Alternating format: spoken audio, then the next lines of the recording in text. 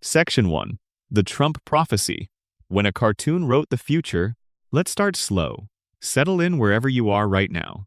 Pull the blanket up a little. Let your shoulders drop away from your ears. Let your jaw relax. Let the tension that collects in the back of your neck through a long day finally release into the pillow or cushion behind you. You don't have to do anything for the next few hours except listen. There's nothing pressing, nothing urgent. The world outside can wait until morning. We're going to Springfield tonight, not to solve mysteries or argue about continuity errors, not to stress about anything at all. We're going to drift, slowly and comfortably, through one of the strangest things a television show has ever done. Because The Simpsons, a cartoon about a yellow family in a fictional American town that exists somewhere between everywhere and nowhere, has spent 36 years accidentally writing the future. Not on purpose, not as prophecy, as a side effect of paying very careful attention to the present, sometimes in small ways, like predicting a piece of technology that wouldn't be invented for another decade, sometimes in enormous ways that made the entire internet stop what it was doing and stare. Tonight we're going to go through all of it. Every genuine prediction, every real hit. One at a time, slowly, carefully, in no particular hurry. The lights are low, the night is quiet, there's a long, warm road ahead of us. Let's begin with the one that started everything. The episode aired on the 19th of March 2000. Season 11, Episode 17. The title was Bart to the Future, and if you encountered it without any context, you might watch it without noticing the thing that would make it famous 16 years later. It's a sweet episode, actually, about something simple, a kid imagining his future. Bart is shown a vision of his adult life, and the vision is not particularly flattering. Adult Bart is broke, living in a cramped house, playing in a band that isn't going anywhere, borrowing money from his younger sister Lisa, who has somehow managed to turn her life around in spectacular fashion while Bart was coasting. Lisa Simpson, the episode tells us, has grown up to become the President of the United States. That part was treated as a joke. A warm, affectionate joke about Lisa's ambition and competence, but a joke? It was funny because the idea of the earnest, saxophone-playing, overachieving 8-year-old from Springfield, eventually becoming the most powerful person in the world, had the quality of wish fulfillment comedy, the kind of imagined future that feels satisfying and slightly absurd at the same time. But there's a single line in the episode that existed not as a warm joke about Lisa's future, but as a cold, sharp, satirical observation about American political ambition. When we first see President Lisa in the Oval Office, she's already deep in her first days as president, dealing with a crisis that predates her arrival. She says to her aides flatly and exhaustedly that they've inherited quite a budget crisis from President Trump. She says it the way you'd describe someone who left the apartment a mess before moving out. Casually, as a given, as background information that everyone in the room already understands. Donald Trump was the previous president. He left the country in a financial hole. Lisa is cleaning it up. The line exists in less than 5 seconds of airtime, and then the episode moves on. The episode aired on the 19th of March 2000.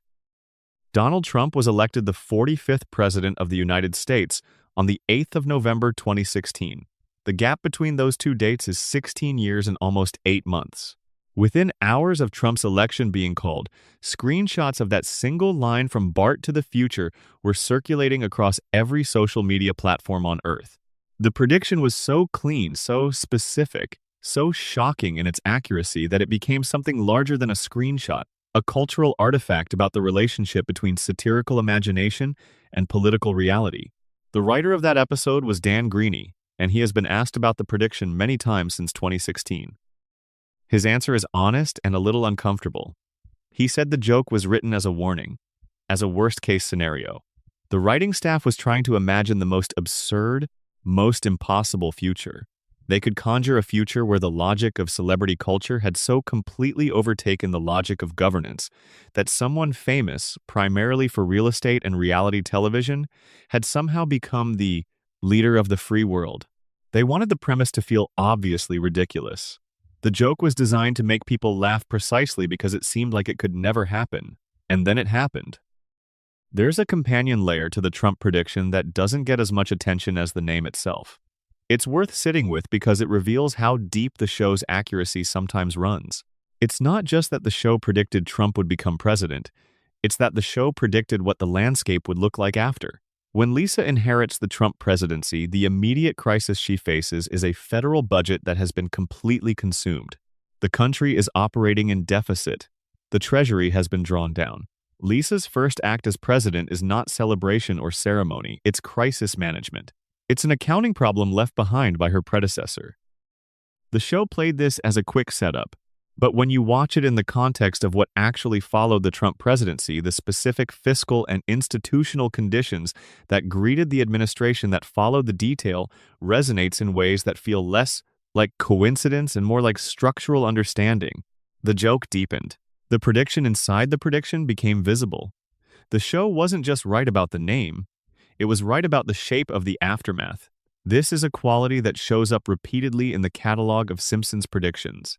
There's the surface prediction, the thing that makes the screenshot go viral, and then there's the structural prediction embedded inside it, the quieter observation about what causes lead to what effects. The surface prediction is impressive. The structural prediction underneath is the real achievement.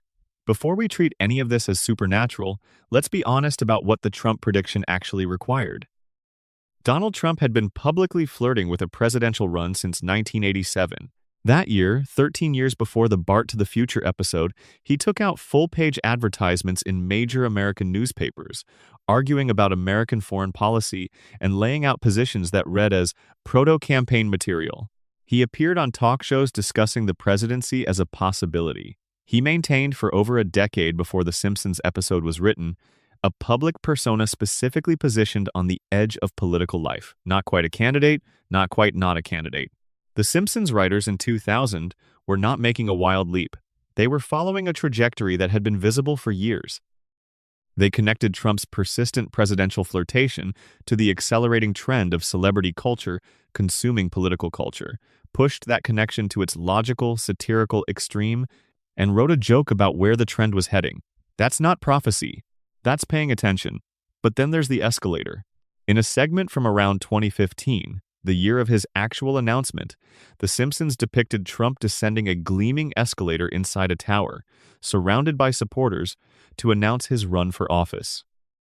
On the 16th of June 2015, Donald Trump descended an escalator inside Trump Tower in Manhattan, surrounded by supporters and invited audience members, to announce his candidacy for the Republican presidential nomination.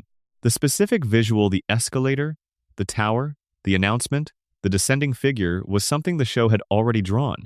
That level of specificity is harder to dismiss as simple trend analysis. The writers didn't just predict that Trump would announce. They staged the announcement. The escalator wasn't inevitable from the premise of celebrity running for president. It was a specific detail about the aesthetic of how Trump in particular would stage his entrance into the race. How do you predict the escalator? The most honest answer is probably that you know Trump's aesthetic vocabulary well enough to follow its internal logic. Trump had been designing his public image for decades, and that image consistently foregrounded verticality, height, descent from above as a statement of position and power. The buildings that bore his name were defined by their height. The lobbies were defined by their grandeur. The visual grammar of Trump's brand was about coming down from somewhere above the crowd, making an entrance that conveyed elevation above ordinary life. An escalator descent in a tower he owned is the natural expression of that specific aesthetic logic. A writer who understood Trump's visual language and was imagining how he would stage a moment of maximum theatrical impact might well land on the escalator not because they could see the future, but because they understood the man's aesthetic instincts well enough to imagine what he would do. That's still remarkable. But it's remarkable in a human way, not a supernatural one. Let's think about what it means that The Simpsons predicted Trump. Not just whether it did, but what the prediction tells us. It tells us that the trends the show was satirizing were real, that the drift toward celebrity culture and away from institutional expertise in politics was already well underway in 2000. That the conditions that eventually produced a Trump presidency were not sudden developments. They were the accumulated product of decades of cultural change that The Simpsons had been documenting with cartoon exaggeration throughout. The 1990s. The prediction isn't remarkable because it came from nowhere. It's remarkable because it came from somewhere very specific, from a detailed, accurate understanding of the direction American political culture was moving, from writers who saw clearly in 2000, where the path was leading. And here's something quieter about that. Seeing clearly where a path leads doesn't stop you from going there. The Simpsons made the Trump joke in 2000. It circulated. It was watched by millions of people. And the outcome it was satirizing arrived anyway, 16 years later. The joke didn't prevent anything. The warning didn't work. The prediction came true, despite being visible. Dan Greeny said he hoped the episode would act as a warning. It didn't. And there's something quietly significant about that failure, about the way a piece of excellent satirical analysis can be accurate, visible, widely seen, and still insufficient to change the outcome it describes. The Simpsons has been telling Americans what their culture looks like from the outside for 36 years, and America has largely watched, laughed, and continued in the direction the cartoon was pointing. Before we move forward, there's one more dimension worth considering. The show predicted the feeling of America before it predicted the specific event. And predicting the feeling is harder than predicting the name. In Bart to the Future world depicted isn't triumphant or optimistic. It has the texture of a country that has been through something difficult and is still working out what it means. The specific flavor of a nation managing accumulated problems rather than riding an ascending curve of confidence. In 2000, that feeling was not dominant in American culture. The country was riding the end of the longest economic expansion in its history. And yet The Simpsons was drawing a future that felt worn, that felt like the morning after a long night, that felt like the specific exhaustion of a country that had asked too much of the wrong things. That feeling arrived, not all at once, but in stages, through the 2000s and 2010s. And when it arrived, Springfield had already described it. If you're watching this right now, drop a comment with where you're from and what time it is. Whether it's 2 in the morning in a city somewhere or midday on a couch with the curtains closed, I'd genuinely love to know where in the world you're drifting from tonight. And if you haven't subscribed yet, this is as good a moment as any. There's a lot more Springfield ahead of us. Section 2. The technology predictions drawing the future before it existed. Let the Trump material settle somewhere comfortable while we shift to something a little lighter. We're moving into technology now, and this section has a different feel from the political one. Technology predictions are about the physical world, about devices and infrastructure, and the specific, concrete shape of the future. They're harder to explain away as clever extrapolation from human nature, because they require imagining things that literally don't exist yet, objects that haven't been built, systems that haven't been designed, experiences that no one alive has ever had. The Simpsons did this with a consistency and an accuracy that, when you lay out the full catalog, is genuinely difficult to explain through any single mechanism. Let's go through the most impressive examples, one at a time, slowly. Smartwatches. Season 6.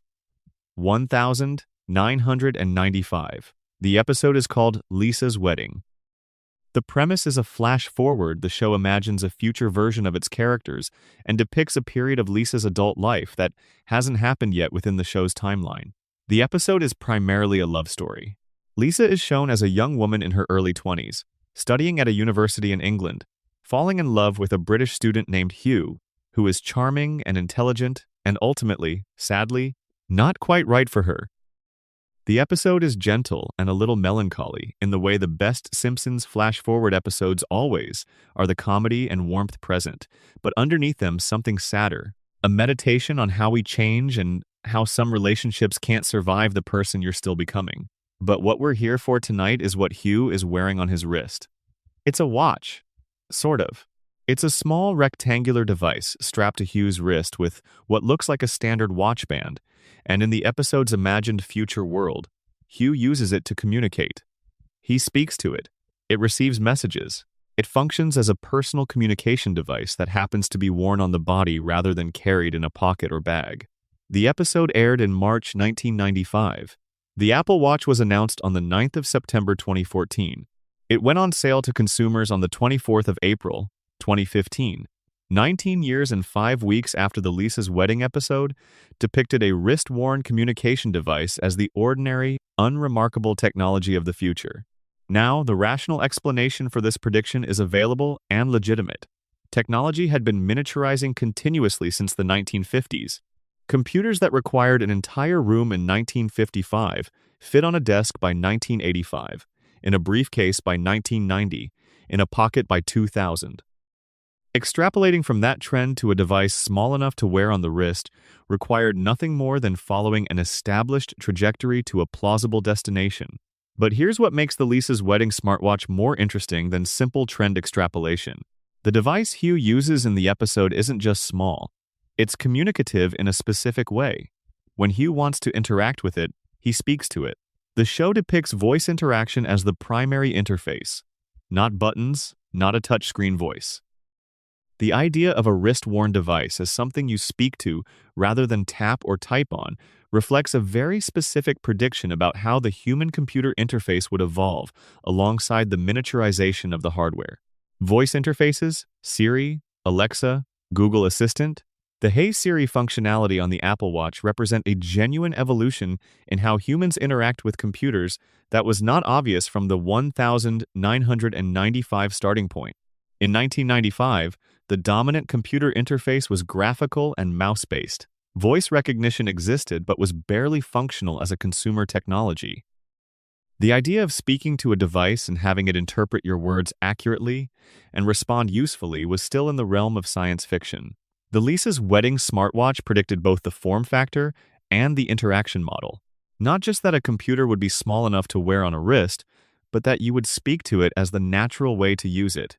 The Apple Watch in 2015 was positioned by Apple almost entirely on the basis of its communication features. The ability to receive notifications without taking out your phone. The ability to send quick replies from your wrist. The integration of the device into the social infrastructure of digital communication. That specific framing communication tool that happens to be wearable is precisely the framing The Simpsons depicted in 1995. The form, the function, the marketing framing, the social role, the show got all of it right. Let's stay in the Lisa's wedding episode because this single half-hour of animation is one of the most densely predictive pieces of television ever produced. In the same future world where Hugh is using his wrist communicator, the show depicts automatic electronic toll collection. Cars drive through toll booths without stopping. The transaction happens automatically. Something reads the car as it passes. No driver has to stop or roll down a window or reach for cash. The process is seamless, invisible, frictionless. The car drives through and the toll is assessed to an account somewhere in the background. In 1995, this was genuinely not how toll collection worked in the vast majority of places. You stopped. You waited. You handed over money. The transaction required your participation. The specific version The Simpsons depicts cars passing through at full highway speed, fully automatically, with no interaction from the driver at all, is the all-electronic tolling model that became widespread across American interstates primarily in the 2010s and 2020s. Open road tolling, where gantries span the highway and simply photograph license plates or read transponders as vehicles pass at full speed, is the dominant model in new toll infrastructure today. The show depicted it as the obvious, ordinary future, which it is. The show also depicted video calling in Lisa's wedding as a standard, ordinary feature of daily communication. Characters make video calls on flat screens. Conversations happen in real time with people who are physically elsewhere, and both parties can see each other clearly. The technology is shown not as a special occasion or a remarkable capability, but as simply how phone calls work in the future. FaceTime launched in 2010. Google Hangouts launched in 2013. By the mid-2010s, video calling had become so normalized that it was simply what you did when you wanted to talk to someone who wasn't physically present. The COVID-19 pandemic of 2020 accelerated this so completely that entire professional and social relationships became entirely video call-based. The Simpsons in 1995 showed you this. A flat screen on a desk, a person's face, a real-time conversation across distance. But the more impressive part isn't the technology itself, it's that the show depicted how normalized it would become, how quickly it would transform from remarkable to invisible.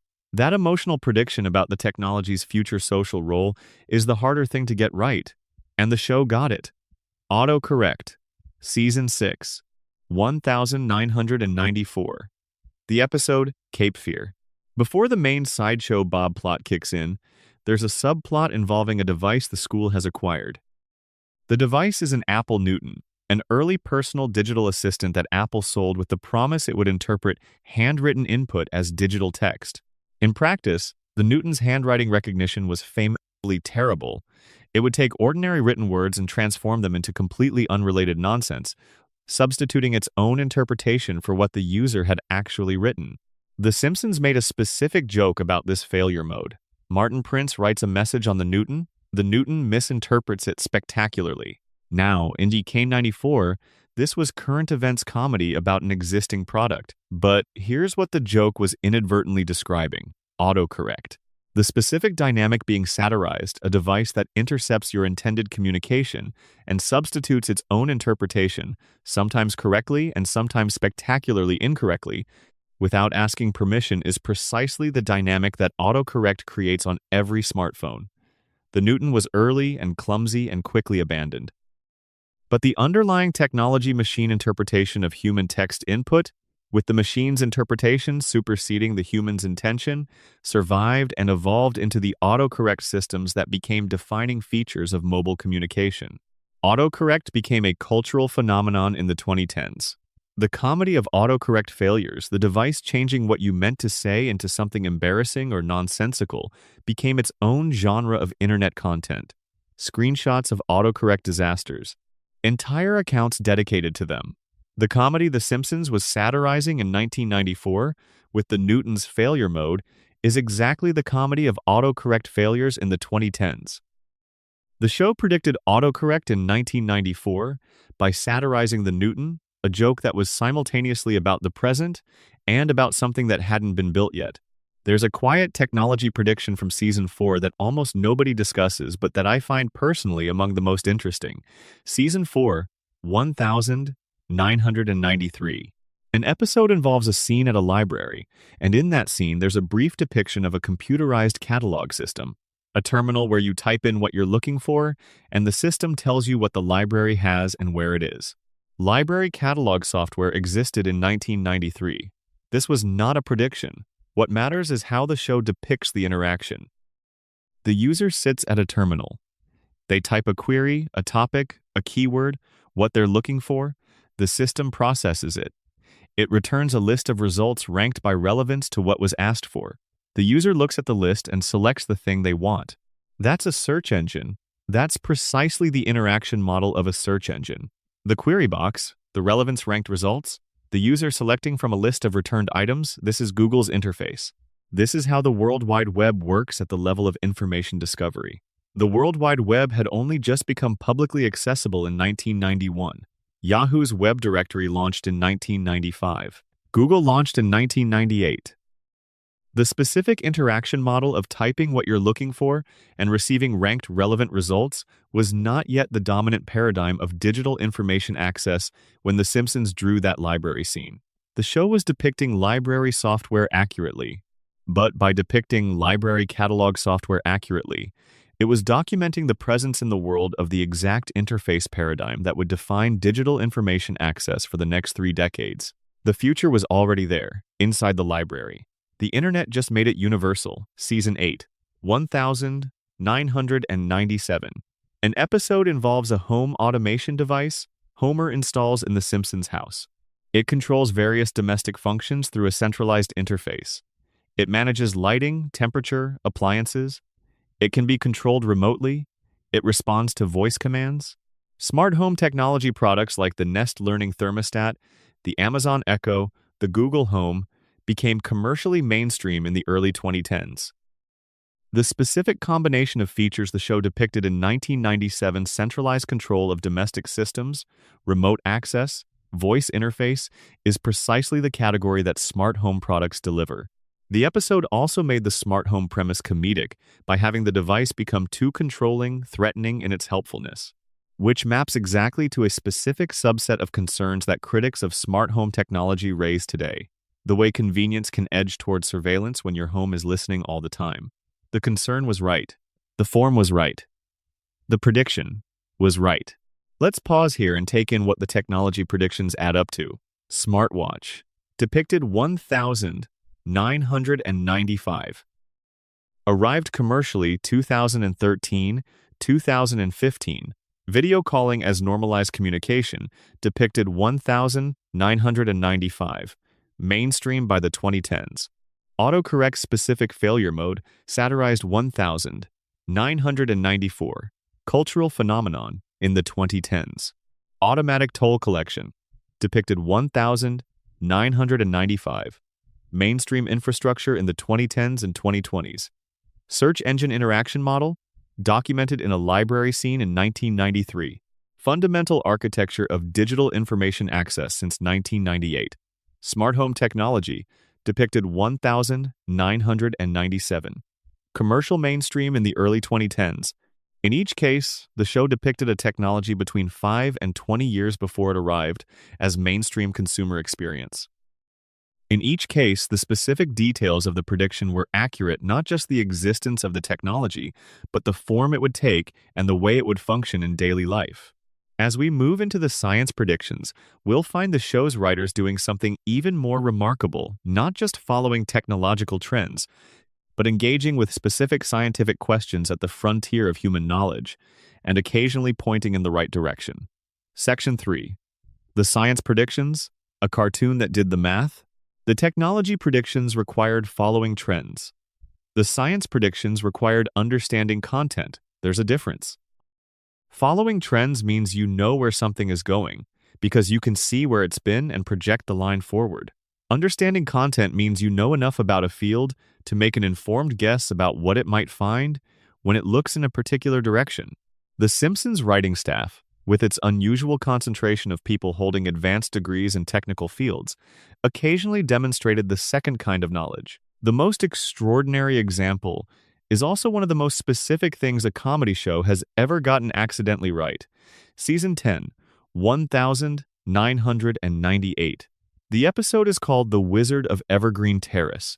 Homer, approaching 40, becomes convinced he hasn't done anything with his life. He's contributed nothing. He'll die without having made a difference in any way that matters. This is the kind of anxiety that arrives at a certain age for a certain type of person. And the show renders it with gentle comedy, serious enough to feel real, light enough not to be crushing. Homer's solution is to become an inventor. He sets up in the garage with a chalkboard and various experimental equipment. None of his inventions work. The episode is primarily about the gap between ambition and ability, between the desire to matter and the reality of limited talent. But in the middle of all of this, there's a scene in which Homer stands at the chalkboard and writes equations. Those equations, constructed during production with the assistance of writer David X. Cohen, who holds a physics degree from Harvard and a computer science degree from Berkeley, are not random marks designed to look mathematical. They're actual mathematics, specific equations relating to particle physics. And buried in those equations is a prediction about the mass of the Higgs boson particle. The Higgs boson is the particle associated with the Higgs field, the mechanism by which subatomic particles acquire mass. It was theorized in 1964 by Peter Higgs and colleagues. For the next 48 years, it remained theoretical, something the math said should exist but that no experiment had yet confirmed. The Large Hadron Collider at CERN, 17 miles of superconducting magnets buried under the French-Swiss border, costing approximately $13.5 billion, was built specifically to find it. On the 4th of July 2012, CERN announced the discovery of a particle consistent with the Higgs boson. The measured mass was approximately 125 giga-electronvolts. Peter Higgs, then 83 years old, wept. Homer's chalkboard equation, constructed as a background prop in a 1998 comedy episode, predicts a mass that points toward a value consistent with 125 giga-electronvolts. The interpretation of the equation has been debated. Some physicists who have analyzed it say the formula points close enough to the confirmed mass to be remarkable. Others are more cautious. The consensus among those who've looked at it seriously is that the prediction is real, though its precision is approximate. But approximately correct about the mass of an undiscovered subatomic particle is still an extraordinary thing for a background prop in a comedy episode to be. The Higgs boson wasn't confirmed until 2012. Homer's chalkboard was drawn in 1998. The particle that the world's most expensive scientific instrument was built to find was gestured toward by a fake equation written for a joke about Homer wanting to be an inventor. Let's be honest about what produced the Higgs boson prediction, because the honest version is more interesting than the mythological version. David X., Cohen constructed the chalkboard equations with the intention of making them look like genuine physics.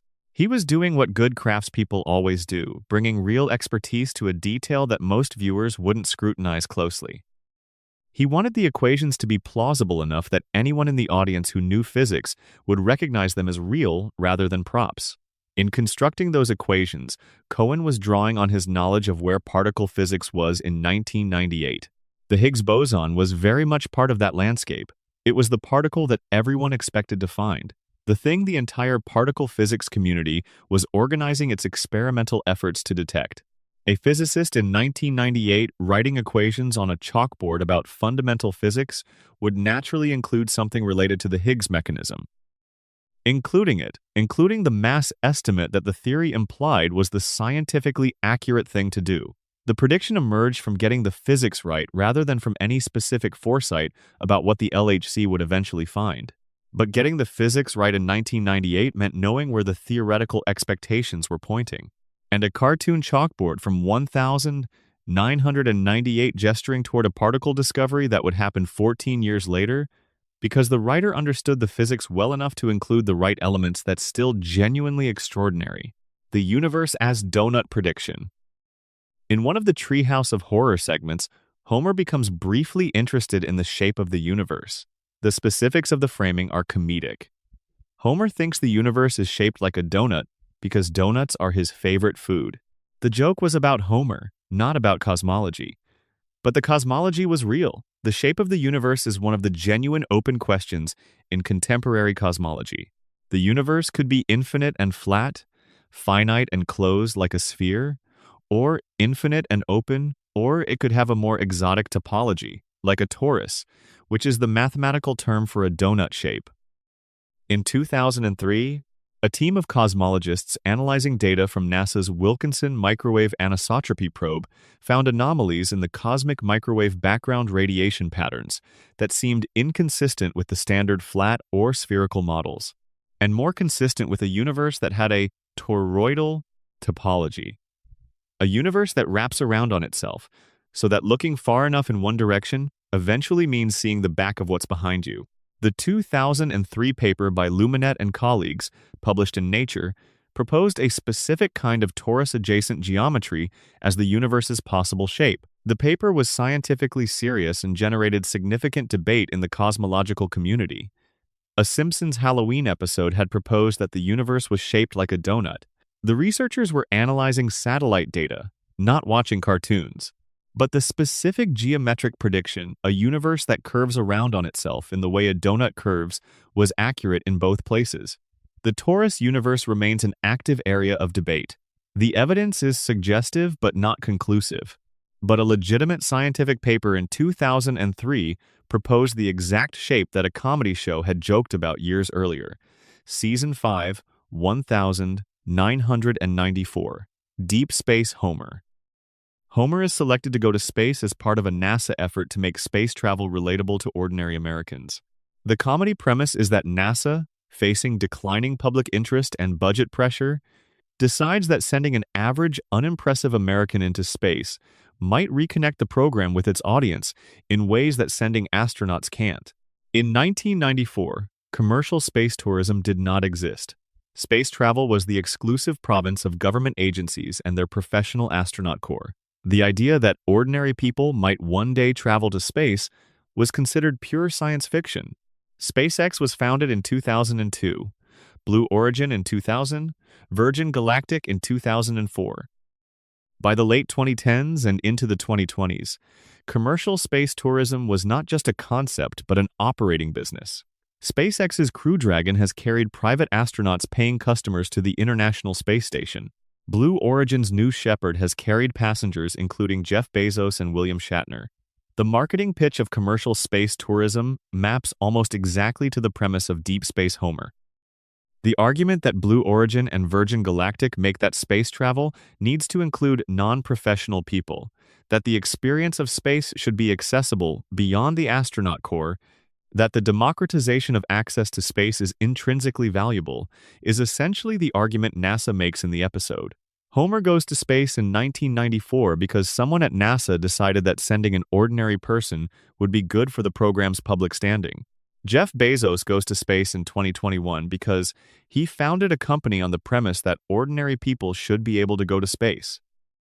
The specific human logic, the connection between space travel and public engagement, between accessibility and enthusiasm, between the relatable and the inspirational, is identical in both cases.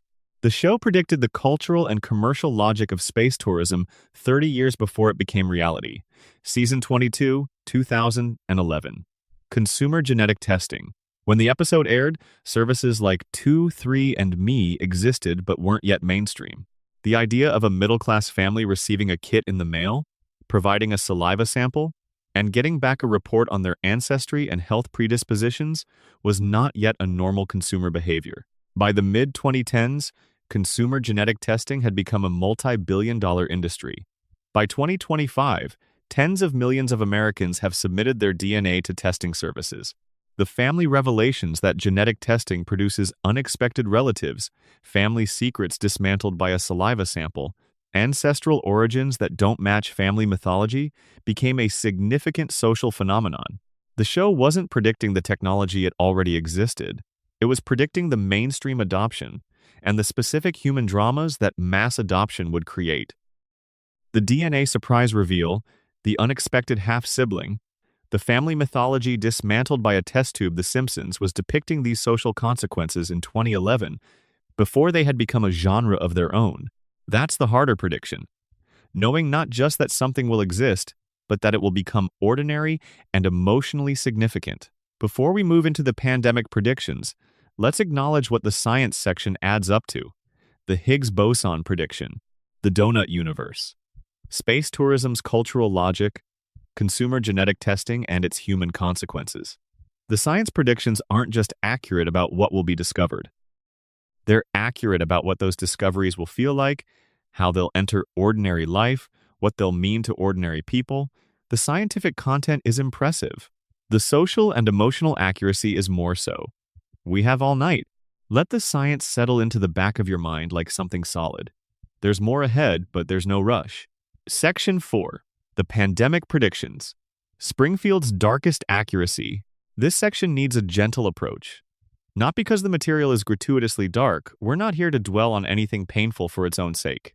But the accuracy in this area connects to real collective suffering in a way that the technology and science predictions don't. A correctly predicted smartwatch is fun. A correctly predicted pandemic is something else. We'll move through this with care. Season 4, 1993. The episode is called Marge in Chains. The A-plot is about Marge being caught shoplifting accidentally. She forgot to pay for a bottle of bourbon in the chaos of grocery shopping and the legal and social consequences that follow. It's sharp and funny, a story about how quickly communities can turn on one of their own. But running alongside Marge's story is a B-plot that, in hindsight, is one of the most structurally accurate depictions of pandemic emergence that popular culture has ever produced.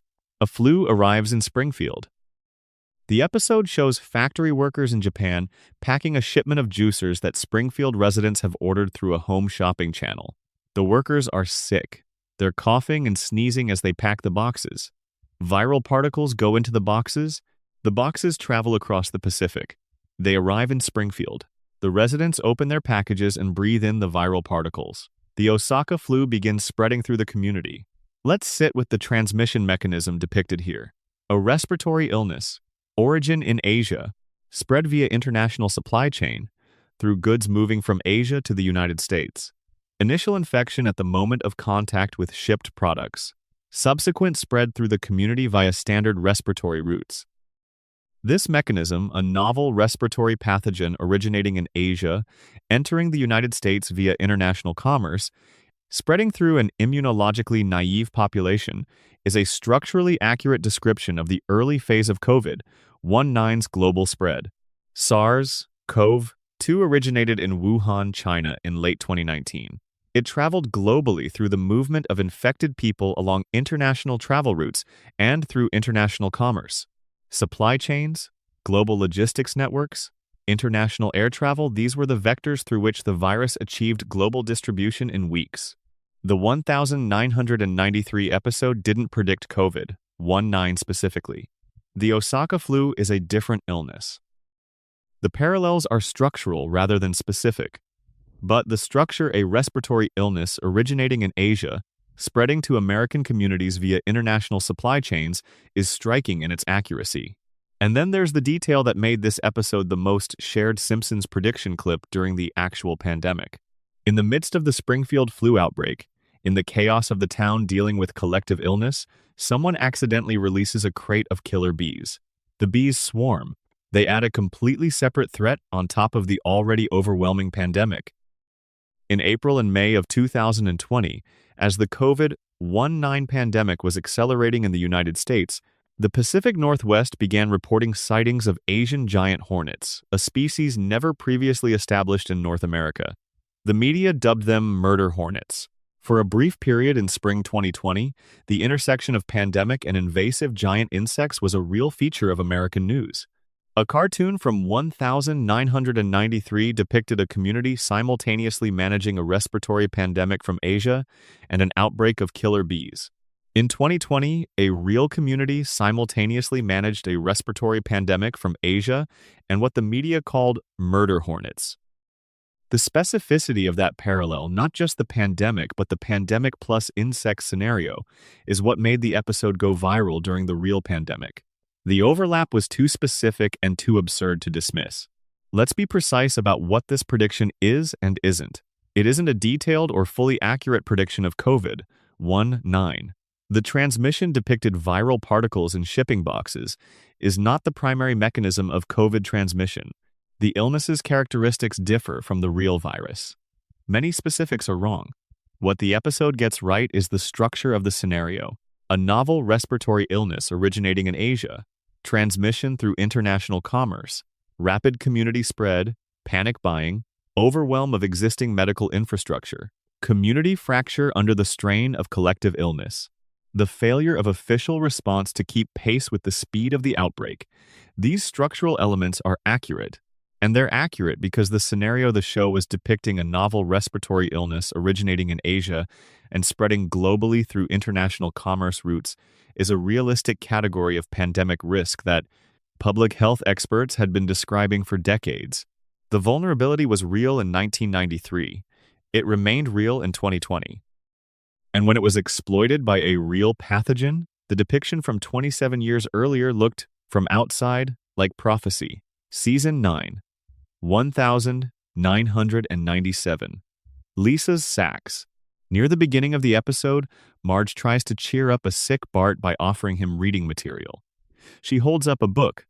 The title, visible on the cover, is Curious George and the Ebola Virus.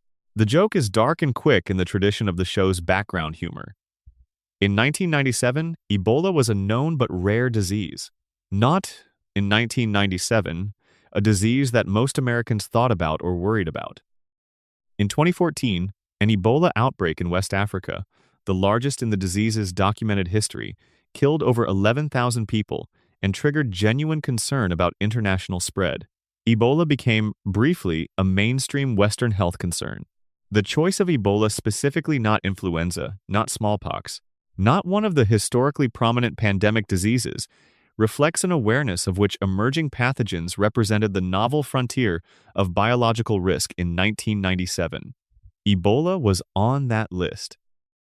A writer who understood the landscape of emerging disease threats well enough to reach for Ebola when they needed a scary disease name for a dark background joke was reflecting actual knowledge about where public health was focusing its concern. Season 21, 2009. Bart Gets a Z. The episode depicts Springfield Elementary dealing with a swine flu outbreak, students masking, health protocols being implemented, the tension between maintaining educational functions and responding to a pandemic. The H1N1 swine flu pandemic was already underway when this episode aired in October 2009, declared a pandemic by the WHO in June 2009. So this one is contemporaneous commentary rather than prediction. But watch the episode now, with 2020 and 2021 inches memory. The school closures, the masking debates, the institutional confusion about how to maintain educational function during a respiratory pandemic, the social fractures that emerged around public health protocols. The 2009 episode, which at the time was commenting on H1N1, was simultaneously creating a template for how the show would look if it were depicting COVID. The social and institutional dynamics of respiratory pandemic response in a school community follow patterns that transcend the specific pathogen, and The Simpsons was depicting those patterns accurately. Here's the meta-observation worth making about the pandemic predictions. The Simpsons pandemic episodes work as a catalog because the show has been depicting pandemic-scale disease scenarios repeatedly throughout its run. Not every season, not as an obsession, but with a frequency that reflects an underlying understanding of pandemic risk as a structural feature of modern life, rather than an exceptional event. Epidemiologists describe pandemic risk not as a question of whether but of when. The infrastructure of global commerce and travel creates conditions under which novel pathogens can achieve global spread within weeks. The conditions that produced COVID-19 were present for years before COVID-19 existed. The Simpsons depicted pandemic scenarios repeatedly because the writers understood this. Because they understood that the question about pandemic disease was not whether but when, and that a show committed to depicting the risks of contemporary American life honestly would include this risk repeatedly. The accumulated predictions, seen as a pattern rather than isolated episodes, reveal an understanding of pandemic risk that has been consistently accurate throughout the show's run. The show knew this kind of event was coming. Not the specific virus, not the specific moment, but the general reality of pandemic disruption as a recurrent feature of modern life. Section 5. The Corporate and Media Predictions: Who Owns What?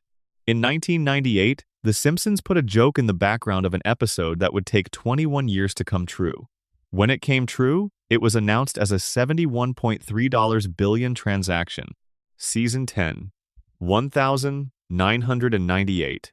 When You Dish Upon a Star. Homer stumbles into a friendship with celebrities Alec Baldwin, Kim Basinger, Ron Howard, who are hiding in Springfield to escape their fame. It's a fun episode. But the episode's permanent place in The Simpsons prediction catalog doesn't come from anything in the main plot. It comes from a single shot near the end. A building. The 20th Century Fox studio lot. On the building, a sign reading, 20th Century Fox, a division of Walt Disney Co.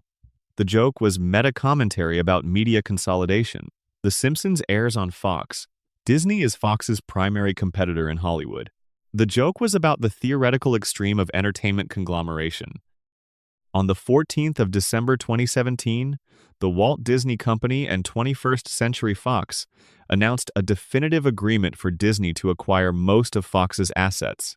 The transaction closed on the 20th of March 2019, valued at approximately $71.3 billion. It included 20th Century Fox's film and television studios, FX, National Geographic, a Hulu stake, and various international properties. 20th Century Fox became a division of the Walt Disney Company. The sign from the 1998 background gag became a real corporate reality. In 1998, there was no specific reason to expect Disney and Fox to merge. The specific conditions that made it happen, the rise of Netflix, the pressure on traditional studio business models from direct-to-consumer distribution, Disney's specific strategic need for Fox's content library didn't exist in 1998. A writer who understood Hollywood power dynamics could reasonably predict the direction if one consolidation were to occur. Disney's acquisition of ABC in 1995 had demonstrated willingness and ability to make large acquisitions. Disney's brand positioning as a family entertainment company gave it a strategic rationale for acquiring Fox's family-relevant content. But the specific sign Disney absorbing Fox, not the other way around, was right. The direction was right. The outcome arrived. Siegfried and Roy, Season 5, 1993. The episode Dollar Pringfield involves Mr. Burns opening a casino and booking a Las Vegas-style entertainment act featuring two flamboyant performers and their white tigers. In the episode, one of the performers is attacked by one of the tigers during a performance. On the 3rd of October 2003, Roy Horn of Siegfried and Roy was mauled by a white tiger named Manticore during a live performance at the Mirage Hotel in Las Vegas. Horn was celebrating his birthday during the show. Manticore grabbed Horn by the neck and dragged him off the stage. Horn survived, but never fully recovered. The Siegfried and Roy show ended permanently. The basic scenario famous Las Vegas Big Cat act, Tiger attacks performer during show, is accurate enough that when the real event occurred, the episode circulated immediately as a prediction. The risk of big cat attacks in entertainment was not secret in 1993. Animal welfare organizations had been documenting incidents for years. A satirist writing about a Las Vegas big cat act and including an attack by one of the cats wasn't making a bold prediction.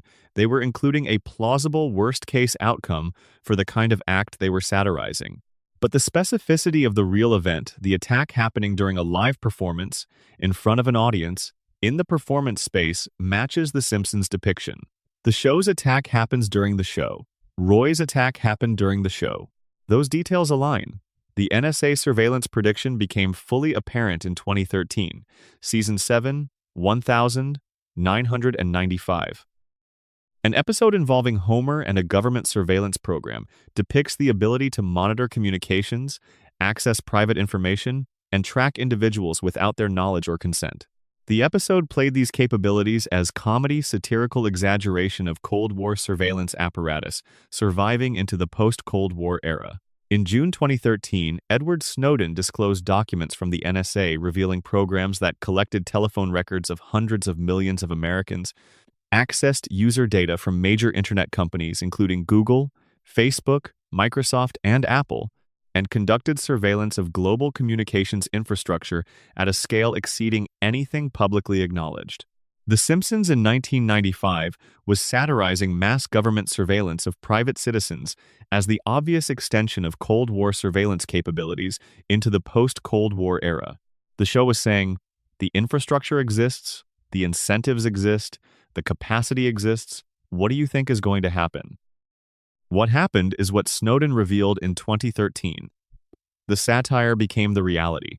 The exaggeration wasn't an exaggeration. Media consolidation and the fake news structure. Season 15, 2004. The episode deals with Springfield's local news and involves a single corporation buying multiple news outlets and using centralized content production to fill them while maintaining the appearance of independent local journalism. By the 2010s, this had become exactly the dominant model of local media ownership in the United States. Sinclair Broadcast Group, which by 2018 owned or operated nearly 200 television stations, required those stations to air centrally produced segments presented as locally produced content. A viral montage of Sinclair anchors across the country, reading identical prepared text, demonstrated precisely the structure The Simpsons had satirized in 2004. The streaming wars prediction belongs in this section too. Season 25, 2014. Steal this episode. The episode is a satire of movie piracy and includes background references to multiple competing streaming services, each holding exclusive content, forcing consumers to subscribe to multiple platforms to access everything they want. In 2014, Netflix was producing original content.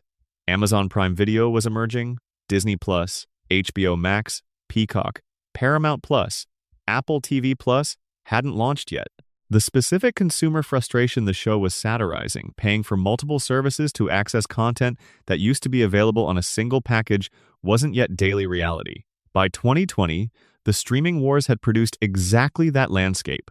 The show satirized the fragmentation in 2014. The fragmentation arrived by 2020. Section 6. Sports, Entertainment, and Cultural Predictions.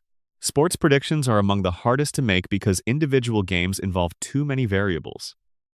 But outcomes in sports business, the structures and scandals surrounding athletic competition, follow the same patterns as other kinds of institutional behavior. Power accumulates and corrupts. Financial incentives create pressure toward dishonesty.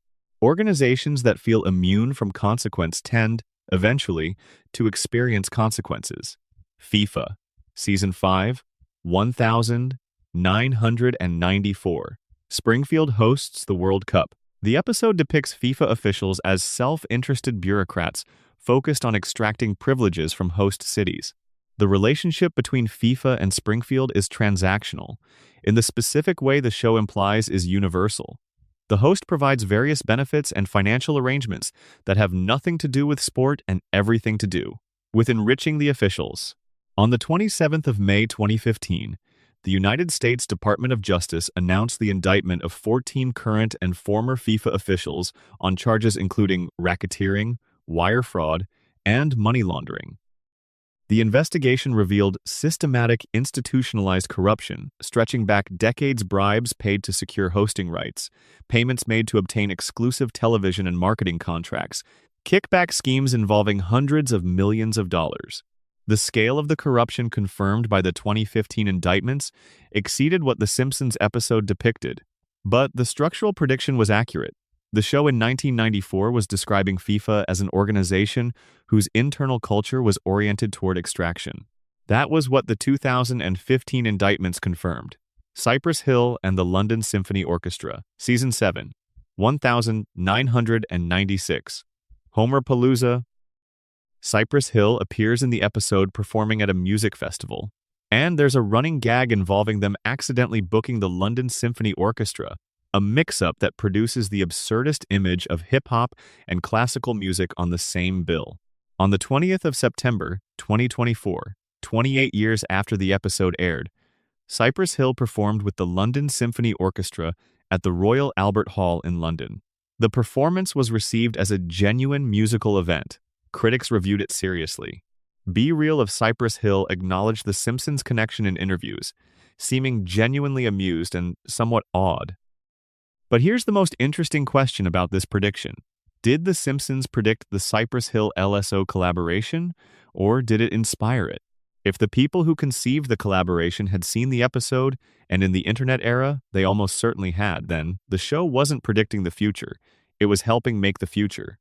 The imagined event became real because the imagination had made it imaginable. That's a different kind of accuracy. Not foresight, but influence. The show creates something in the cultural imagination. The imagination circulates, and eventually someone decides to make the imagined thing real because it actually sounds like a good idea.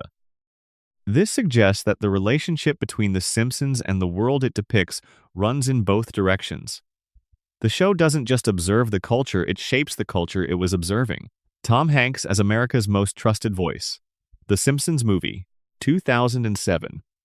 Tom Hanks appears as himself in a public service announcement. The joke is that the government's credibility has been so thoroughly depleted that it needs to borrow a celebrity's credibility to communicate with its own citizens. Hanks says the government has spent its trustworthiness and is now going to use his. By the 2010s, Tom Hanks had become exactly the figure the movie joke had imagined, the go-to celebrity for situations requiring trustworthiness. His early COVID-19 diagnosis in March 2020 became a significant public communication moment. His announcement that he and his wife had tested positive, delivered in his characteristic tone of calm and measured honesty, was one of the first high-profile American cases to generate widespread public attention to the seriousness of the pandemic. His trustworthiness was deployed in service of public health communication in precisely the way the movie had satirized. The Simpsons movie in 2007 said the government would eventually use Tom Hanks's credibility because it had exhausted its own. In 2020, that was a reasonably accurate description of how his COVID announcement functioned. The Super Bowl halftime show. The Simpsons, across various episodes in the mid to late 1990s, depicted the Super Bowl halftime show as a cultural spectacle that was beginning to outgrow the sporting event. It was attached to a production that existed in a complicated relationship with the game itself, sometimes competing with it for cultural attention. The Super Bowl halftime show in the 21st century has become exactly that. In some years, the halftime performance generates more cultural conversation than the game result.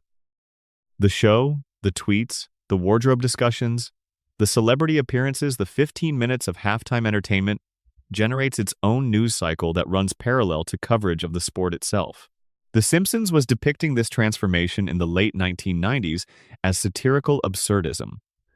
By the 2010s, it was simply the reality of the Super Bowl as a cultural event. Section 7. The political and economic predictions reading the system.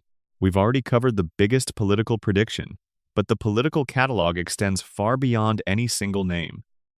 Some of the structural political predictions are more impressive than the headline one, because predicting the shape of how democratic systems decay requires understanding political science, not just following celebrity trend lines.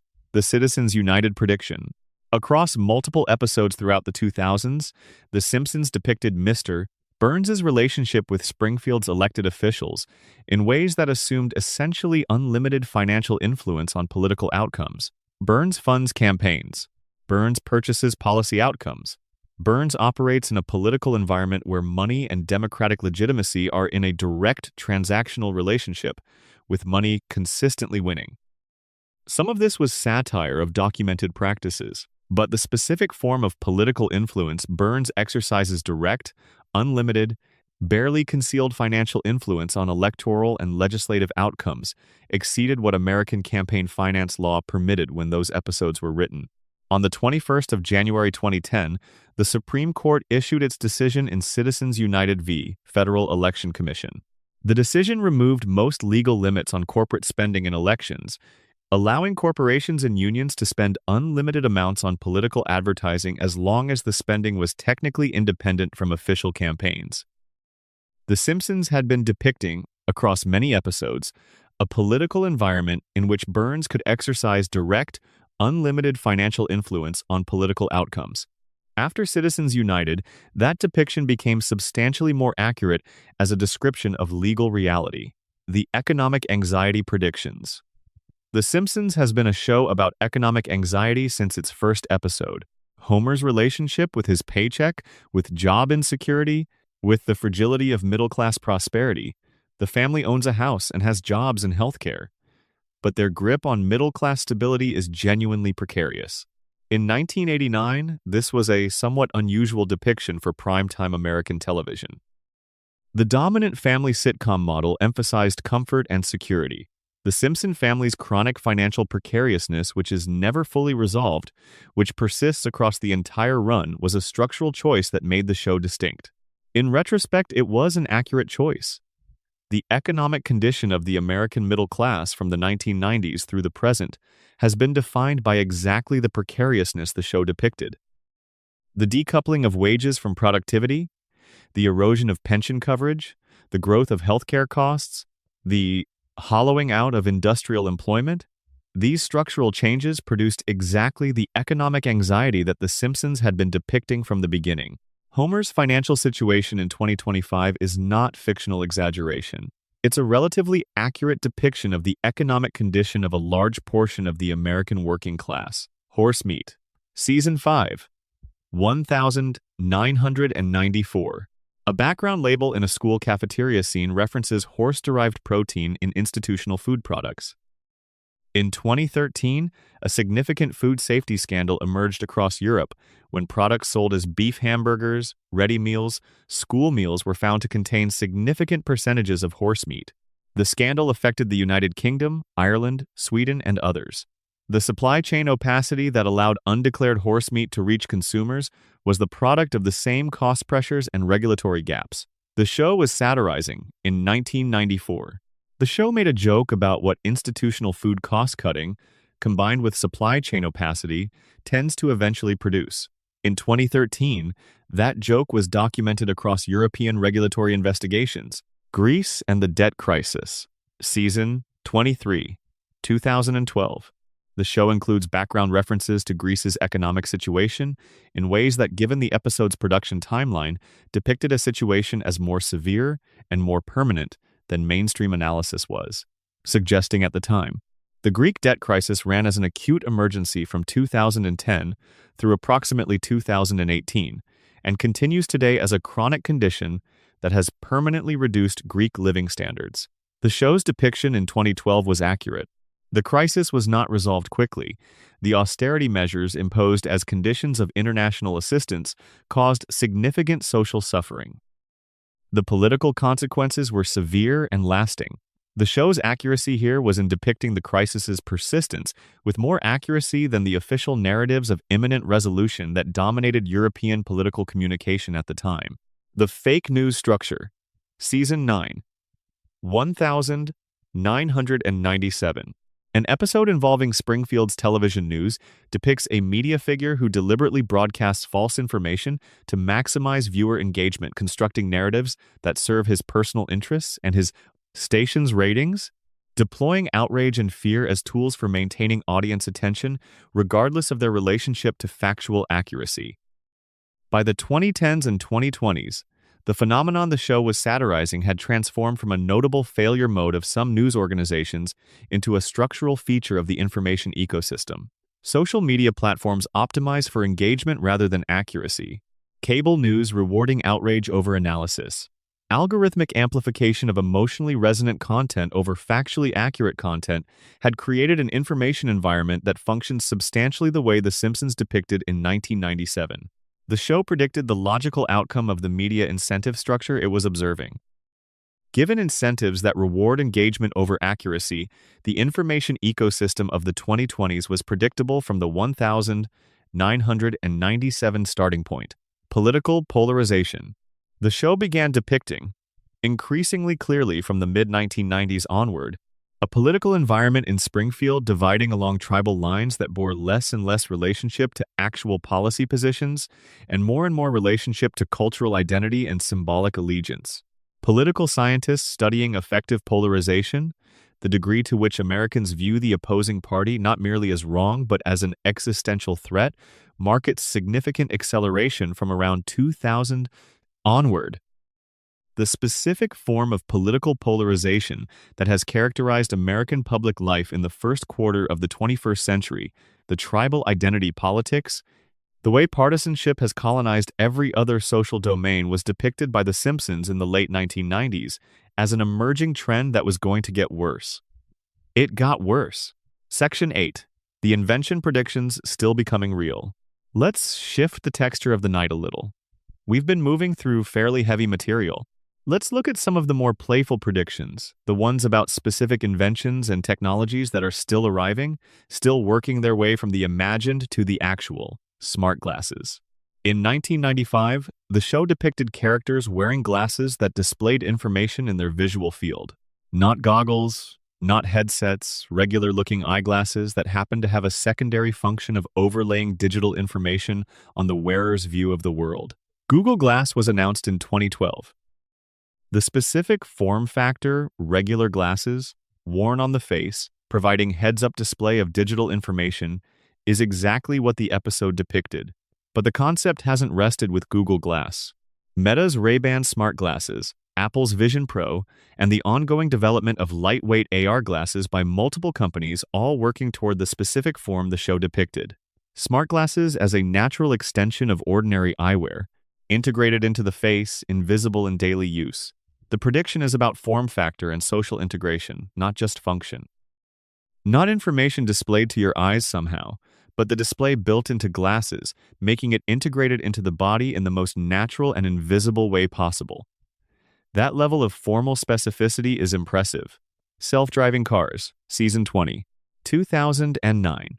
The show depicts autonomous vehicles operating in Springfield without human drivers. In 2009, autonomous vehicle technology was in early research phase. DARPA had sponsored autonomous vehicle competitions producing academic demonstrations in simplified environments. Consumer-grade self-driving vehicles did not exist. Tesla launched Autopilot in 2014. Waymo began public testing in 2015. Waymo now operates a fully autonomous robotaxi service in several American cities.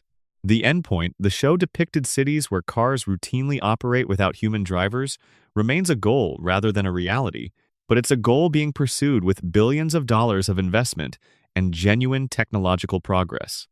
The prediction isn't wrong. It's early. 3D printing. Season 14, 2003. An episode involving Homer and a home manufacturing subplot includes a machine that creates physical objects from digital designs through a layered additive process. Consumer-accessible 3D printing arrived as a commercial reality in the early 2010s. Desktop 3D printers became available to hobbyists and small businesses around 2012, 2013. The democratization of the technology, bringing it out of industrial facilities and into homes and small workshops, is precisely the prediction The Simpsons episode was making. Universal basic income. Multiple later episodes have depicted future economic systems that include some form of guaranteed income for all citizens as a response to automation-driven unemployment as a feature of an economy where traditional employment no longer provides sufficient income for ordinary life. In 2025, UBI remains a policy debate, but the conditions that make it a serious policy consideration have been advancing. Automation has displaced significant categories of employment. The gig economy has reduced job security for large portions of the workforce. The concentration of economic gains at the top has reduced the share reaching workers at all levels. The conditions the show depicted as requiring UBI automation outpacing employment, economic insecurity as a structural feature rather than a personal failure are arriving. The policy response predicted may follow. Lab-grown food. The show has depicted across various episodes food systems that produce protein without conventional animal agriculture. Cultured meat has achieved regulatory approval in the United States. Upside Foods and Good Meat have received FDA and USDA approvals for cultivated chicken products. Plant-based protein is already mainstream with Impossible Foods and Beyond Meat as significant commercial presences. The broader shift from animal agriculture to protein produced through other means is underway. The Simpsons' prediction of a food system not reliant on conventional animal agriculture is outstanding but actively advancing. Complete digitization of human experience. Across later episodes, the show depicts a world where human experience is conducted primarily through digital interfaces, where the physical and digital have merged to the point where the distinction between them is less meaningful than it was. The COVID-19 pandemic accelerated the digitization of work, education, commerce, and social life in ways that have proven persistent. Large portions of the knowledge-working population have maintained digital-first professional lives. Social relationships increasingly conducted through digital interfaces. The full endpoint, a world in which physical reality is an optional supplement to a primarily digital existence, remains future. But the direction is clear and the pace is accelerating. Section 9. The Dark Structural Predictions.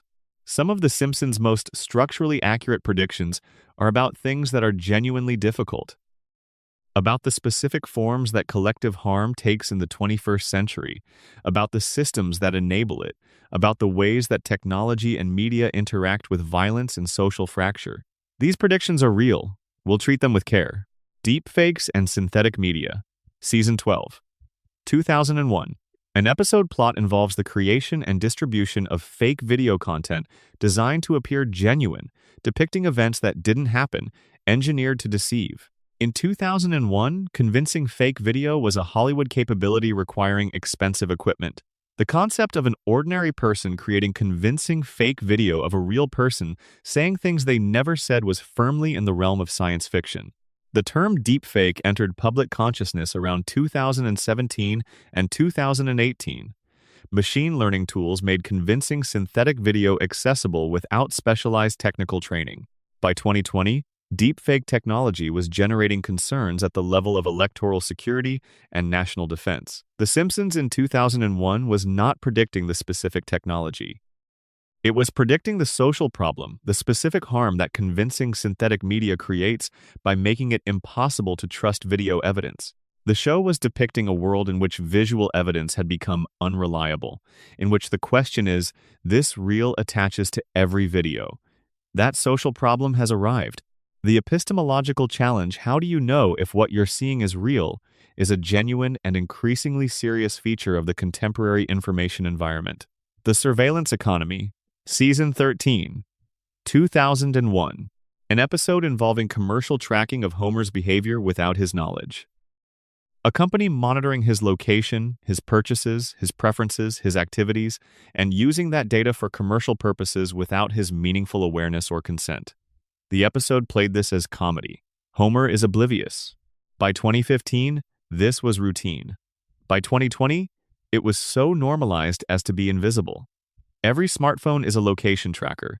Every app collects behavioral data. Every search, every click, every purchase feeds commercial data infrastructure that generates detailed profiles of individual behavior for targeted advertising.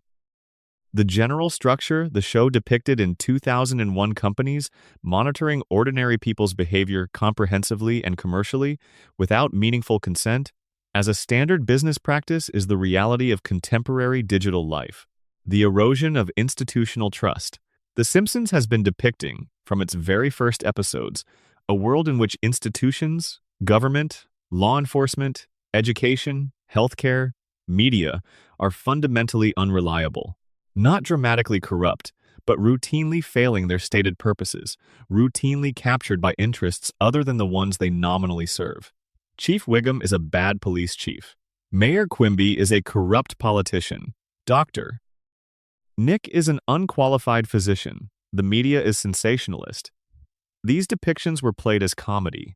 In 1989, they were exaggerations. In 2025, they look less like exaggeration. Gallup's polling on institutional confidence shows sustained, significant decline across essentially all major American institutions from the 1990s through the present. The specific institutions The Simpsons depicted as failing are the exact institutions where public trust has fallen most dramatically. The show didn't predict the specific scandals or failures that drove the decline. It predicted the structural reality that the institutions of American life were unreliable and getting more so with an accuracy that has only become clearer with time. Section 10. The Writer's Room: How It Actually Works. We've been through the catalog. The Trump prediction, the Higgs boson, the pandemic, the Disney-Fox merger, Cypress Hill, the smartwatch, the dark structural predictions. Now let's talk about the people. About who made these predictions and how. The Harvard pipeline. The Simpsons writing room has always had an unusual concentration of academic talent. The show's early character was shaped significantly by writers with advanced degrees in technical and analytical fields. Al Jean, the show's longest-serving executive producer, graduated from Harvard at 19 with a degree in mathematics. He has been associated with the show since its first season and has run it longer than any other showrunner. His mathematical background is visible in the show's structural precision, the way jokes are built like proofs, the way the logic of a premise is followed to its exact conclusion. David X. Cohen, who wrote some of the show's most scientifically accurate episodes before moving to create Futurama, holds a physics degree from Harvard and a computer science degree from Berkeley. He is the person primarily responsible for the Higgs boson chalkboard equations. His scientific training is directly responsible for the show's engagement with real physics and mathematics in ways that occasionally produce accurate predictions as a side effect. Ken Keeler, one of the show's most mathematically oriented writers, holds a PhD in applied mathematics from Harvard. He wrote a legitimate mathematical proof now called Keeler's theorem specifically for a Futurama episode, the proof being required to resolve the episode's plot. He represents the show's habit of attracting people with genuine expertise in quantitative fields to work as comedy writers. Conan O'Brien, who worked on the show in its early seasons before his hosting career took off, holds a degree in history and literature from Harvard. Mike Reese, who has worked with the show since its earliest seasons, is a Harvard graduate. The Harvard Lampoon, the university's humor publication, has historically been a primary pipeline into professional comedy writing, and many Simpsons writers pass through it. The Lampoon's training is specifically in applying rigorous analytical thinking to humor, understanding a subject deeply enough to find the precise point of absurdity within it.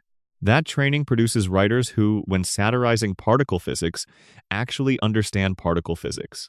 When satirizing corporate finance, actually understand corporate finance. When satirizing technology trends, have enough technical background to understand the underlying mechanisms rather than just the surface appearance. The long writer's room. The Simpsons writing process has always been notable for its duration and breadth. The show runs longer writer's rooms than most television production sessions that run for many hours, in which the same joke might be explored and refined dozens of times. In those rooms, conversations range far beyond the immediate requirements of the episode being worked on. Writers bring in things they've read, news they've encountered, scientific developments they've found interesting.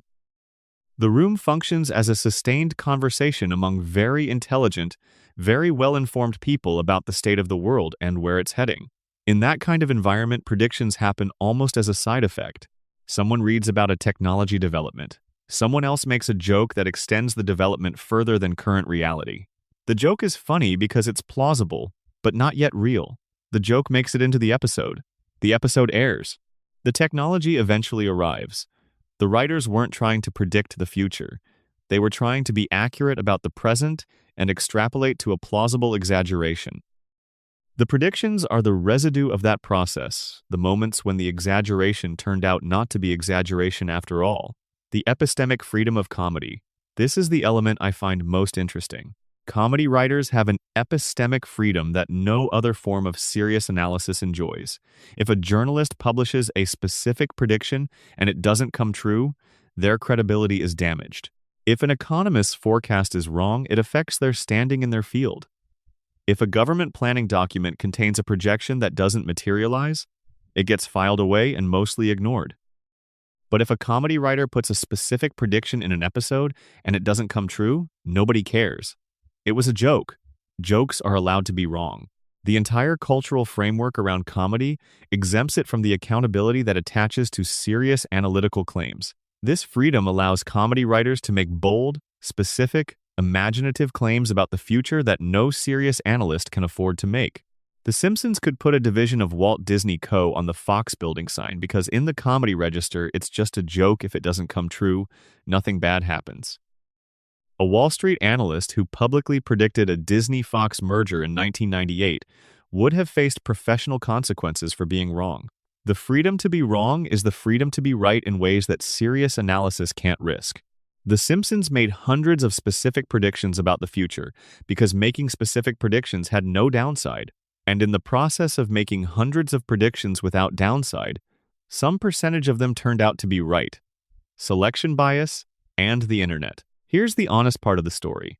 For every Simpsons prediction that came true, there are multiple that didn't. Jetpacks as mainstream consumer transportation. Flying cars available now. Moon colonies established by private enterprise. Various political outcomes that went differently. Various technology developments that went in other directions. Nobody takes screenshots of those. Nobody makes videos about the Simpsons' failed predictions. The failed ones are forgotten because they're just jokes that happen to be wrong, and wrong jokes are invisible. The successful predictions are visible because they're remarkable. They get shared. They generate coverage. They enter the cultural record. And when you compile only the successful predictions, filtering out the failures, the resulting catalog looks like a historical record of astonishing accuracy. But the accuracy is partly artificial. It's the product of a filtering process that keeps only the hits and discards the misses. This doesn't mean the predictions aren't real. The Trump prediction is real. The Higgs boson is real. The pandemic is real. But the rate of successful prediction in the full catalog is lower than the highlight reel suggests. Because the highlight reel is a highlight reel curated, selected, assembled to emphasize what's impressive and ignore what isn't. Understanding this doesn't diminish the show's achievement. It locates it accurately. The Simpsons made good predictions because it made a lot of predictions, with genuine intelligence and expertise, in a register that allowed boldness without accountability. The good ones were real. The failures were forgotten. That's not a debunking. That's context for an accurate appreciation. Section 11. Predictions, still waiting. The outstanding catalog. We've been looking backward for most of tonight. Let's look forward. The Simpsons has also predicted things that haven't come true yet. Some of those predictions have become more plausible over time rather than less. Some remain speculative. And some have been so long outstanding that their eventual arrival seems almost certain, only the timing is uncertain. Flying cars. The show has depicted personal flying vehicles across many episodes and many decades. The specific visual is usually Homer adjacent, a car that also flies, something familiar that has gained a dimension. As of 2025, flying cars have not arrived in any meaningful consumer sense. But electric vertical takeoff and landing vehicles (eVTOL) aircraft are advancing toward FAA certification. Joby Aviation, Archer, Lilium, and others are working through the certification process for air taxi services. The underlying concept, personal aerial transportation within urban areas, available to ordinary consumers, is what both The Simpsons and the eVTOL companies are pointing toward. The prediction is outstanding. The technology is approaching. Colonization of Mars. Multiple Simpsons episodes have included Mars as a destination exploration missions, early settlements, the beginning of a multiplanetary human presence. As of 2025, no human has been to Mars. SpaceX's Starship is in development and testing, with Mars colonization as its stated long-term goal. NASA's long-term roadmap includes human Mars missions. The enabling technology is developing. The timeline is uncertain, but the direction is clear. Lab-grown food as the standard supply. The show depicted a food system that produces protein without conventional animal agriculture across multiple episodes. Cultured meat has regulatory approval in the United States. It's not yet cost-competitive or commercially scaled, but the technology is real and advancing. Plant-based protein is already mainstream. The endpoint, the show depicted a food system not reliant on conventional animal agriculture, is not imminent, but is actively underway. Complete digitization of human experience. Across later episodes, the show depicts a world where human experience is conducted primarily through digital interfaces, where the physical and digital have merged to the point where the distinction between them is less meaningful. The COVID-19 pandemic accelerated the digitization of work, education, commerce, and social life in ways that have proven persistent. Large portions of the knowledge-working population have maintained digital-first professional lives. Social relationships increasingly conducted through digital interfaces. The full endpoint, a world in which physical reality is an optional supplement to a primarily digital existence, remains future. But the direction is clear, and the pace is accelerating. Genetic enhancement. The show has depicted genetic modification of human characteristics for enhancement, making people smarter, more capable, more resistant to illness through modifications made possible by advancing gene editing technology.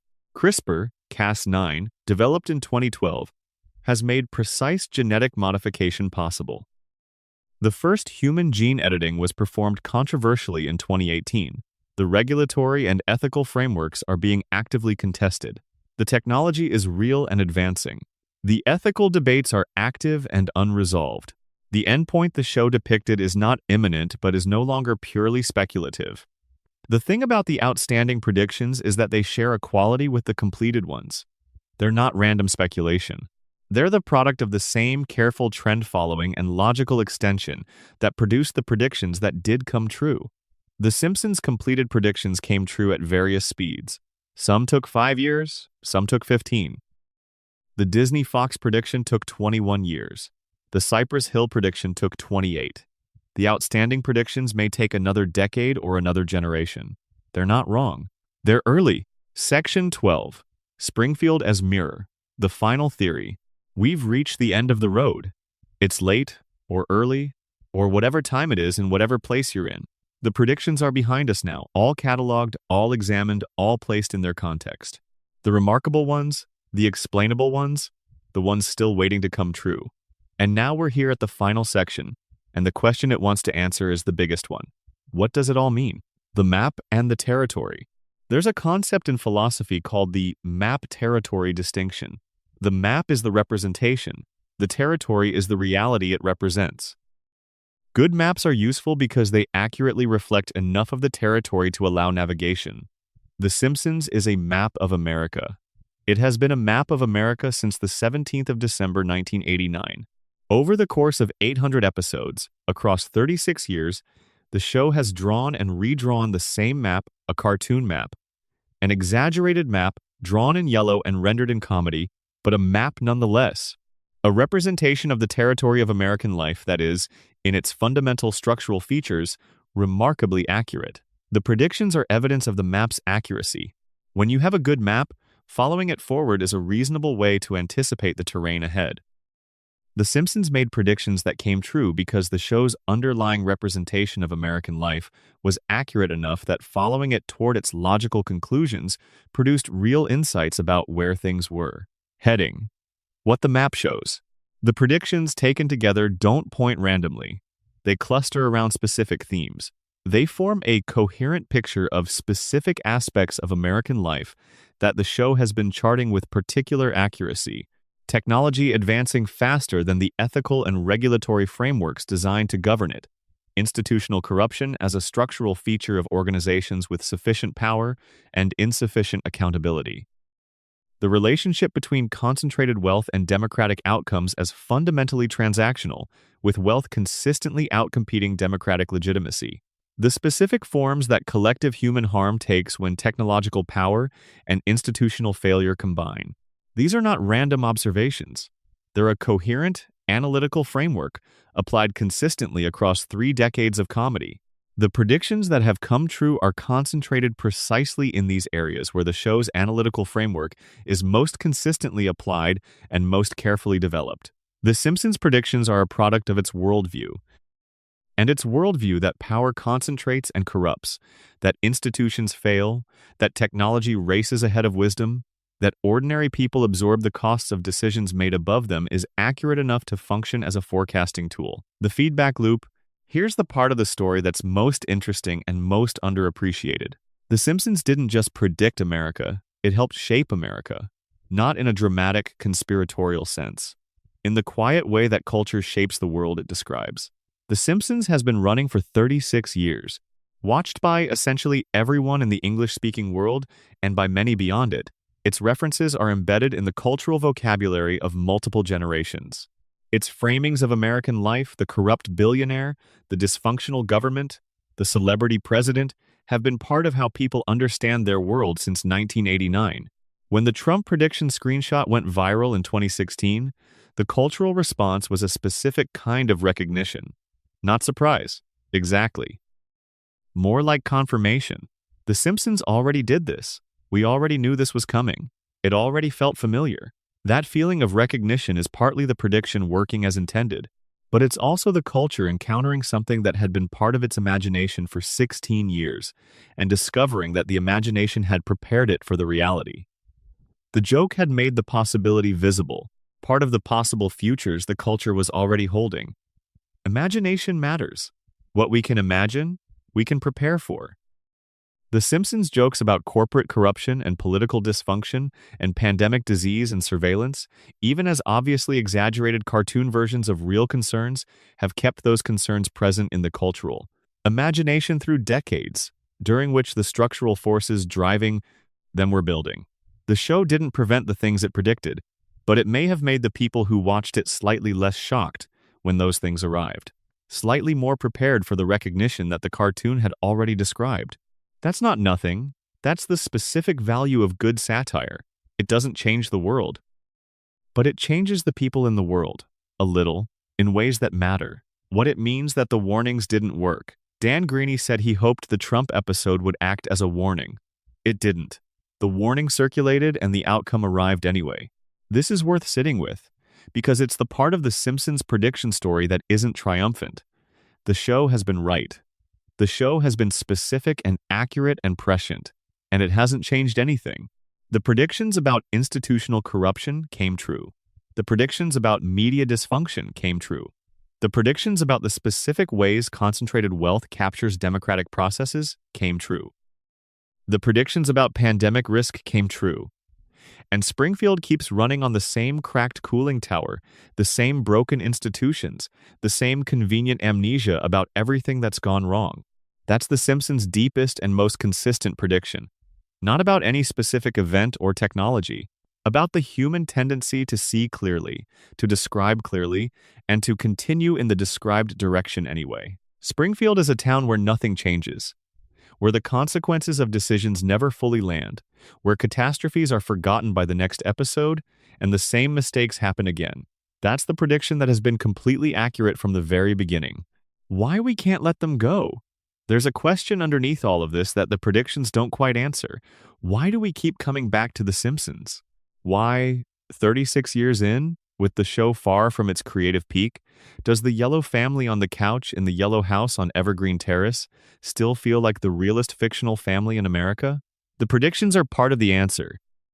Not because they're impressive, though they are, but because they reveal something about what the show has been doing all along. The Simpsons has been telling the truth. In the disguise of a cartoon, with the freedom of comedy, with the specific permission that animation gives to say things that live action can't get away with, the show has been telling the truth about American life for 36 years. About its economics and its institutions and its politics and its relationship to the future. We absorbed that truth, mostly without realizing it. We watched the yellow family navigate a world we recognized. a world that matched our own more closely than the polished, sanitized alternatives. We laughed at the jokes and didn't consciously think about the accuracy. But some part of us registered it. Some part of us noticed that Springfield was honest about the things that other television pretended weren't there. That honesty is why the predictions hit us the way they do. Not just because they're accurate. Because they're accurate in the register of something we already knew, something we had been shown again and again in cartoon form, something that had been living in the back of our minds as comedy and that we recognized when it arrived in reality as the thing the cartoon had been describing all along. Springfield is a mirror. We've been looking into it for 36 years. The predictions are what you see when you finally look at what the mirror has been showing you. One more thought before we let the night take over entirely. Homer is still at the nuclear power plant. Marge's hair is still reaching toward the sky. Bart is still 10 years old. Lisa is still playing her saxophone in the dark. Maggie is still watching everything with those enormous eyes, saying nothing, waiting. They'll be there next week, and the week after. And however many weeks come after that, the predictions will keep coming. The world will keep catching up to the map. New episodes will air on Sunday nights, and new jokes will be made about new things beginning to happen. And in 5 or 10 or 15 years, someone will go back and watch those episodes and say, quietly, how did they know? They knew because they were paying attention. And so were you. Tonight, all the way to the end. Springfield is always there when you come back. That's the whole point. Sleep well. End of script. E off. Echo file written. Section 13. The Economic Geography of Springfield. A prediction about place. Let's take the pace down further. The night is at its quietest now. Whatever time it is in whatever place you're in, there's a particular quality to the air right now, a stillness that arrives when the world has mostly settled. Let's move through this section slowly, because the material is interesting and there's no reason to hurry through interesting things. We've been talking about predictions in terms of events and technologies and political outcomes. But there's a category of Simpsons prediction that almost never gets discussed in these terms, and it may be the most quietly accurate prediction the show has ever made. The show predicted the economic geography of American decline. What does that mean? It means the show from its very first season was depicting a specific kind of American place, a place that had once been economically vital and was no longer a place that had built its identity around industrial production that had moved elsewhere, a place where the physical infrastructure of a prosperous past persisted around an economic present that no longer supported it. Springfield has a nuclear power plant, yes, but it also has closed storefronts on its main street. It has a tire fire that has been burning since before anyone can remember. It has a waterfront that feels like it was once something important and is now mostly forgotten. This is the specific geography of the American Rust Belt, of the cities and towns that built their identities around manufacturing, steel, coal, auto production, and found themselves, from the 1970s onward, watching those industries contract, automate, or simply move somewhere cheaper. The infrastructure stayed. The economic purpose left. The communities built around that purpose had to figure out who they were without it. The Simpsons wasn't set in any of those places specifically, but Springfield's economic texture, the sense of a community that is managing a slow, quiet diminishment rather than experiencing growth maps onto that geography, with an accuracy that has only become more pronounced over time. When the show began in 1989, deindustrialization was well underway, but the full consequences were not yet entirely visible in the American political and cultural landscape. By the 2010s, the communities most affected by deindustrialization had become a central political story. The forgotten communities, the left-behind places, the geographic concentration of economic loss that would eventually produce the political upheavals of 2016. The Simpsons had been depicting that geography of loss since 1989, not as a political statement, not as advocacy, but as background texture, as the specific quality of the place where the show was set. Springfield feels like a deindustrialized community because the writers who built it were drawing on the specific aesthetic and emotional reality of deindustrialized America. And in doing so, the show predicted, or more accurately, documented in fictional form the specific economic geography that would come to dominate American political conversation 3 decades later. That's a different kind of prediction from the Trump escalator or the Higgs boson. It's a prediction about a feeling, about a quality of place, about the specific texture of American economic life in communities that have been left behind by the direction of the economy. But it's accurate. And the accuracy has only deepened with time. There's a specific episode that captures this economic geography with unusual precision. Season 2, 1990. Bart gets hit by a car. The episode is primarily about the legal aftermath of Bart being struck by Burns's car, the lawsuit that follows, and the way the American legal system functions as a negotiation between money and justice. But in the background of the episode, there's a portrait of Springfield's economic landscape that is strikingly specific. The town's main employer is the nuclear power plant, a large industrial facility that provides the economic foundation for the community. Without the plant, Springfield doesn't function. The plant's payroll is what allows the local economy to exist at all. Bars, restaurants, retail, all of it depends on the plant workers having money to spend. This is the specific economic structure of a company town. A community whose economic existence is organized around a single large employer, where the employer's decisions about wages, staffing, and operations directly determine the economic health of the community, where the relationship between the employer and the community is one of mutual dependence but asymmetric power. Company towns were a significant feature of American industrial geography through most of the 20th century. Steel towns organized around U.S. Steel. Mining towns organized around coal companies, textile towns organized around mill owners. The specific dynamics of the company town, the way the employer's power extends beyond the factory gate into the community's politics, real estate, retail, and social life have been documented by historians and sociologists in considerable detail. The Simpsons depicted Springfield as a company town from its very first episodes. And the show depicted the specific dynamics of company town life with accuracy, the way Burns's control of the plant translates into control of the community's political and economic life, the way the community's interests are perpetually subordinated to the employer's preferences, the way the residents can't quite bring themselves to challenge the employer because challenging the employer means challenging the economic foundation of their own lives. This is not fictional exaggeration. It is a reasonably accurate depiction of how company towns have historically functioned. And the show's prediction, if we want to call it that, is that the company town dynamics it was depicting would remain relevant, that the specific power asymmetry between large employers and dependent communities would continue to shape American economic life in ways that would become increasingly visible and politically significant. The company town dynamics have remained relevant. In a different form, not the physical company town of the 19th and early 20th centuries, but the economic dependency of communities on single large employers or industries. The structural reality the show was depicting continues to generate exactly the political and social consequences it was portraying. There's a moment from Season 3 that has always struck me as one of the show's most quietly prophetic. Season 3, 1992. Homer at the Bat. The episode is primarily about the show's famous celebrity guest star sequence. Homer's softball team includes professional baseball players brought in by Mr. Burns to win a bet. It's a brilliant episode, funny in ways that have aged remarkably well, and it contains one of the most impressive assemblies of celebrity voices in television history. But the episode begins with something smaller. Homer hits a home run in a pickup game with a bat he made himself in the garage. A self-made wooden bat, crafted by hand in a home workshop.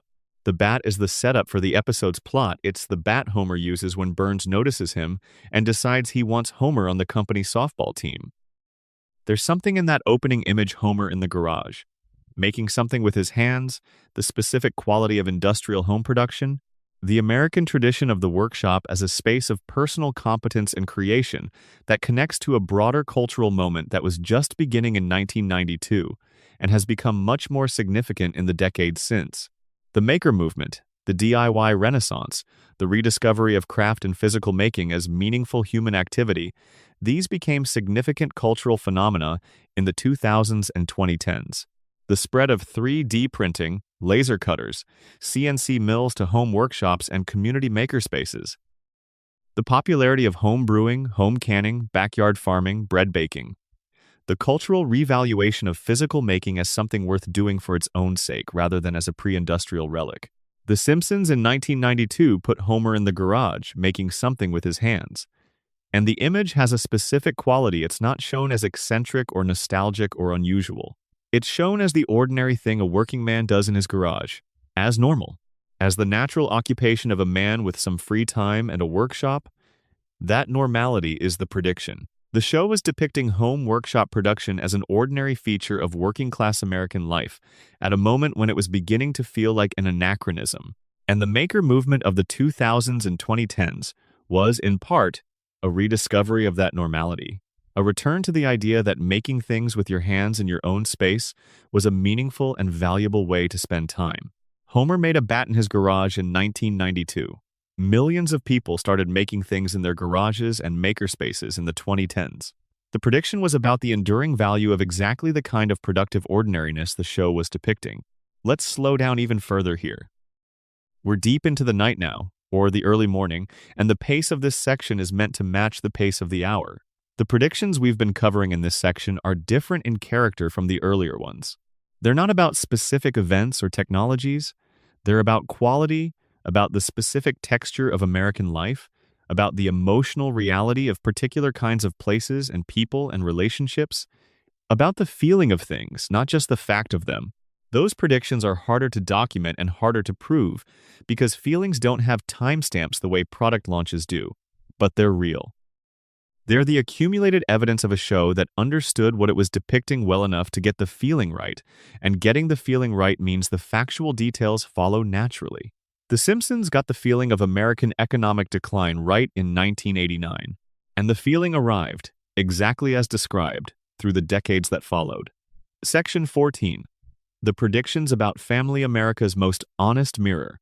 Throughout everything we've covered tonight, the political predictions, the technology predictions, the science and pandemic and corporate predictions, there's been an underlying subject that all of them circle around without quite addressing directly: the family.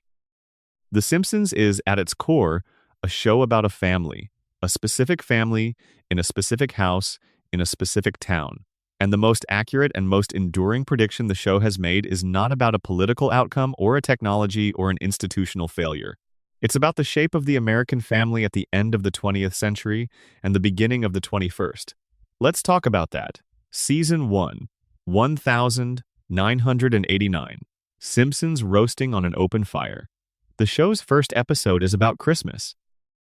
Specifically, it's about a Christmas that almost doesn't happen. Homer doesn't get his annual bonus, Marge spends the emergency fund getting Bart's tattoo removed, and the family is heading toward a holiday with no presents and no tree. Homer ends up at a dog track, makes a desperate bet on a long-shot greyhound named Santa's Little Helper, loses, and then rescues the dog when its owner abandons it after another loss.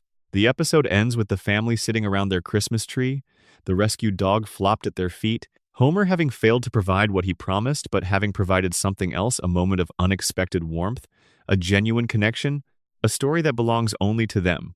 What the episode predicts, or more accurately, what it sets up as the show's permanent premise, is a specific vision of the American family that flies in the face of the dominant representation of American family life on television at the time. The Simpsons in 1989 was depicting a family that was economically precarious, emotionally complicated, held together by love that expressed itself awkwardly, and perpetually managing a gap between aspiration and reality.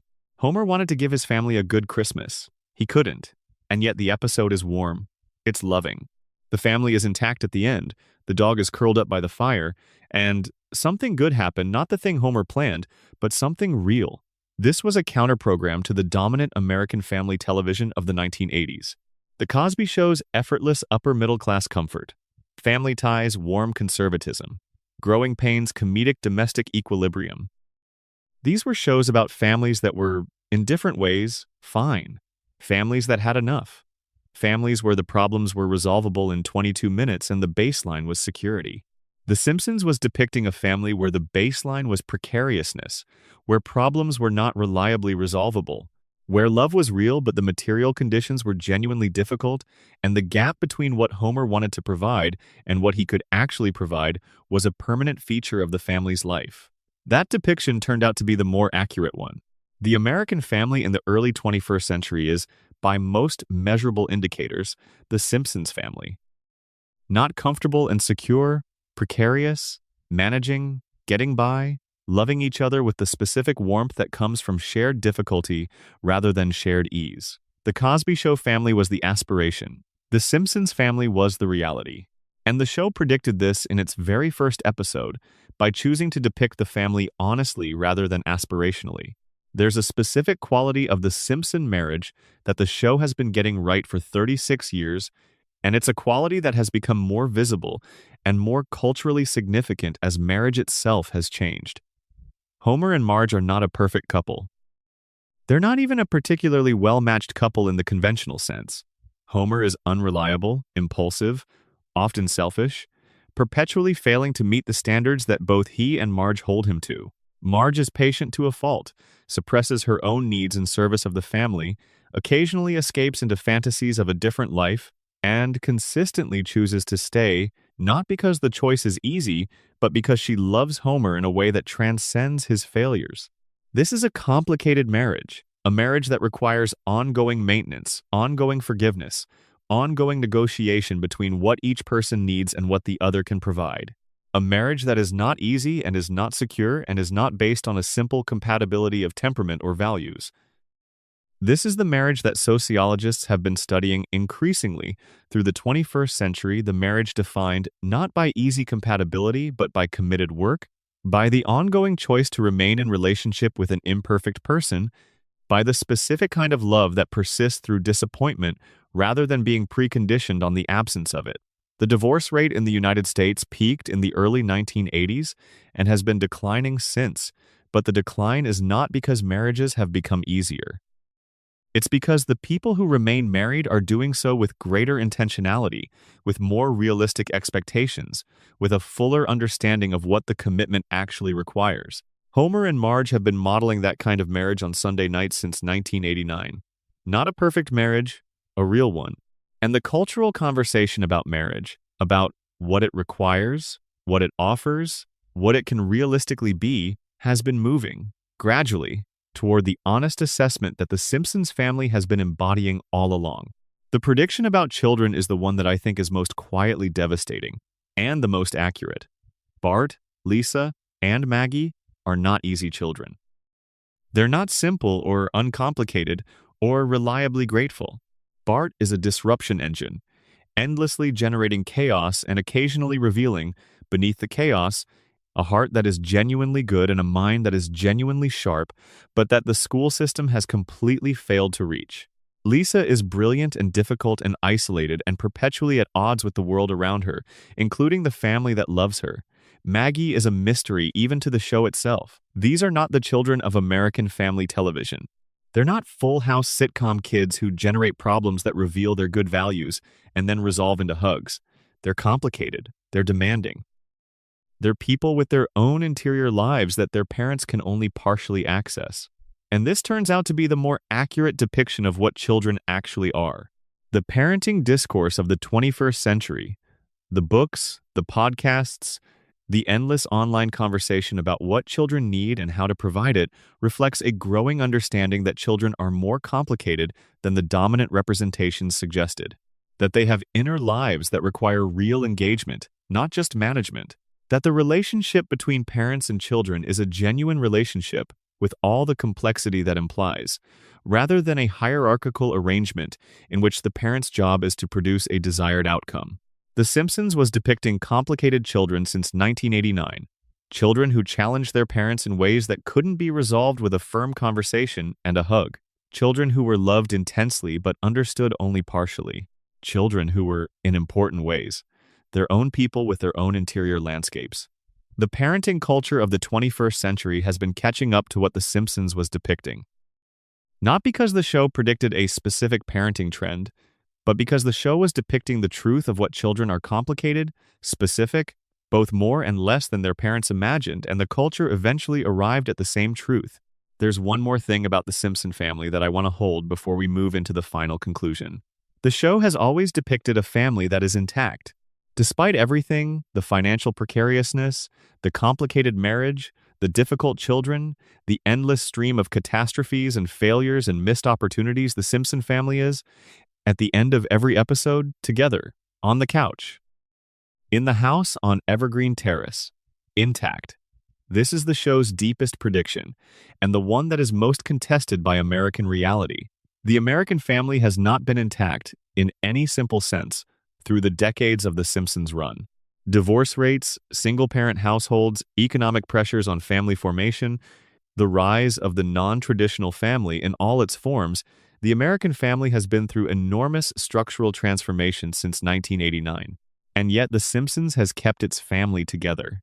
Not because the writers are sentimentalists or because the show is pretending the challenges don't exist, but because the show has always understood that the family's intactness is precisely the thing it's defending against all the forces arrayed against it.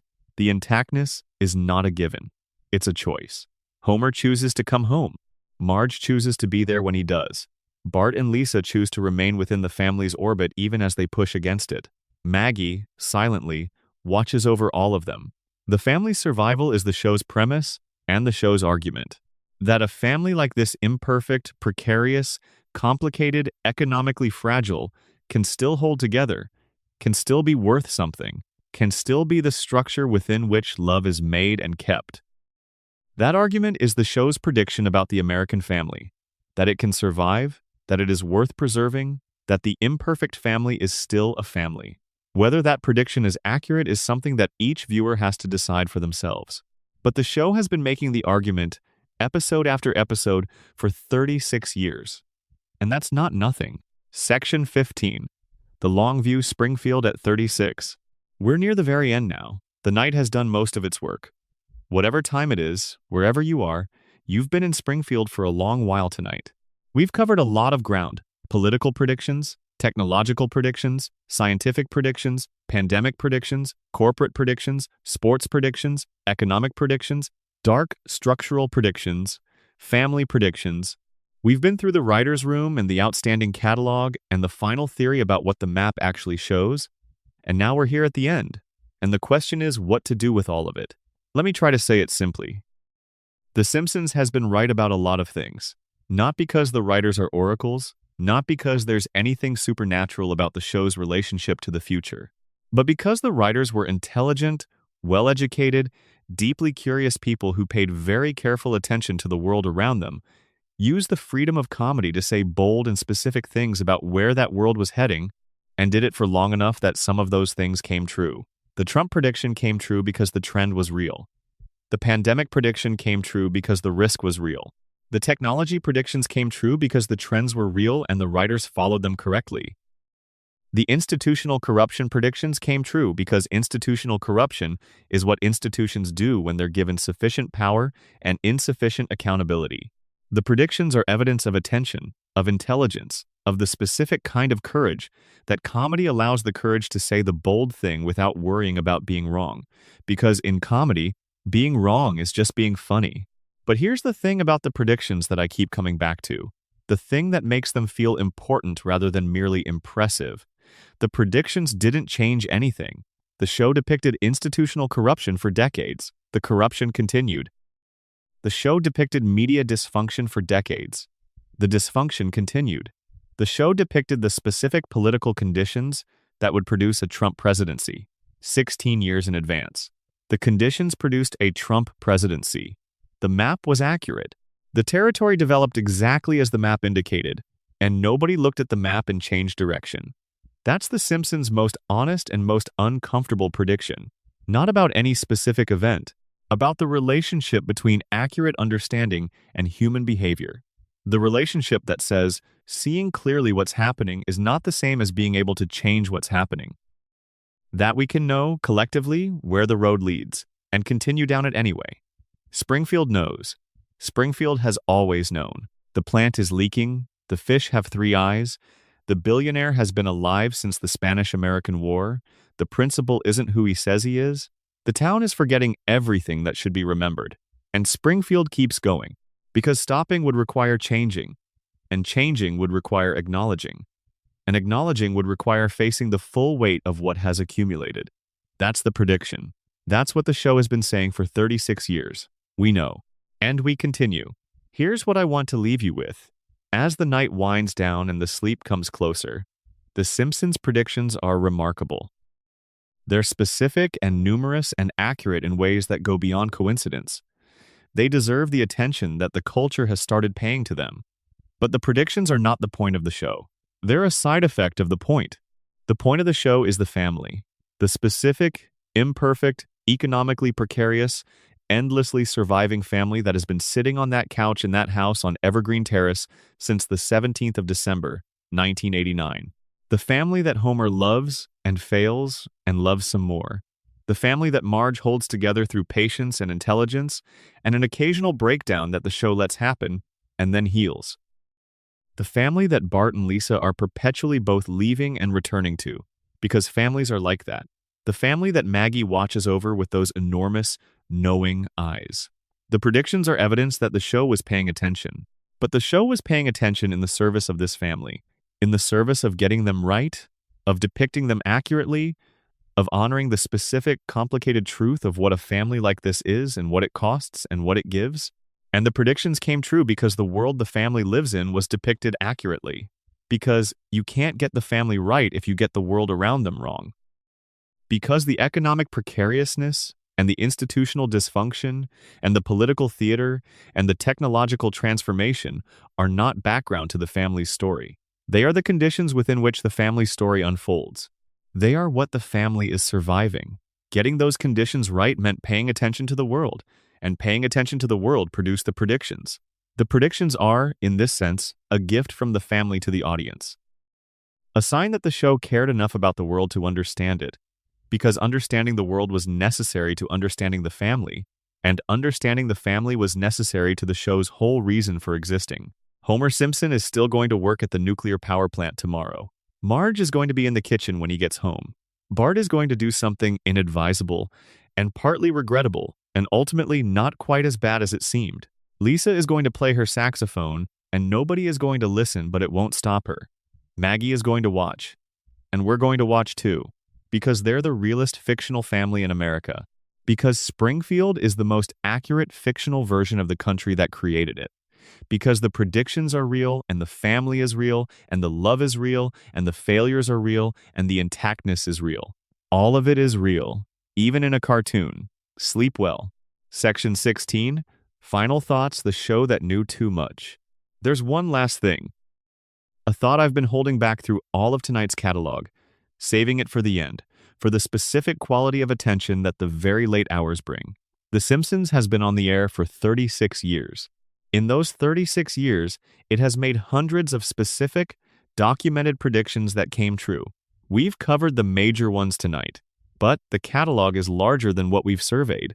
It extends into corners of the show that most casual viewers have never explored, background gags in episodes that haven't been reruns in years, throwaway lines in cold opens that nobody cataloged at the time, visual details in crowd scenes that match events that hadn't happened yet. The full catalog of accurate Simpsons predictions is not fully known, because the full catalog of Simpsons content is not fully cataloged. 800 episodes of dense, carefully constructed television, thousands of jokes per episode, thousands of background details, thousands of throwaway lines that went by too fast to be noticed and recorded. The internet has found a lot of them. It hasn't found all of them, which means there are probably accurate predictions in the archive that nobody has identified yet.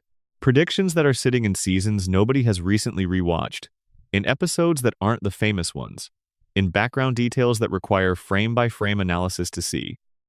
Predictions that will be discovered when something they described comes true and someone goes looking. The Simpsons archive is still giving up its secrets. 36 years in, the catalog is still being assembled, and the world is still moving in the directions the show described. There's a kind of vertigo that comes from sitting with this too long. Not a bad vertigo. A useful one. The kind of vertigo you feel when a familiar thing suddenly reveals a depth you hadn't registered before. When you look at something you've seen 100 times and see, for the first time, what it actually is.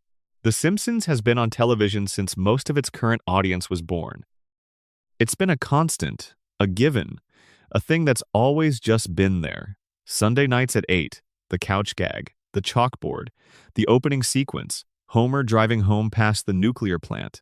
The family sliding in from opposite sides to fill the couch as the camera pulls back. That constancy, that specific, reliable, always there-ness, has made the show invisible to many of its longest viewers. It's too familiar to be examined, too present to be seen, too much a part of the furniture of American cultural life to be noticed the way newer things get noticed. But underneath that constancy, the show has been doing something remarkable for 36 years. Watching, paying attention, recording the specific texture of American life with enough accuracy and enough specificity that the record occasionally functions as prophecy. The show is not magic. The writers are not oracles. The predictions are the product of ordinary human intelligence applied with extraordinary care. But the result is extraordinary. The result is a document 800 episodes, 36 years, tens of thousands of specific observations about American culture and society and technology and politics that has turned out to be more accurate than most of what was trying to be accurate.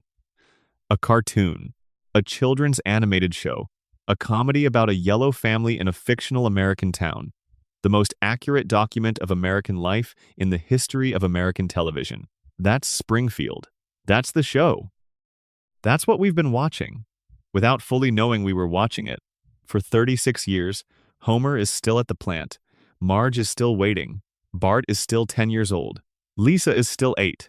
Maggie is still 1, still watching, still saying nothing, still waiting for the moment she decides to speak. And we're still watching them, because we need them to be there. Because as long as they're on the couch in the yellow house on Evergreen Terrace, something is right with the world. Something is held.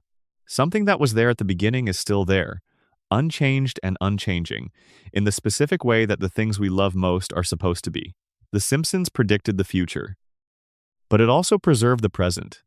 It held one family in amber for 36 years and kept them exactly as they were, because something in us needed them to be kept, needed Bart to stay 10, needed Lisa to stay 8, needed Homer to still be coming home from the plant, still to be falling asleep in front of the television, still to be choosing, every episode, to be there, to be home, to be with them. The predictions are remarkable, but the family is what we came for. The family is what we'll come back for. Until the very end. Sleep well, end of script. Total estimated word count. 42,000 plus words across 16 sections. 11 labs voice notes. Slow, warm, measured pace throughout. Treat each section break as a natural breath. The final section should be the quietest and most personal in tone, the voice of someone at the end of a long, good conversation in the dark. Section 17. The texture of daily life small predictions. Large accuracy. There's a category of Simpsons prediction that never makes the highlight reels, never generates viral screenshots, never produces the kind of cultural shock that accompanies a major political or technological hit. This category is made up of small predictions, quiet ones, observations about the texture of daily life that turned out to be accurate not in a single dramatic moment, but gradually, over time, as the world slowly became the thing the show had described. These small predictions are, in some ways, the most impressive of all. Because getting the large things right requires intelligence and research and a certain amount of informed boldness. Getting the small things right requires something harder to name, a quality of sustained empathy for ordinary experience, a willingness to pay attention to the mundane details of how people actually live, a commitment to depicting the texture of daily life with enough fidelity that the predictions embedded in that texture come true almost without anyone noticing. The prediction about fast food? The Simpsons has been depicting the specific relationship between American working-class families and fast food since its very first season. Not as a symbol of decadence or carelessness or the failure of American nutrition, though those satirical readings are available, but as infrastructure, as the specific way that a family with limited time, limited money, and limited energy feeds itself at the end of a long day. The show depicts the drive-thru not as a guilty pleasure, but as a system, a logistics solution, a way of solving the problem of dinner when dinner needs to be solved quickly and cheaply and reliably, and nobody in the family has the time or energy for anything more elaborate. This specific relationship, fast food as infrastructure, as the solution to the daily logistics problem of feeding a family, became increasingly accurate as the decades passed. The rise of the dual-income household as an economic necessity rather than a choice meant that nobody in the family was home to cook dinner in the traditional sense. The specific economic pressures that the show was depicting from the beginning, not enough money, not enough time, not enough energy, made the drive-through not just convenient, but necessary. The show wasn't satirizing fast food consumption as a moral failure. It was depicting it as a reasonable response to reasonable constraints. And that depiction turned out to be accurate as those constraints became more universal. The prediction about television. From its first episode, The Simpsons depicted television as the center of American family life.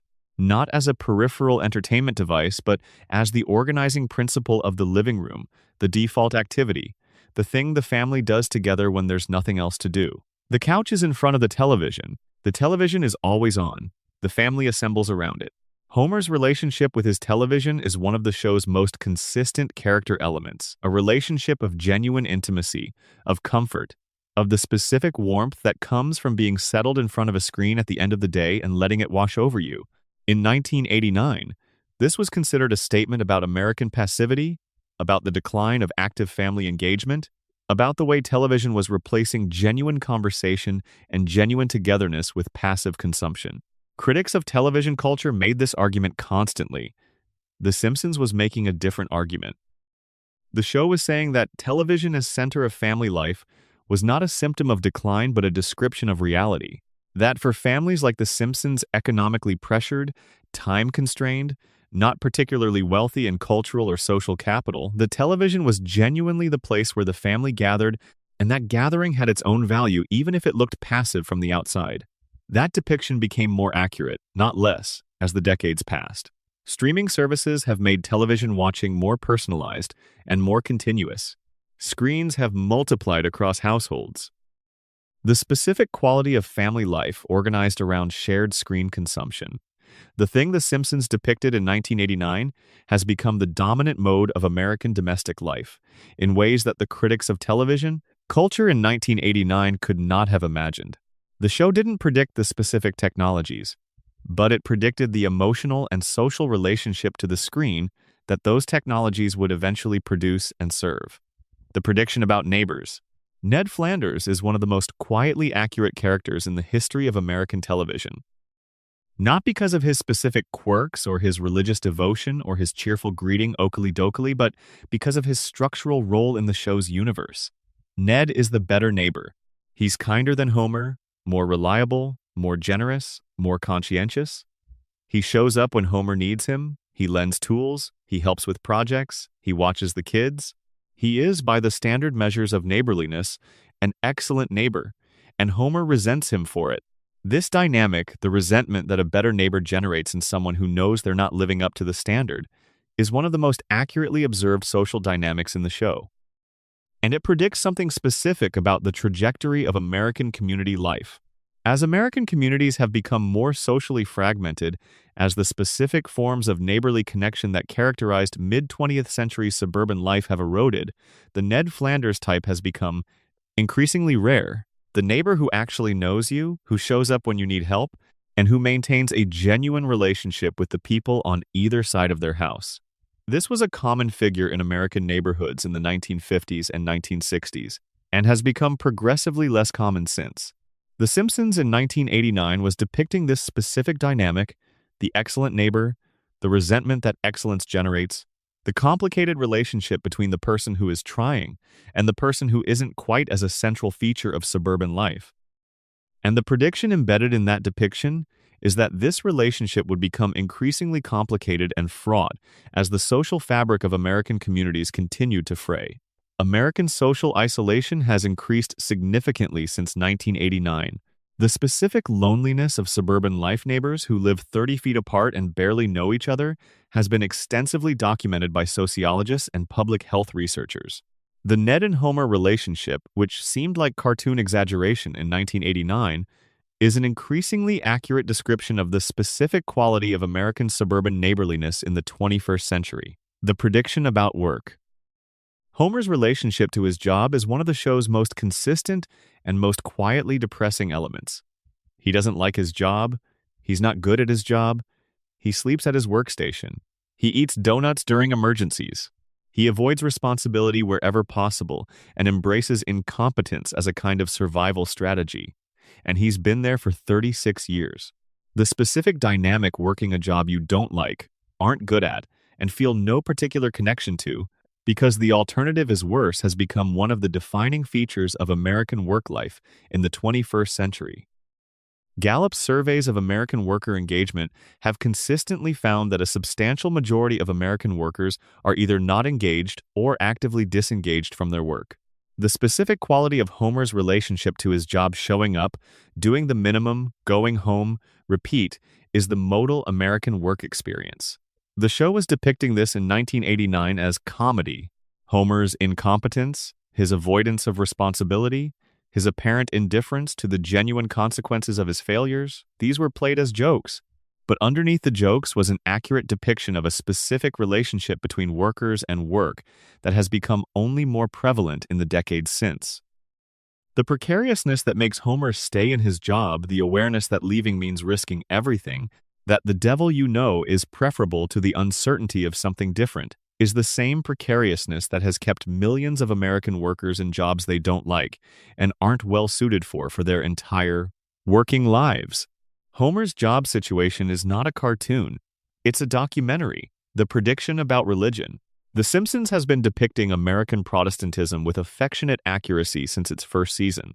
Reverend Lovejoy's congregation at the First Church of Springfield is a portrait of mainline American Protestantism in its late 20th century form, doctrinally mild, socially conservative, increasingly searching for meaning as its traditional place in American community life diminishes. The specific trajectory the show depicts a congregation whose faith is genuine, but whose institutional relevance is declining, whose pastor is going through the motions, whose members are there partly from habit and partly from genuine need, but who are finding it harder to articulate what the need is, or whether the church is meeting it, is an accurate portrait of mainline Protestant decline.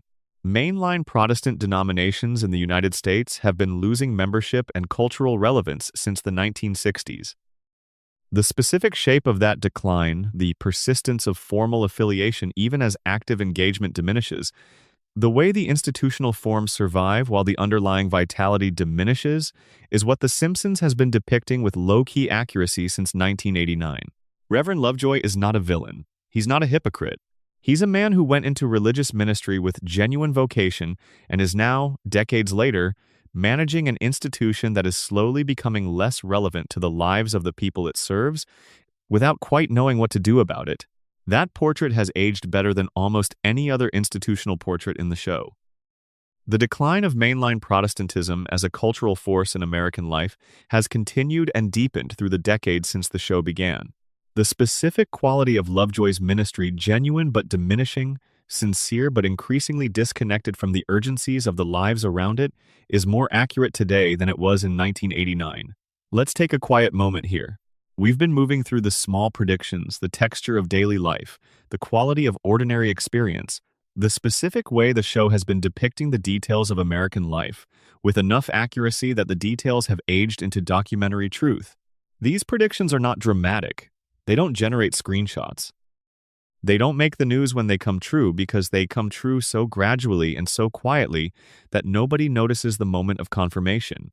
They just become more true over time, until the show's depiction and the reality are essentially indistinguishable. That gradual accuracy is the show's deepest achievement. Not the occasional dramatic hit, the Trump prediction, the Higgs boson, the pandemic, but the sustained, quiet, 36-year project of depicting ordinary American life with enough fidelity that the depiction keeps becoming more true. That's what the show is. That's what it has always been. The night is very quiet now. Let the predictions settle. Let the yellow family settle into the background of your thoughts, comfortable and familiar. They'll be there when you wake up. They're always there. Section 18. One last thought why it matters that a cartoon told us. There's a final question worth holding as we approach the end. Why does it matter that a cartoon told us? The predictions we've cataloged tonight are real. The world has moved in the directions The Simpsons described. The specific events and trends and structural changes that the show depicted have arrived, largely as described, across the 36 years of its run. But all of this information was available elsewhere. Epidemiologists had been warning about pandemic risk for decades before The Simpsons depicted the Osaka flu. Political scientists had been documenting the drift towards celebrity politics for years before the show made its Trump joke. Technology forecasters had been predicting smartwatches and self-driving cars and digital surveillance for years before the show drew them as background details. The information was available. The warnings had been issued. The forecasts had been made by the people whose job it was to make them, and they were mostly not heard. But The Simpsons got heard. The Simpsons reached, over its 36-year run, essentially every household in America and much of the world beyond it. It reached people who don't read epidemiology journals and don't follow political science research and don't subscribe to technology forecasting services. It reached people who don't think of themselves as consumers of information about where the world is heading. It reached them in 22-minute increments on Sunday nights in the guise of a cartoon about a yellow family. It delivered the information, the pandemic risk, the political trajectory, the institutional corruption, the technological transformation in the register of comedy, which is the register in which people absorb things without their defenses up. The Simpsons reached everyone. The serious analyses didn't. And that's why it matters that a cartoon told us. Not because the cartoon had information that the serious analyses lacked, but because the cartoon had an audience that the serious analyses couldn't reach. Because the specific form of the information comedy, animation, a family, a Sunday night made it absorbable in ways that more direct communication hadn't been. The Simpsons is evidence of what popular culture can do when it takes the world seriously. When it uses the specific freedoms and the specific reach of mass entertainment to carry information that the world needs, but isn't otherwise hearing, it doesn't always work. The warnings didn't always prevent the things they warned about. The predictions came true rather than being forestalled. But the information got through, into the cultural bloodstream, in a form that people could hold and recognize and return to when the thing they'd been shown finally arrived. That's what the best popular culture does.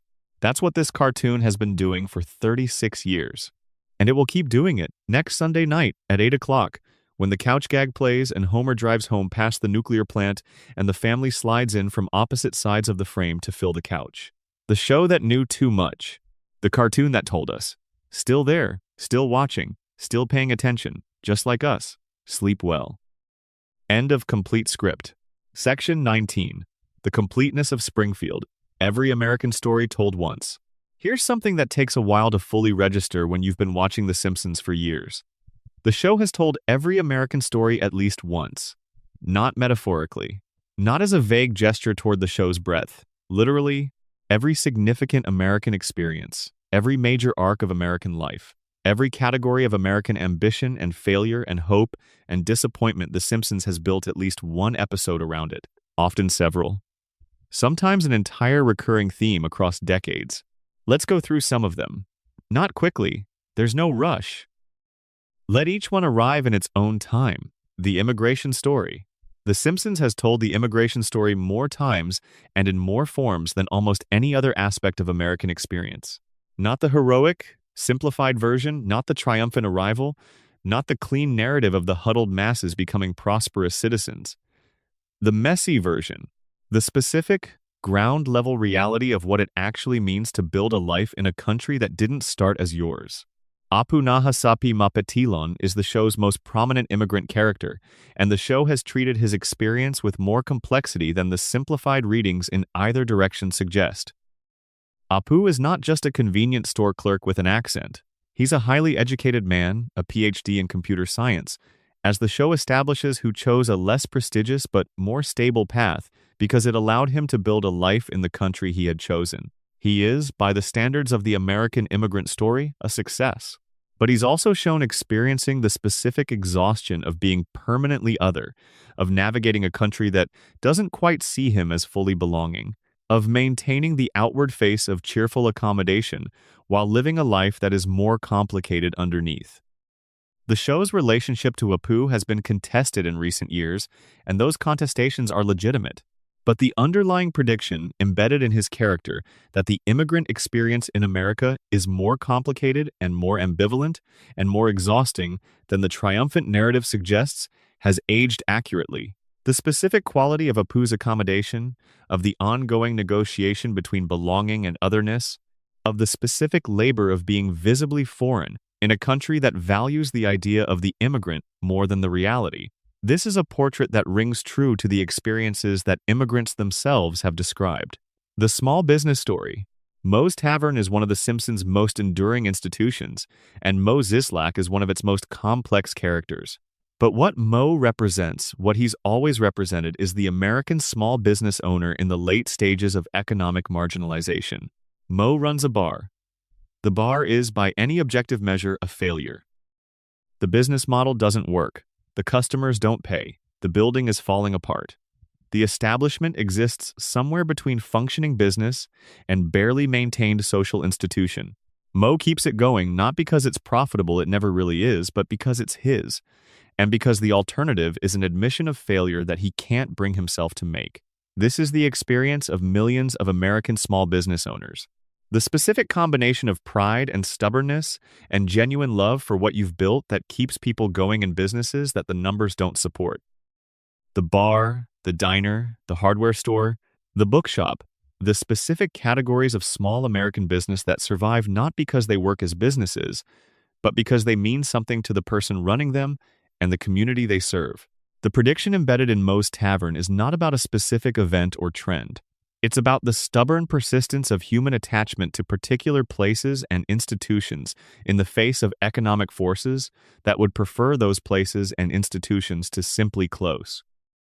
The American small business sector has been under continuous pressure from consolidation, from online retail, from the specific economics of commercial real estate pressure that has intensified dramatically in the decades since the show began. Moe's Tavern is still open, against all reason, because Moe refuses to close it. That specific stubbornness, the refusal to let the thing you built be measured only by whether it's profitable, is a prediction about the American small business spirit that has turned out to be accurate in all the ways that matter and completely inaccurate in all the ways that can be measured. The education story. Springfield Elementary is one of the most depressing schools in the history of television fiction. It is underfunded, overcrowded, understaffed, and managed with a combination of bureaucratic indifference and institutional inertia that would be shocking if it weren't so recognizable. Principal Skinner, or whoever he actually is not a bad person. He's a person who has been ground down by a system that doesn't provide the resources necessary to do the job well, and doesn't provide the professional respect necessary to maintain the motivation to try harder. He is, in the specific language of educational research, a burned-out administrator who is managing institutional failure rather than pursuing educational excellence. The specific portrait of public education that The Simpsons has been painting since 1989, insufficient resources, insufficient support, teachers who care but are overwhelmed, administrators who have stopped fighting the system and started accommodating it, has aged into documentary accuracy. The funding crises, the overcrowding, the standardized testing pressures, the specific ways that market-based education reform has both failed and continued to be proposed as the solution to the failures it caused. These are the storylines that Springfield Elementary has been playing out in cartoon form for 3 decades. Bart is not served well by Springfield Elementary. Lisa is not served well by it either, in different ways. Bart's genuine intelligence and creativity are invisible to a system that can only measure compliance and basic academic performance. Lisa's exceptional gifts are managed rather than cultivated by a system that wasn't designed to handle her. The show's portrait of how schools failed children specifically, how they failed children at both ends of the conventional academic distribution, the kid who can't conform to the school's expectations and the kid who exceeds them, is one of its most consistently accurate observations. The specific failure modes of American public education that the show has been depicting since 1989 have only become more visible and more thoroughly documented in the decades since. The healthcare story. Dr. Nick Riviera and the general medical infrastructure of Springfield represent the show's most darkly comedic and most accurate portrait of American healthcare dysfunction. Dr. Nick is not a real doctor in any meaningful sense.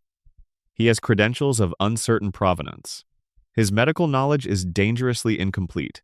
He performs procedures he is not qualified to perform. He charges whatever the market will bear. He exists at the very bottom of a healthcare system that has failed to maintain the quality standards necessary to prevent someone like him from operating. This is not a fictional exaggeration. The specific failure modes of American healthcare that Dr. Nick represents the fraudulent credentials, the unnecessary procedures, the specific exploitation of patients who don't have better options. The way the economics of American healthcare create perverse incentives that reliably produce these outcomes are documented. Recurring features of the real American healthcare system. The broader portrait of Springfield's healthcare system, the unaffordable hospital bills, the insurance system that doesn't actually protect people when they need protection. The way economic status determines healthcare access and outcomes is accurate in ways that have become only more obvious and more distressing in the decades since the show began. American healthcare has been a crisis in the making since before The Simpsons began. The show has been depicting the specific texture of that crisis, in comedy form, for 36 years. The prediction embedded in Springfield's medical infrastructure is not that things will go wrong. It's that they are already wrong, have been wrong for a long time, and the specific forms the wrongness takes are deeply predictable and deeply persistent. The mental health story.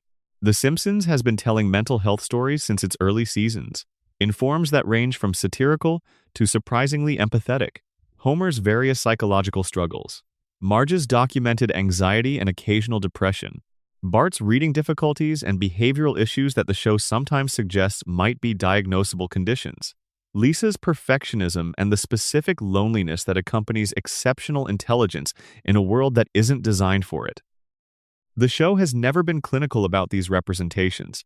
It's a comedy, and the mental health elements are always in service of comedy rather than being medical depictions. But the emotional accuracy of the portraits, the specific feeling of what it's like to be Marge, anxious and suppressing, or Lisa, brilliant and isolated, or Homer, genuinely confused by a world that seems to expect something from him that he can't quite produce.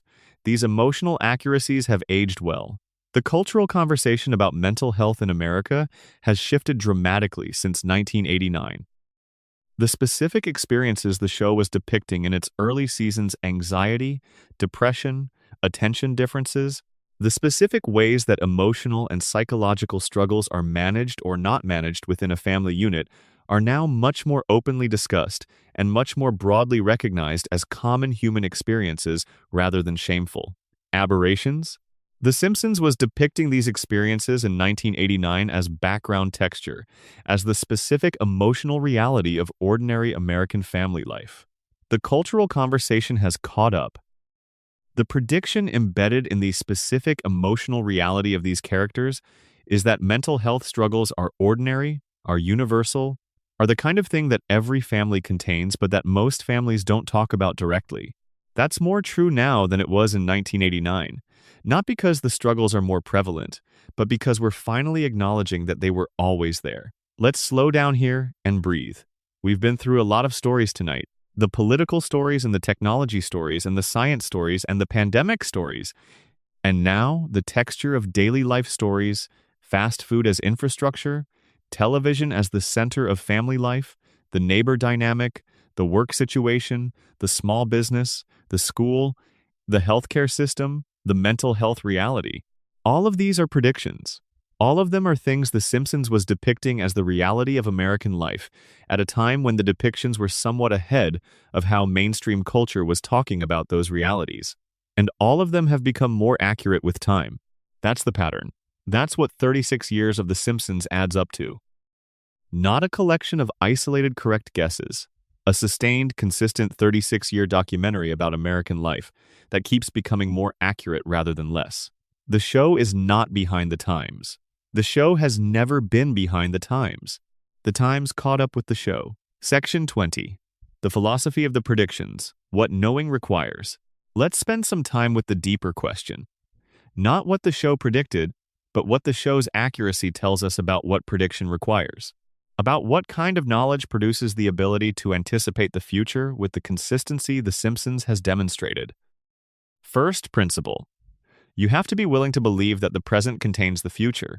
Most people, most of the time, treat the present as a stable state, and the future as a different condition that will eventually arrive from outside the present, imposed by events not yet foreseeable. The future, in this framing, is something that happens to the present rather than something that grows out of it. The Simpsons writing staff operated with a different assumption. They treated the present as already containing the future in embryonic form. The trends, the tendencies, the structural forces all already present, already underway, already pointing towards specific destinations. The future is not imposed from outside. The future is the present with more time on it. This assumption that the seeds of the future are already growing in the present, visible to anyone who looks carefully enough, is the epistemological foundation of the Simpsons prediction record. The writers looked at the present carefully enough to see the seeds, and then they drew what the seeds would grow into. Second principle, you have to be willing to follow the logic to its uncomfortable destination. Many observers see the seeds of the future but stop following the logic before it arrives somewhere uncomfortable. If the trend line goes somewhere that's embarrassing or alarming or politically inconvenient, there's a strong incentive to stop the analysis before it arrives there. Comedy has an unusual relationship to this pressure. Comedy is allowed to go to uncomfortable places. Comedy is expected to follow logic past the point where polite discourse would stop. The specific freedom that the comedy register provides the permission to say the uncomfortable true thing, because it's also funny, is what allows The Simpsons to follow trend lines to their actual destinations, rather than stopping at the point where the destination becomes impolite. The Trump prediction followed a trend line to its uncomfortable but logical destination and said it out loud. The prediction that media consolidation leads to centralized propaganda pretending to be local news followed a trend line to its uncomfortable destination and said it out loud.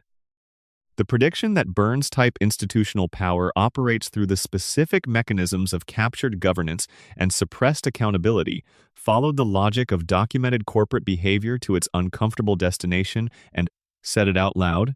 The predictions required the willingness to follow the logic, and the comedy register provided the permission. Third principle, you have to care about being right more than you care about being liked. The predictions that have aged best are the ones that were unwelcome when made. The Trump prediction was designed to be alarming. The institutional corruption predictions were designed to be uncomfortable. The pandemic prediction was depicting a risk that the show's era preferred not to think about. A writer who cared more about being liked than about being right would have softened these predictions, would have made them more comfortable, would have pulled the punch. The Simpsons writers pulled very few punches. The show has been saying uncomfortable things in the register of comedy for 36 years, consistently, without retreating from discomfort, when discomfort was where the truth lived. That consistency, that commitment to following the logic, even when the logic is unwelcome, is what produced the prediction record. It's a moral quality as much as an intellectual one. The willingness to say the true thing even when the true thing is not what people want to hear. Fourth principle, you have to have humility about what you don't know. The best predictions are specific where specificity is warranted and humble where it isn't. The Simpsons predictions that have aged worst, the ones that didn't come true, are mostly the ones that were too specific in areas where the uncertainty was too high. The flying cars, the moon colonies, the specific technologies that went in different directions. The predictions that have aged best are the ones that were specific about structure and direction, but humble about timing and mechanism. The show predicted that media consolidation would produce centralized propaganda disguised as local journalism. It was right about that, but it didn't predict the specific company Sinclair Broadcast Group or the specific timing 2018, because those details were not predictable from the evidence available when the episode was written. The good predictions combined structural confidence with mechanistic humility. The writers knew where things were heading. They didn't pretend to know exactly how or exactly when. That combination, structural confidence, mechanistic humility, is the signature of good forecasting in any domain. The Simpsons writers had it. Fifth principle, you have to be willing to be wrong. We've covered this before, but it bears returning to, because it's the most counterintuitive element of the show's prediction success. The predictions came true in part because the writers were willing to make predictions that might not. The epistemic freedom of comedy, the freedom to be wrong without paying a professional price, allowed the writers to make bolder, more specific, more imaginative claims than analysts who had to protect their credibility could afford. That freedom is not a license for carelessness. The Simpsons writers cared deeply about being right. But caring about being right while also being willing to be wrong, holding both at once, is what allows the kind of bold, specific prediction that occasionally turns out to be accurate.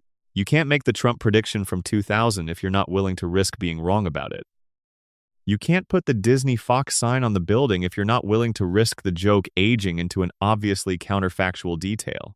You can't draw the Higgs boson mass on Homer's chalkboard if you're not willing to risk getting the physics wrong. The willingness to be wrong is the precondition for the occasional stunning success. You have to take the shot to make the basket. And The Simpsons took a lot of shots. Sixth principle.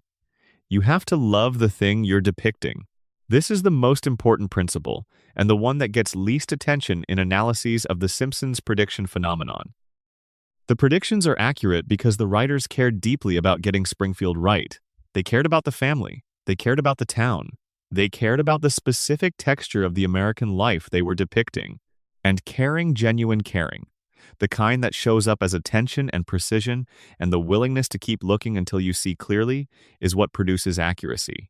You can't depict American family economic anxiety accurately if you don't care about the families experiencing it. You can't depict institutional corruption accurately if you don't care about the communities it damages.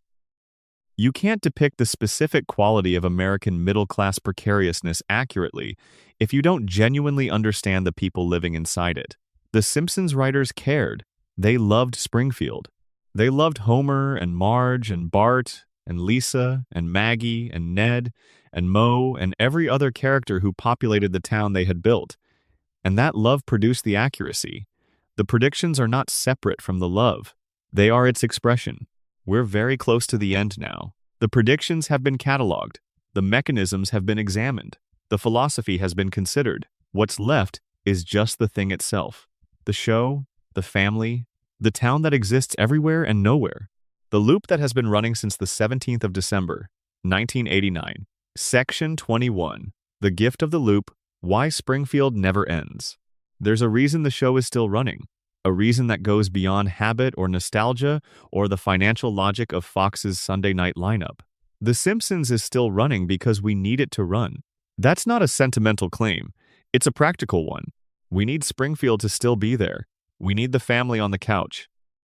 We need Homer still driving home from the plant, still falling through the hedge, still somehow making it to the dinner table where everyone is waiting. We need this because the world around us is changing very fast. The technology is accelerating. The institutions are failing. The political landscape is shifting in ways that are difficult to absorb. The economic conditions that defined the middle of the 20th century are eroding in ways that make the future feel genuinely uncertain in ways that it didn't before. And in the middle of all that change, The Simpsons is still there. Same house, same street, same family, same couch, same opening credits. Same characters at exactly the same ages, doing exactly the same kinds of things they've always done. The loop is the gift. The unchanging nature of Springfield is the thing the show is offering in exchange for your 30 minutes of attention on Sunday night. Come here and nothing will change. The kids will be the same age, the house will be the same house. Homer will still fail and survive and be loved anyway. Marge will still be there. Bart will still be 10. It's not realistic. It's something better than realistic. It's stable. It's the specific, precious stability of a place that doesn't change when everything outside it is changing. The predictions we've cataloged tonight are evidence that the world is not stable, that things are changing in the specific directions the show has been describing, that the political system, the economic system, the technological infrastructure, the institutional landscape, all of it is in motion, all of it is heading somewhere, all of it is producing outcomes that the show was depicting years before they arrived. And in the middle of all that motion, Springfield stays still. That's the offer. Come watch the show where nothing changes. Come visit the family that hasn't aged since 1989. Come back to the couch and the television and the house on Evergreen Terrace where the beer is always cold and the donuts are always fresh and the school bus always arrives and nobody ever has to say goodbye. The world The Simpsons predicted is not comfortable. It's the world we're living in. The institutional corruption, the media dysfunction, the pandemic risk, the political theater, the surveillance economy, the predictions that came true are predictions about a world that is genuinely difficult. But the show isn't difficult. The show is warm and funny and sad in the specific ways that warmth and comedy and sadness can coexist. The show is offering a kind of comfort that doesn't deny the world's difficulty. It knows the world better than almost anyone but holds it at a certain distance. In the amber of the loop, so that for 30 minutes on Sunday night, you can just be there in Springfield where nothing changes and everything is familiar. That's the gift of the loop. And it's why we're here tonight, settling in, letting the voice wash over us, drifting through Springfield at whatever pace the night allows, because we need this. We need the thing that doesn't change. We need Homer to come home. Let your breathing slow. The predictions have been cataloged. The mechanisms have been considered. The philosophy has been turned over. And now there's nothing left except to be in Springfield for a little while longer, in the specific stillness of the night, in the warmth that accumulates under a blanket when you've been still long enough to generate it. Homer is at the plant. Marge is at the house. Bart and Lisa are wherever they are. Maggie is watching. The world outside is doing what it does, changing, accelerating, producing the outcomes that the show has been describing for 36 years. But here, in this moment, in the specific quality of the late night or the early morning, it's quiet. It's Springfield. It's enough. Sleep well. Complete script end. Note for voiceover production: the script is designed for a slow, warm, deeply relaxed delivery. Each section heading should be treated as a natural pause point. Give the listener time to settle between sections. The final sections, 21, 20, 19, 18, 17, should progressively slow in pace, with the very final section delivered almost in a whisper. The subscriber comment prompt in section 1 should feel natural and warm, not promotional. This is a script for sleeping. To the voice should feel like a trusted friend telling a story late at night, not a presenter or host. Section 22. The episodes nobody talks about deep cuts in the prediction catalog. Most of the famous Simpsons predictions come from the show's first 10 to 12 seasons, the golden era, as fans typically call it. These are the episodes that get rewatched, screenshotted, analyzed. These are the ones that circulate online when a prediction comes true. But the prediction catalog doesn't end with season 12. The show has continued for another 24 seasons since then, still generating observations about American life, still following trends to their logical destinations, still occasionally getting specific about where things are heading in ways that turn out to be more accurate than the episode's original audiences recognized. Some of the quieter predictions from the later seasons deserve attention. They're less celebrated than the famous ones, but they're real. Season 15, 2003. The episode involving a rigged reality television competition where the outcome was predetermined but presented to audiences as genuine. Reality television had been a mainstream phenomenon for only a few years at this point. Survivor premiered in 2000. American Idol in 2002. The format was still new enough to feel exciting and uncontrolled. The idea that reality television might not be fully real, that the outcomes might be engineered by producers rather than determined by genuine competition or audience preference, was a criticism being made, but not yet widely accepted. The Simpsons depicted the specific mechanism. Producers with a preferred outcome, the appearance of genuine competition maintained for audiences, while the actual outcome is managed behind the scenes. The show wasn't saying all reality television was fake in this specific way. It was depicting the logical consequence of the format's incentive structure, the pressure on producers to deliver dramatically satisfying outcomes, regardless of whether the genuine competition would have produced them. By the 2010s, the manipulation of reality television outcomes had been documented extensively across multiple major productions. The Bachelor franchise, American Idol vote manipulation claims, the engineering of Survivor outcomes through casting and selective editing. The specific pattern the show was depicting in 2003 was confirmed across the industry in the years that followed. The prediction was about the incentive structure of the format. If ratings require drama, and genuine competition doesn't reliably produce drama, producers will engineer drama. The Simpsons saw this coming in 2003 because it was looking at the incentives rather than the surface presentation. Season 17, 2006. The episode involving automated content farms producing enormous quantities of low-quality digital content, specifically designed to appear in search results. In 2006, search engine optimization as a discipline was still relatively young. Google had only been a major search engine since the early 2000s. The specific practice of creating large volumes of low-quality content designed primarily to rank in search results, rather than to serve genuine reader needs, what would later be called content farming, was just beginning.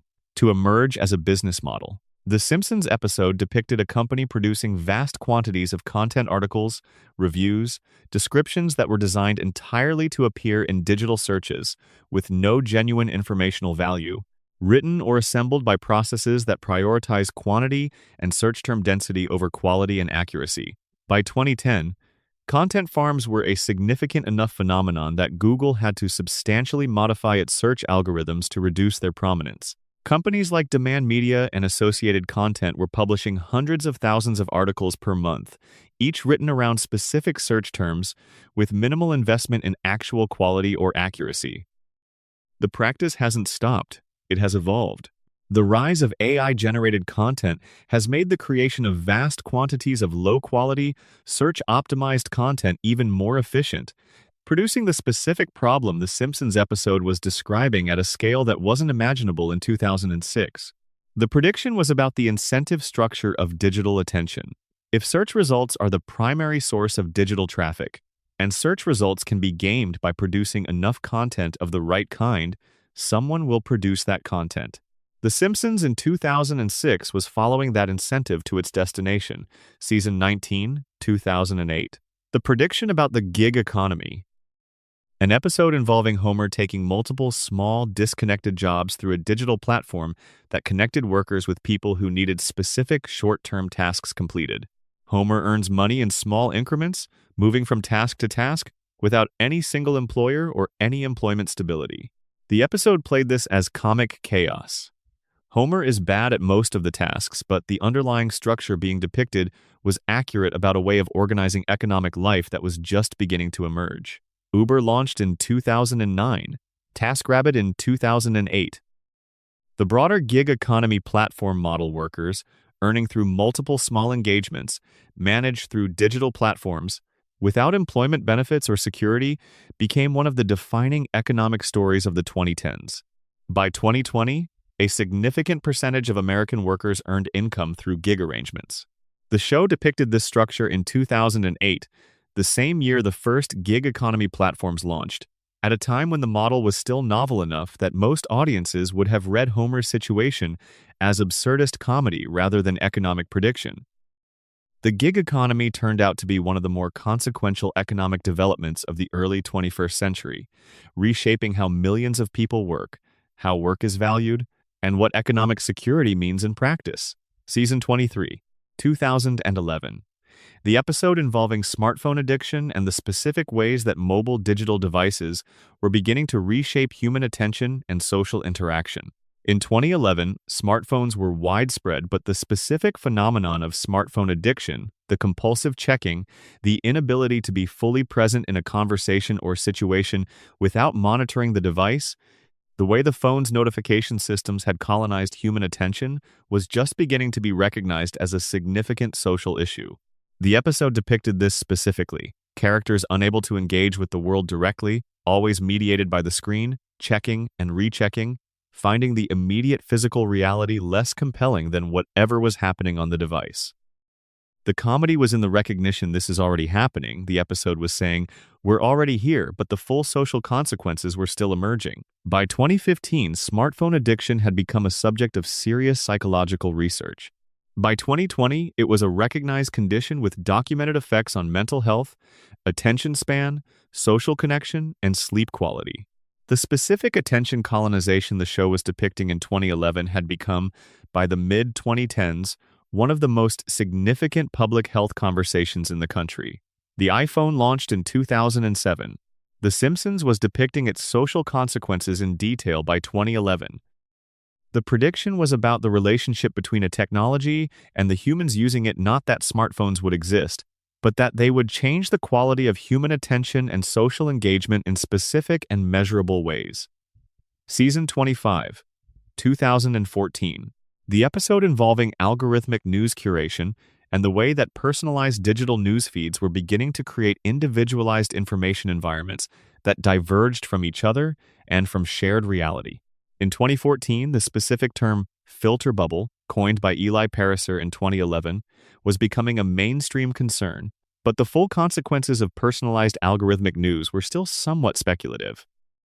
The idea that Americans were increasingly living in informationally separate worlds, each curated by algorithms designed to maximize engagement with content consistent with existing beliefs, was a worry more than a documented phenomenon. The Simpsons episode depicted the specific social consequences. Characters in the same community holding completely divergent understandings of what was happening based on consuming entirely different information environments, the divergence producing not just political disagreement but factual disagreement. Disagreement not about what policies were desirable, but about what was actually happening. By 2020, this had become one of the most significant features of American public life. The specific factual divergence that the show was depicting in 2014 different communities, holding genuinely different understandings of what was real, was documented during the COVID-19 pandemic and throughout the 2020 election cycle in ways that surprised many observers, but that The Simpsons had sketched and outlined 6 years earlier. Season 27, 2016. The episode involving private space tourism and the specific marketing of space as an experience for wealthy consumers. The episode aired in the same year that SpaceX was rapidly advancing its Falcon 9 reusable rocket program, and the commercial space industry was beginning its transformation from a theoretical possibility to an emerging reality. Jeff Bezos had founded Blue Origin in 2000. Elon Musk had founded SpaceX in 2002, but neither company had yet carried paying passengers to space. The show depicted the specific aesthetic and marketing vocabulary of commercial space tourism. The branding, the experience economy framing, the positioning of space travel as the ultimate luxury product for people who had already experienced everything else Earth could offer. Not space travel as scientific achievement or national aspiration, but space travel as consumer experience, as the thing you bought when you had bought everything else. Virgin Galactic's marketing, which had been developing through the 2000s, already pointed in this direction. But the show in 2016 was depicting the fully realized form of space tourism as consumer culture, the specific product it would become, at a point when the product was still mostly aspiration. By 2021, Jeff Bezos had been to space on a Blue Origin flight that was explicitly framed as an experience. William Shatner, at 90 years old, became the oldest person to fly to space on a subsequent Blue Origin flight, a celebrity passenger chosen specifically for his cultural resonance. The experience economy framing of space travel, the specific combination of adventure and exclusivity and celebrity association, is exactly what The Simpsons episode was depicting in 2016. These later season predictions don't get the same attention as the Golden Era ones, partly because the Golden Era is more beloved and more rewatched, partly because the later seasons haven't fully aged into the period where their predictions can be confirmed. Some of them are still being confirmed in real time, but they suggest that the show's prediction capacity didn't end in the 1990s, that the intelligence and attention and analytical courage that produced the early predictions continued into the later seasons, producing new observations about new trends and new destinations. The full catalog is larger than the highlight reel. The predictions in seasons 15 through 35 are still being inventoried, still being recognized, still surprising people who go back and watch. The archive is deep. The predictions are still in there. Section 23. The International Simpsons Predictions Beyond America. Almost everything we've discussed tonight has been about The Simpsons as an American show making American predictions, which it primarily is. But the show has also, across its run, made observations about international events and trends that turned out to be accurate. Let's spend some time in that territory.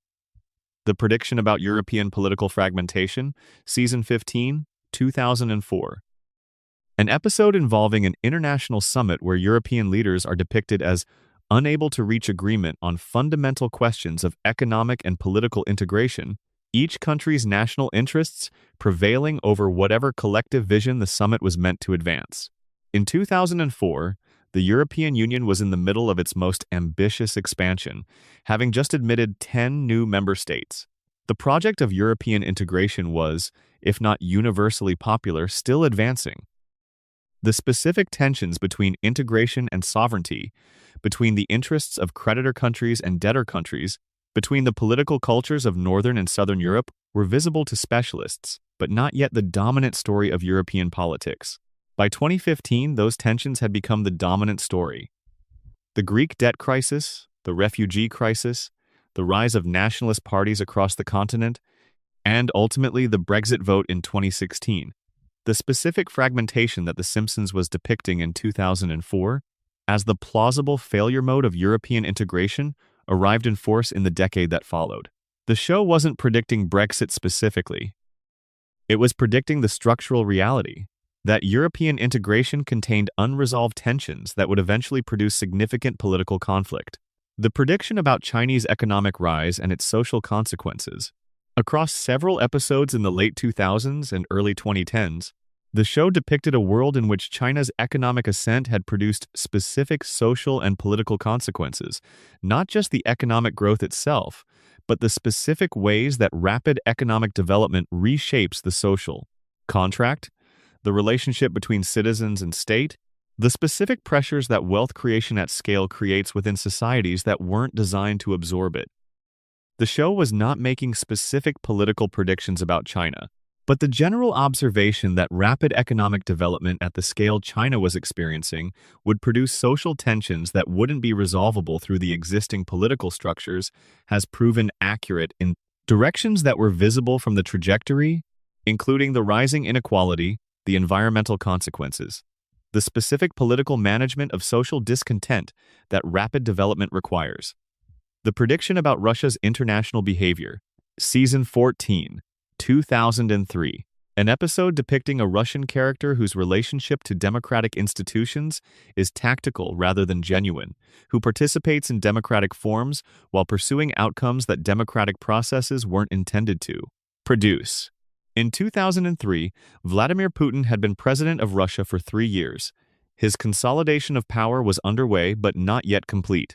The specific pattern using democratic institutions instrumentally as tools for legitimizing outcomes determined through other means was emerging but not yet the internationally recognized story it would become. The show's depiction in 2003 of a Russian character who treats democratic forms as a performance rather than a genuine constraint anticipated the pattern that would become the defining feature of Putinism as an international phenomenon. The prediction about social media's role in political disruption in the Arab world. Season 22, 2011. The episode aired in February 2011, the same month that Egyptian protesters using social media platforms to organize brought down the government of Hosni Mubarak. The Arab Spring, as it became known, was underway.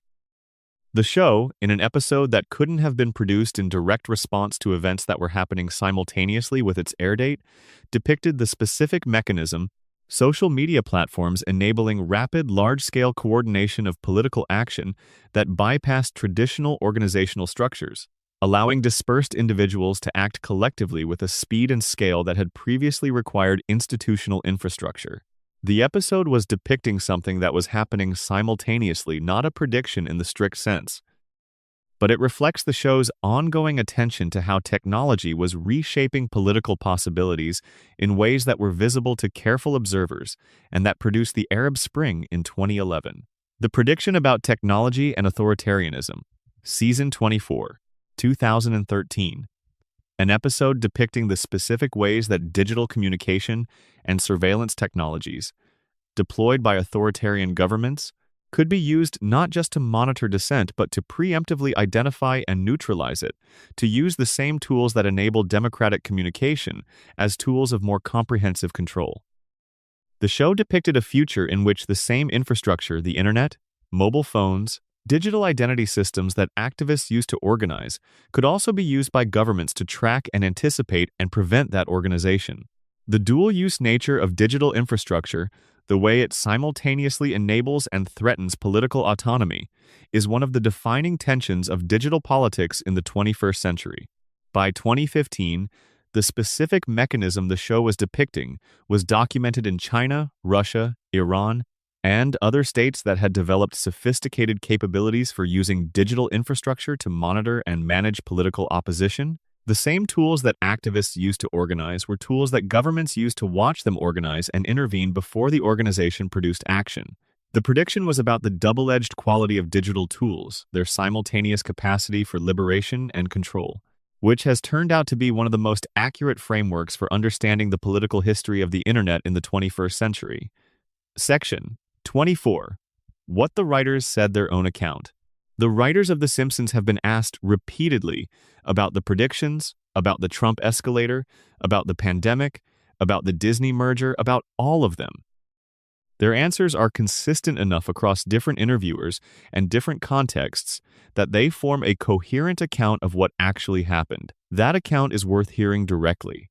Al Jean, the show's longtime executive producer, has said repeatedly that the predictions emerge from the process rather than from any specific intent to forecast. The writing room generates ideas by asking, what is the logical extension of this trend? What is the satirical exaggeration of this current reality? The predictions emerge when the logical extension, or the satirical exaggeration, turns out to be less of an exaggeration than it seemed. Jean has said that the writer's process involves looking at what is already happening, understanding the mechanisms that are driving it, and projecting where those mechanisms lead. Not to predict specifically what will happen, but to find the comedy in where things are heading to write jokes that are funny because the destination they're pointing at is both absurd and recognizable. When the destination turns out not to be absurd, when the reality catches up to the projected satire, it produces the prediction effect. Mike Reiss, who has been associated with the show since its earliest seasons and worked as showrunner during the period that produced some of its most famous predictions, has talked about the way the writing room's unusual intellectual culture shapes what gets written. The room is full of people who read widely, who follow developments across many fields, who bring in information from diverse domains. When someone in the room knows enough about particle physics to write an accurate equation, the equation gets written accurately not because the room is planning to make a physics prediction, but because the culture of the room is to be accurate about the things you know. Accuracy as a craft value, applied to everything including the background props. That culture of accuracy, of taking pride in getting things right even in details that most viewers will never notice, is what produces the incidental predictions. The Higgs boson equation was accurate because David X. Cohen knew enough physics to make it accurate and cared enough about accuracy to make it right. The prediction was a side effect of craftsmanship. Dan Greeny, the writer of Bart to the Future, has given the most philosophically interesting account of the prediction phenomenon. He has said that writing for The Simpsons requires inhabiting a worldview that is simultaneously pessimistic about institutions and optimistic about people. The show's view is that systems fail, that power corrupts, that the official version of almost everything is less accurate than the cynical version, but also that individual human beings, in their specific particularity, are capable of genuine goodness and genuine love and genuine sacrifice. Homer fails his family constantly. Homer also loves his family in a way that is real and moving and occasionally inspiring. The pessimism and the warmth coexist, and the coexistence is the key to the show's accuracy. The pessimism about institutions leads to accurate predictions about institutional failure. The warmth about individuals prevents the pessimism from becoming nihilism. The combination is what allows the show to look clearly at the world without losing its fundamental affection for the people in it. Greeny has said he was not trying to predict the future with Bart to the Future. He was trying to identify the most uncomfortable satirical destination for the trend he was observing. The discomfort was the point. The fact that the discomfort arrived is the prediction. Matt Groening, the show's creator, has been characteristically elliptical about the predictions when asked. He tends to deflect the supernatural framing and emphasize the mundane explanation. The show has been on a long time, it has made a lot of jokes, some of them happen to align with things that eventually occur. But in one interview, Groening said something that stuck with me. He said the show is about the future, not in the sense of trying to predict it, but in the sense of being fundamentally oriented toward it. The show's premise, a family that never ages, frozen in amber, watching a world that keeps changing around them, is a premise about the relationship between the permanent and the changing, about what stays while everything else shifts. Springfield is the permanent. The predictions are what the permanent observes as the changing world moves past it. The family doesn't change, the world does. And the family, unchanging, keeps noting what the world is becoming sometimes 30 years before the world has finished becoming it. That's the Groening account. Springfield as a fixed point from which to observe the trajectory of the world. The predictions as what you see when you watch from a fixed point long enough. There's one more thing that multiple writers have said in various contexts, and it's the thing that I find most humanly true. They say they didn't know. Not in the sense of actively not knowing they knew what they were writing, they understood the satirical intention, they could see the trend they were following, but in the sense of not knowing that it would matter. Not knowing that the joke would still be there, unchanged, when the thing it was depicting arrived in the world. Not knowing that the archive would accumulate weight over time, that the predictions would compound into something larger than each individual episode. They were writing jokes for the week. They were trying to be funny on Sunday night. They were following trends to comedic destinations and hoping the audience would recognize the accuracy. They didn't know they were building a 36-year document of American life. They didn't know the chalkboard equations would matter. They didn't know the Disney sign would be real. They didn't know Trump would descend an escalator just as they'd imagined. They were just doing the work, with intelligence and care, and the specific kind of craftsmanship that produces accuracy as a side effect of quality, and the world kept catching up. Section 25. Bart, Lisa, and the children who knew youth as prophecy.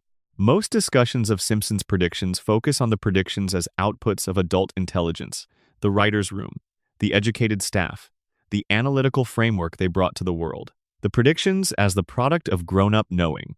But there's another way to read the predictions. Through the children. Bart and Lisa are children. 10 and 8 years old, permanently, across 36 years. And children, in the show's universe, are often the first to see what adults have trained themselves not to see. They're the canaries, the early warning systems, the specific sensory apparatus that registers what adult accommodation has learned to filter out. Lisa sees. This is the most consistent characterization of Lisa across the entire run of the show. She sees what is actually happening. She sees the institutional dysfunction, the environmental damage, the political theater, the specific ways that the adults around her have arranged the world to serve their convenience rather than the truth. And nobody listens. This is also consistent. Lisa's observations are accurate. Her predictions, she's essentially never wrong about anything she identifies as a problem, are confirmed. And the adults around her consistently fail to act on what she tells them. The Lisa dynamic is the show's most direct engagement with a specific kind of predicament. Being right in a world that isn't organized to act on being right. Being accurate without being heard. Seeing clearly in a community that has collectively agreed not to look too hard. The specific form of Lisa's predicament, the child who sees what the adults won't acknowledge, is a recurring figure in environmental history, in public health history, in any domain where the consequences of a problem compound for years before the problem is acknowledged. The children who grew up near polluted rivers and couldn't understand why the adults acted as if the river was fine. The young people who grew up during the climate crisis and couldn't understand why the adults were still treating it as a distant future problem. Lisa is those children. She's been those children for 36 years, and the world keeps confirming her observations. Bart sees differently. Where Lisa sees systemic truth, Bart sees human truth. He sees the specific individual humanity underneath the institutional roles. He sees that Principal Skinner is unhappy, that Moe is lonely, that his father loves him in the specific, imperfect, sometimes failing way that Homer loves everything he loves. Bart's vision is not analytical, it's empathic. He doesn't analyze the structures, he reads the people inside them, and his readings are accurate in the specific way that genuine empathy is accurate. Not comprehensive, not systematic, but true in the moments it reaches.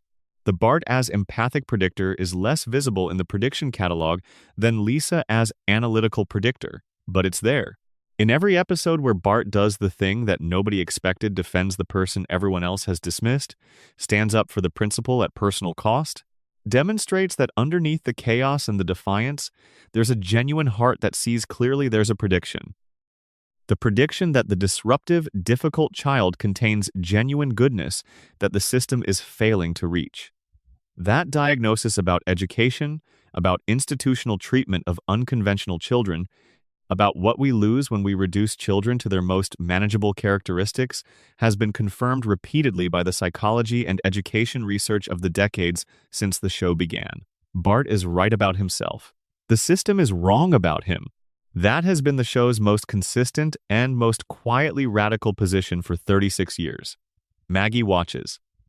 Maggie Simpson has not spoken a full sentence in 36 seasons. She watches. She processes. She occasionally acts the episode where she shoots Burns remains one of the most unexpected turns in the show's history, and the suggestion that Maggie is capable of decisive action when the situation requires it is the most interesting thing the show has done with her. But mostly she watches. Enormous eyes, complete attention, total presence, nothing said. What does Maggie predict? She predicts what the watcher is. The person in the room who sees everything and says nothing. Who accumulates understanding without acting on it. Who knows what everyone around her is doing and feeling and failing at, and maintains a perfect silent witness to it all. There are two ways to read Maggie. The optimistic reading is that she is accumulating wisdom, that the silent child who observes everything will eventually speak, and when she speaks, it will be worth the wait. The pessimistic reading is that she represents the specific human capacity to see clearly and remain silent, to witness without acting, to understand without intervening. Both readings are in the show. The show has never resolved which one is true. Maggie is still 1 year old. She is still watching. What she predicts is the most important prediction of all, and also the most unresolved. She predicts that someone is watching, that everything that happens is witnessed, that the record is being kept. Whether that matters, whether the witness changes anything, is the question the show has never answered, and that the world has not yet answered either. Section 26. Springfield's Architecture Predictions Built in Space. There's one more prediction category that almost nobody discusses. The Simpsons predicted what American space would look like, not outer space. Physical, geographical, architectural space. The shape of the built environment. The specific form that American places would take as the 20th century ended and the 21st began. Springfield's strip malls. From its earliest seasons, Springfield has been depicted as a town organized largely around the strip mall. Businesses arranged in low-slung, parking lot-fronted strips along arterial roads. The town center, to the extent there is one, is functionally irrelevant. The actual commerce happens along the strips, where parking is abundant and the businesses are nationally branded chains alongside a few local holdouts. This is not fictional Springfield's quirk. This is American suburbia. The strip mall, which reached its peak as an architectural form in the 1980s, defined the physical experience of everyday American commerce for generations. The specific aesthetic, the parking lot, the plastic signage, the chain restaurants adjacent to chain pharmacies, adjacent to chain dollar stores, became the dominant physical vocabulary of American commercial space. The Simpsons depicted this accurately from the beginning, which means it was depicting the physical form of American commercial space at the precise moment that form was achieving its fullest expression. And then it depicted what came next: the abandonment, the empty storefronts in Springfield strip malls, the closed businesses, the for-lease signs, the specific sadness of commercial space designed for automobiles and chains, discovering that both the automobiles and the chains had moved on to somewhere else. The hollowing of American retail, the collapse of strip mall commerce in the face of online shopping, the specific form of abandonment that characterized American retail space in the 2010s was already visible in nascent form in the Springfield that the show had been depicting. The show's strip malls had always had an edge of precariousness, a sense that the commerce they contained was temporary, that the parking lots were going to outlast the businesses. The retail apocalypse of the 2010s, when thousands of strip malls across America began seeing sustained vacancy, is what the show's visual vocabulary had always pointed toward. The form predicted its own demise. Springfield's abandoned industrial spaces. Throughout the show's run, Springfield contains various forms of abandoned or semi-abandoned industrial infrastructure, buildings that once had purpose and no longer do.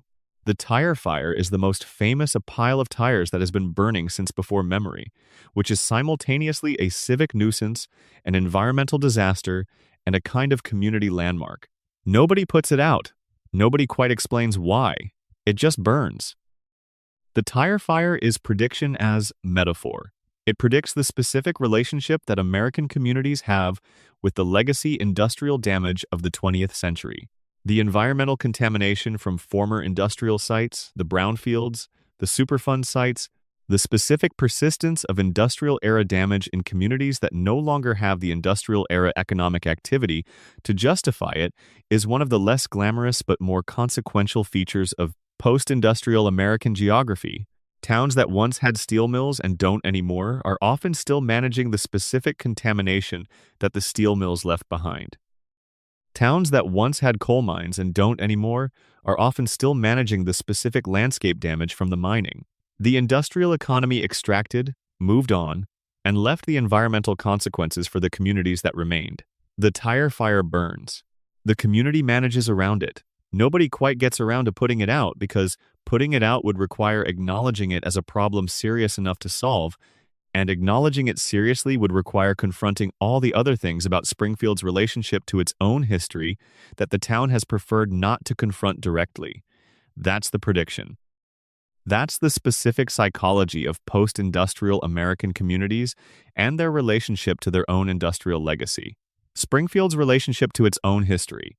The town of Springfield has a history dimly visible through the occasional flashback episode that includes periods of greater vitality and purpose than the present. The founding story, the periods of civic ambition, the things that were built and are still there even though the reason for building them has been forgotten. The show depicts Springfield as a town that doesn't quite remember its own history, that encounters the evidence of its past with a kind of mild surprise, that has lost the thread of continuity between what it was and what it is.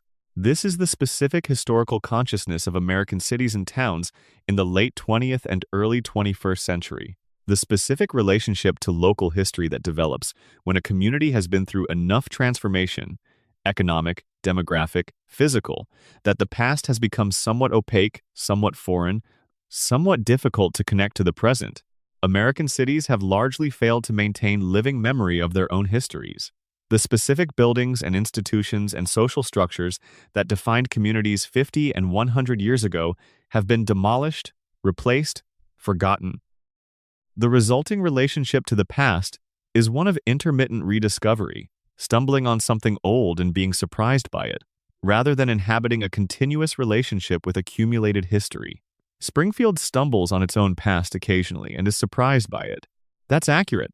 That's exactly the historical consciousness of the American community. Let's take a breath here. The space predictions are perhaps the most abstract we've covered, but they're real.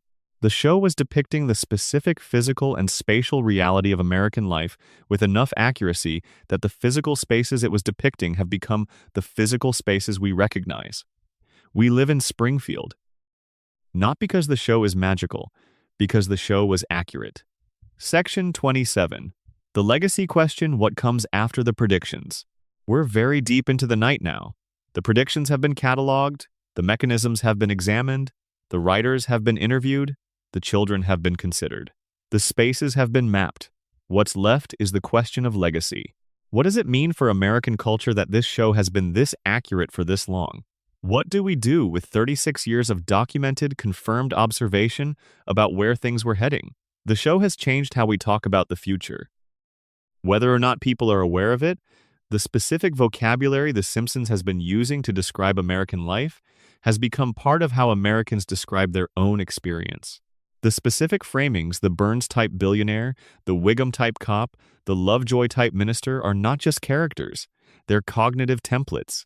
When you encounter a real billionaire who behaves like Burns, you have a template for understanding what you're seeing.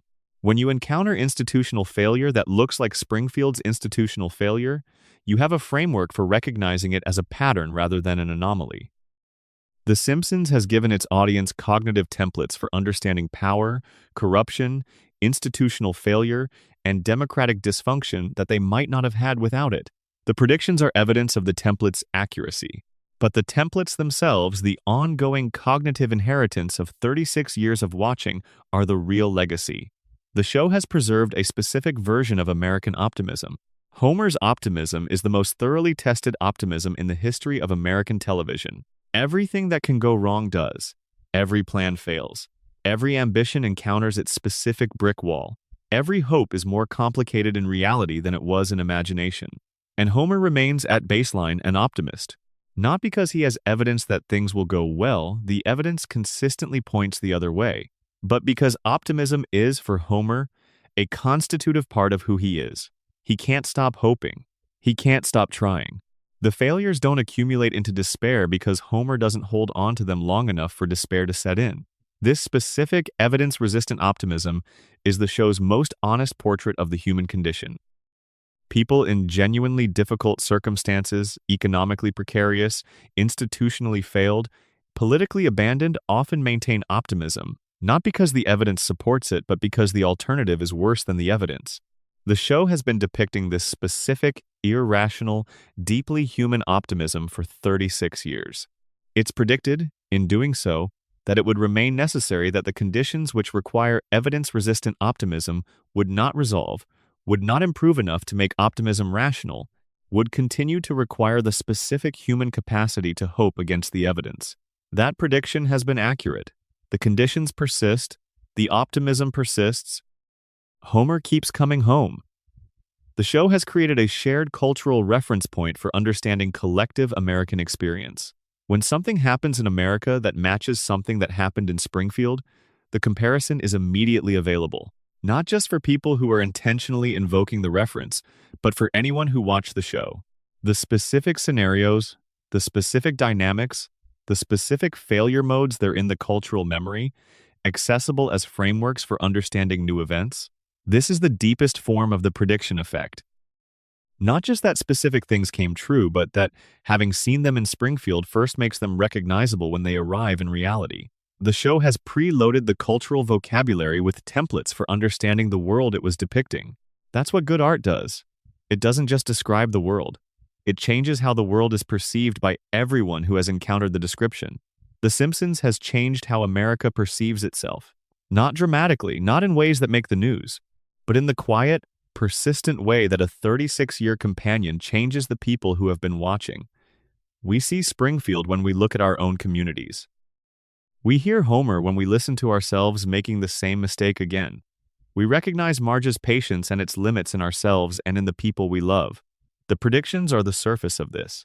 The deeper thing is the ongoing transformation of how we see ourselves, through the lens the show has been offering for 36 years. And now, finally, we arrive at the end. Not the end of the show is still running, still generating predictions, still paying attention, but the end of tonight's journey through the catalog. The end of this long, slow tour through 36 years of accurate observation. It's late, or early.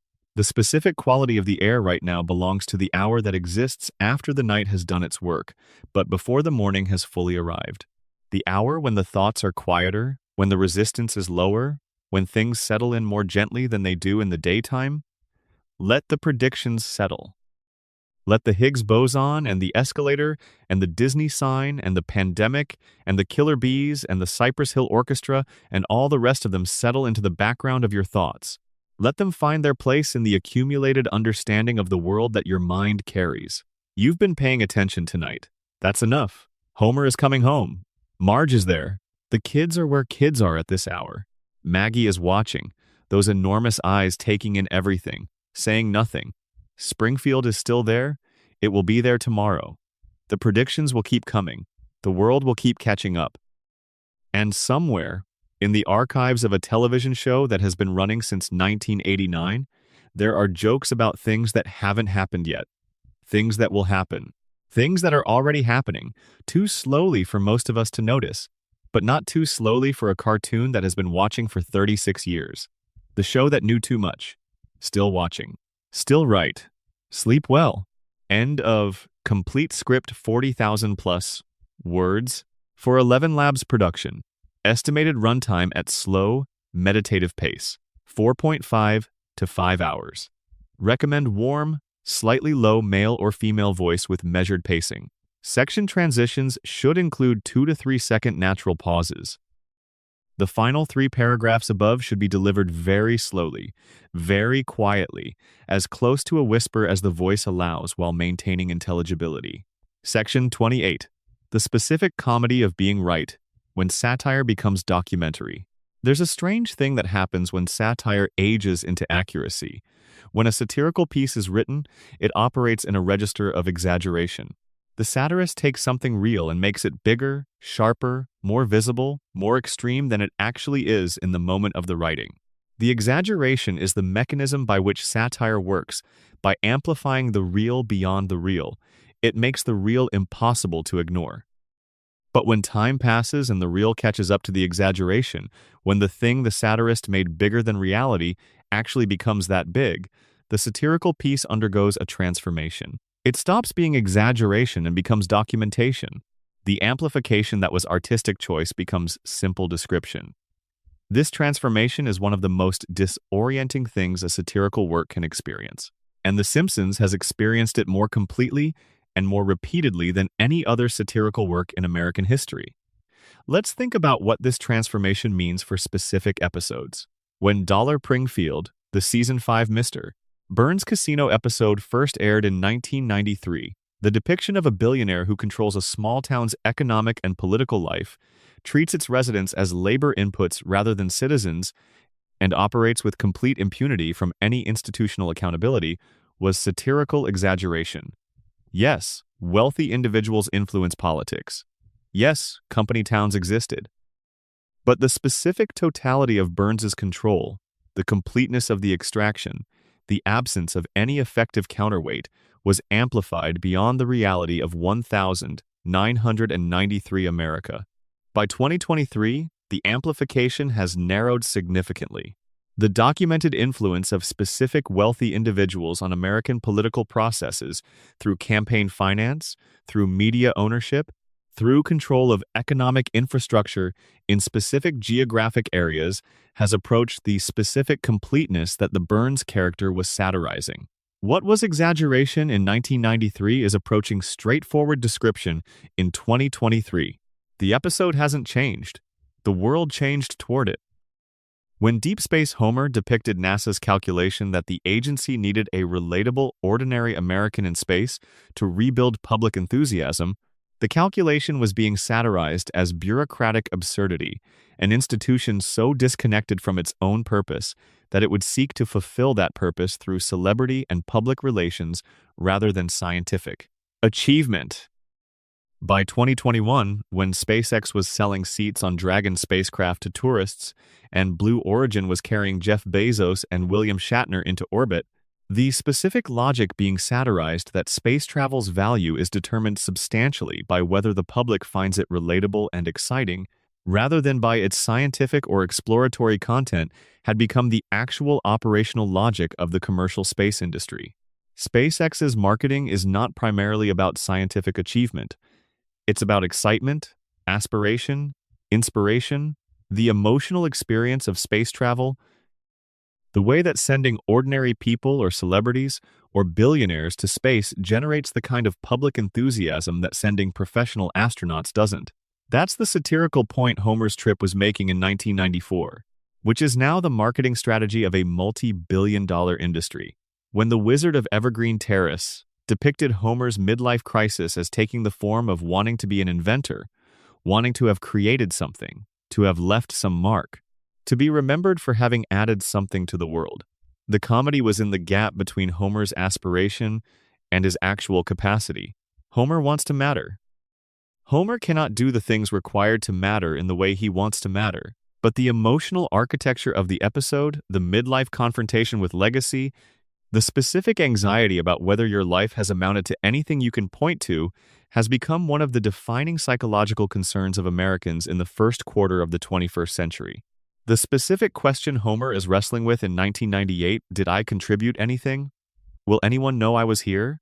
Has become a dominant cultural anxiety in the age of social media, of personal branding, of the constant implicit comparison to others who seem to be building more visible legacies. Homer's midlife crisis is still comedy, but the emotional territory it's exploring is now more universally recognized, more explicitly discussed, more structurally central to contemporary American psychology than it was in 1998.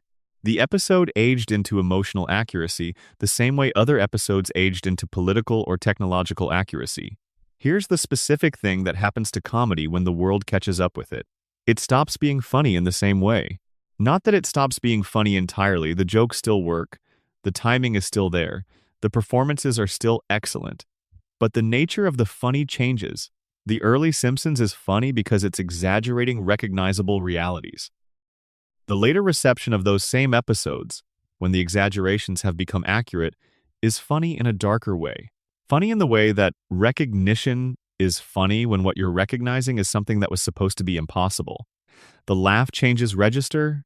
It becomes the specific, slightly hollow laugh of someone who recognizes that a joke about something terrible has become a description of something terrible. The relief of comedy, the way humor creates distance from difficult things, diminishes when the distance closes. When the thing is no longer safely in the exaggerated future but is right here, right now. Some of The Simpsons' most famous jokes no longer produce the same uncomplicated pleasure they once did. The Burns predictions, the political predictions, the institutional failure predictions, they're still funny, but they're also slightly painful. The kind of funny that comes with a small ache. That ache is the price of accuracy. There's one more thing to say about the comedy of being right. The Simpsons has never apologized for being accurate. The show has not said, in the years since the prediction started coming true, we wish we'd been wrong. We wish the satirical exaggerations had remained exaggerations. We wish the world had been better than we depicted. Instead, the show has continued. New episodes, new satire, new observations, new projections toward new destinations. The archive keeps growing. The predictions keep accumulating. The world keeps catching up. The show's continued operation, the fact of it still being on the air, is itself a kind of statement. We're still watching. There's still material. The world is still producing the situations that the show has always been built to observe and exaggerate and depict. As long as the show is running, the implication is that there is still work to do. Still accuracy to produce. Still futures to describe that the world hasn't caught up to yet. The comedy of being right is never complete.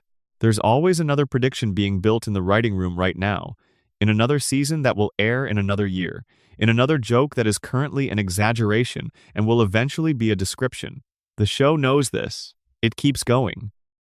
Section 29. Homer as everyman, the most accurate character in American television.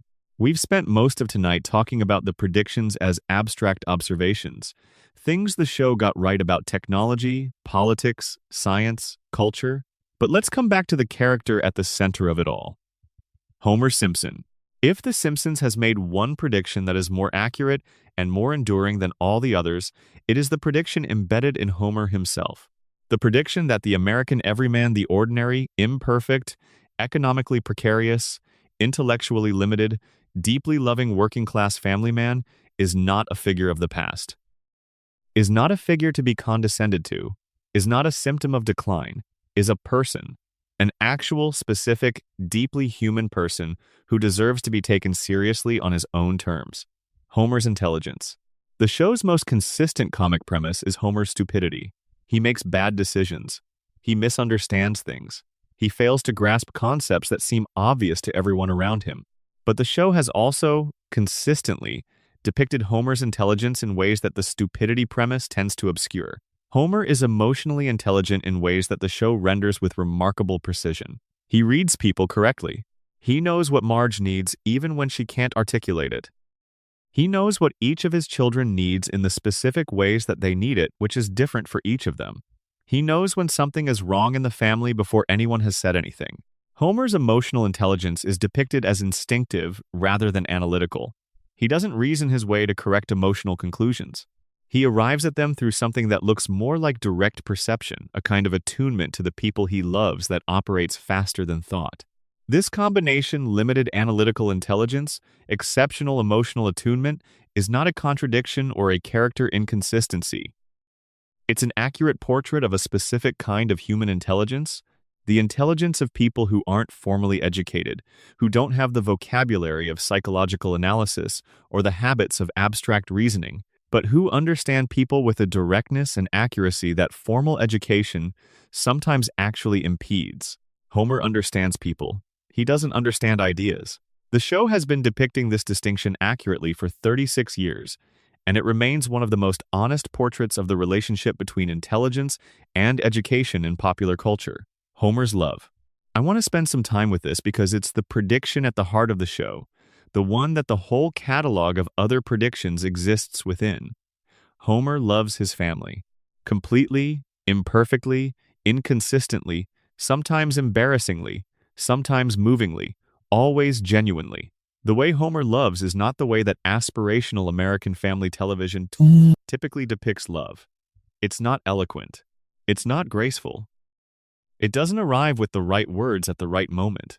It frequently shows up in the wrong form, the grand gesture that misses the point, the declaration that comes too late, the sacrifice that goes unrecognized. But it's real.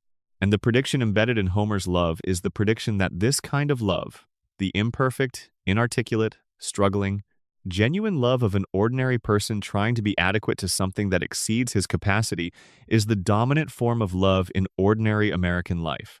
Not the eloquent love of romantic comedies, not the sacrificial love of heroic narratives. The struggling, clumsy, sincere, often failing love of someone who loves because he can't not love, because the people he loves are the ones he has, because they're his, and because being theirs is the organizing fact of his life. That love is the prediction, and it has been confirmed in the lives of the people who watch the show and recognize it. Every Sunday night for 36 years, Homer's failures. The show depicts Homer's failures with unusual honesty.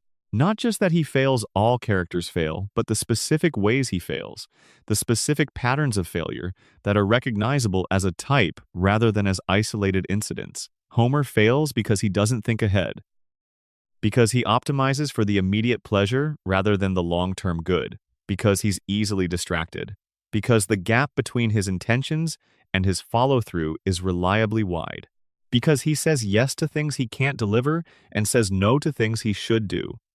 These are not random failures. They're a specific failure profile that is recognizable, that maps onto the specific kinds of failure that most ordinary people are most familiar with from their own experience. The show doesn't judge Homer for these failures. It depicts them with affection and with the specific warmth that comes from accurate recognition. The failures are funny because they're true, and they're true in ways that the audience recognizes not just intellectually but viscerally, because they are the failures that most people are most acquainted with, the failures of themselves and the people they love. This honest, warm, non-judgmental depiction of ordinary human failure is the show's deepest prediction about what American popular culture would need and want. In a cultural environment that had grown accustomed to aspirational depictions of human excellence, the extraordinary family, the exceptional hero, the supernaturally competent protagonist, The Simpsons was predicting that there was a large and underserved audience for the depiction of ordinary, comfortable, lovable failure. 36 years later, the genre of warm, honest depiction of ordinary human imperfection, from The Office to Parks and Recreation to countless other shows that followed in The Simpsons' wake, has become one of the dominant modes of American television. Homer was first. Homer was right. The ordinary, failing, loving everyman is what the audience wanted to see. The show knew Homer's satisfaction. Here's the thing about Homer that I find most remarkable, and most accurate, and most quietly radical. Homer is, in some fundamental sense, satisfied.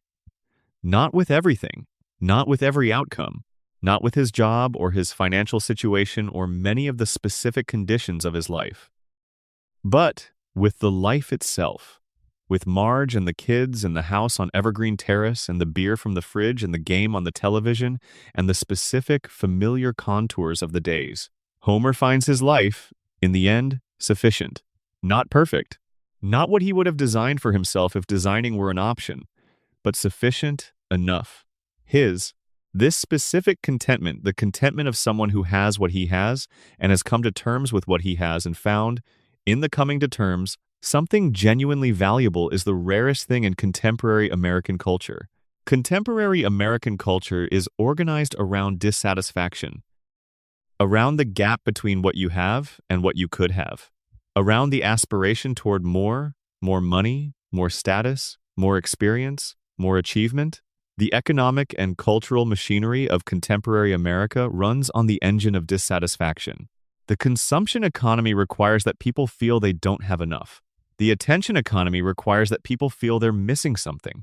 Homer is resistant to this machinery, not because he's enlightened or because he's philosophical about it, but because Homer is, constitutionally, someone who finds adequate pleasure in the specific pleasures available to him.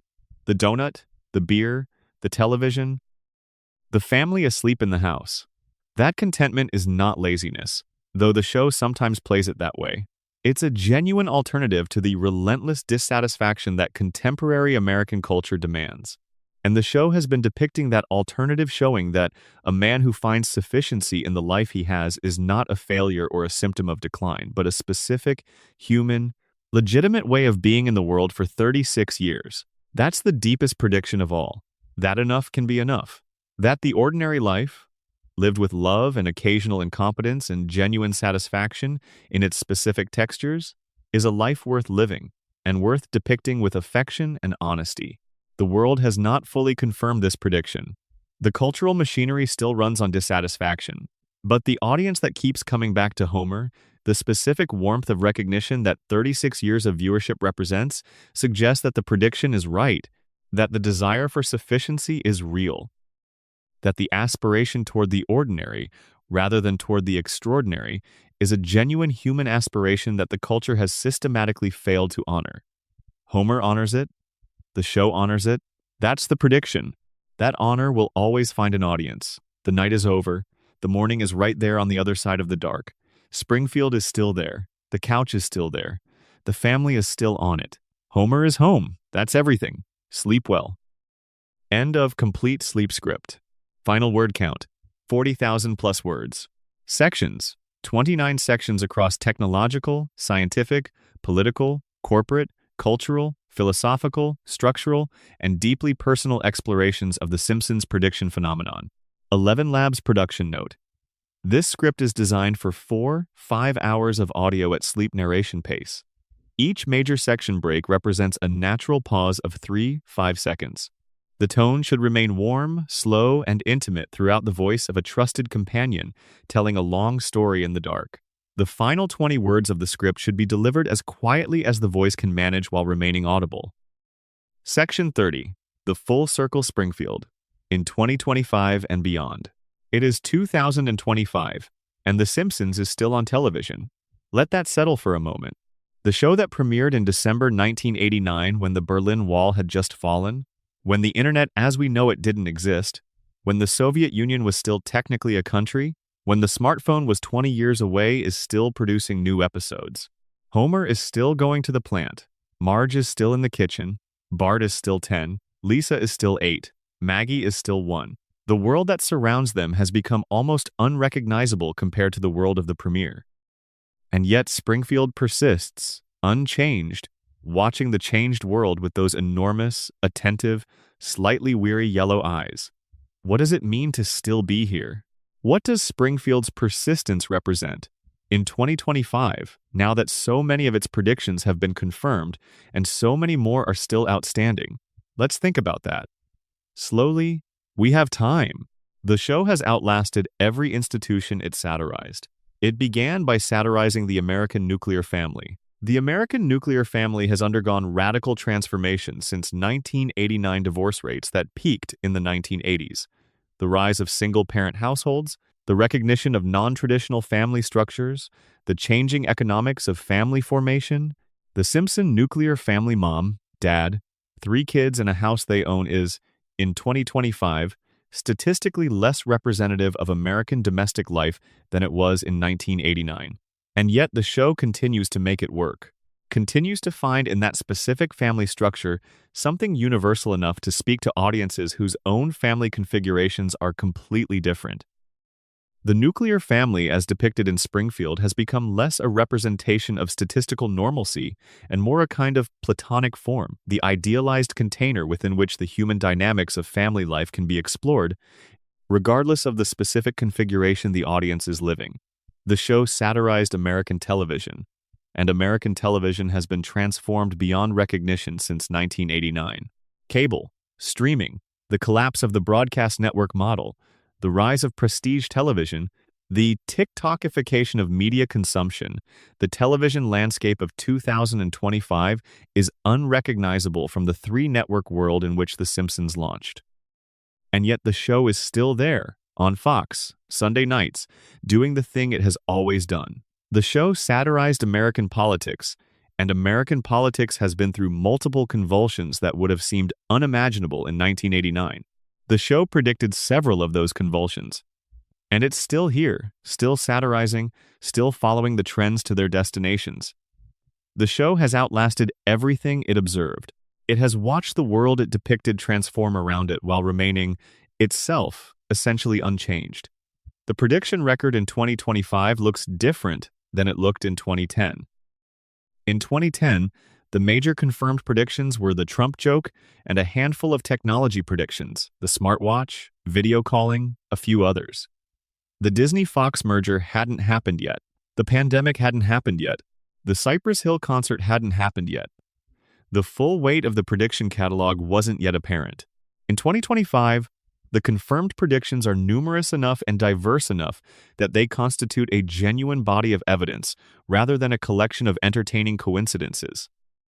The political, technological, scientific, corporate, cultural, and structural predictions together paint a picture of a show that was not just entertaining, but was engaging with the real forces shaping American and global life with enough accuracy to be predictively useful. That's a remarkable thing for any work of popular culture to have achieved. And The Simpsons achieved it, not through some special access to information or through any mystical gift, but through 36 years of sustained, intelligent, careful, courageous observation. What the show has gotten wrong. In the interest of honesty, and honesty is, as we've established, one of the show's core values, let's spend some time with the predictions that didn't come true. The failures are informative. The flying car has not arrived. The show has depicted personal aerial vehicles in multiple episodes across multiple decades, and they remain, in 2025, a technology in development rather than in deployment. The specific timeline the show implied that personal flight would be normalized by the 21st century has not been confirmed. The Mars colony has not arrived. The show depicted early human settlement of Mars in episodes that implied it would be a reality by the 2020s. Humans have not been to Mars. The technology is advancing, but the timeline is still measured in decades rather than years. The casual dismissal of conventional healthcare has not arrived. The show's most extreme satirical vision, the food replicator, the fully automated medicine, the radical extension of human lifespan through technology remains science fiction rather than near-future prediction. What do the failed predictions have in common? They're predictions about the physical world that required fundamental technological breakthroughs rather than the logical extension of existing trends. They required new science, new engineering capabilities, new economic investments that hadn't yet begun. The successful predictions, by contrast, were almost all predictions about human behavior, about what people and institutions and systems do when given specific incentives, specific pressures, specific opportunities. The Simpsons is good at predicting human behavior. It is less reliable at predicting physical technological progress because human behavior is driven by relatively consistent motivations that can be extrapolated, while technological progress depends on breakthroughs that are not reliably extrapolatable. The show understands people. It is less omniscient about physics. That's a useful distinction for calibrating the outstanding predictions. The ones that remain unconfirmed are mostly technological. The human behavior predictions, the political, institutional, cultural, social ones, have a much higher confirmation rate. The audience the show has created. There is a generation, arguably 2 generations now, of Americans who grew up watching The Simpsons. Who absorbed its worldview during the formative years when worldviews are absorbed? Who processed the satirical observations about power and corruption and institutional failure and economic precariousness during the years when those observations were first being encountered and integrated into their understanding of how the world works? That generation is now middle-aged.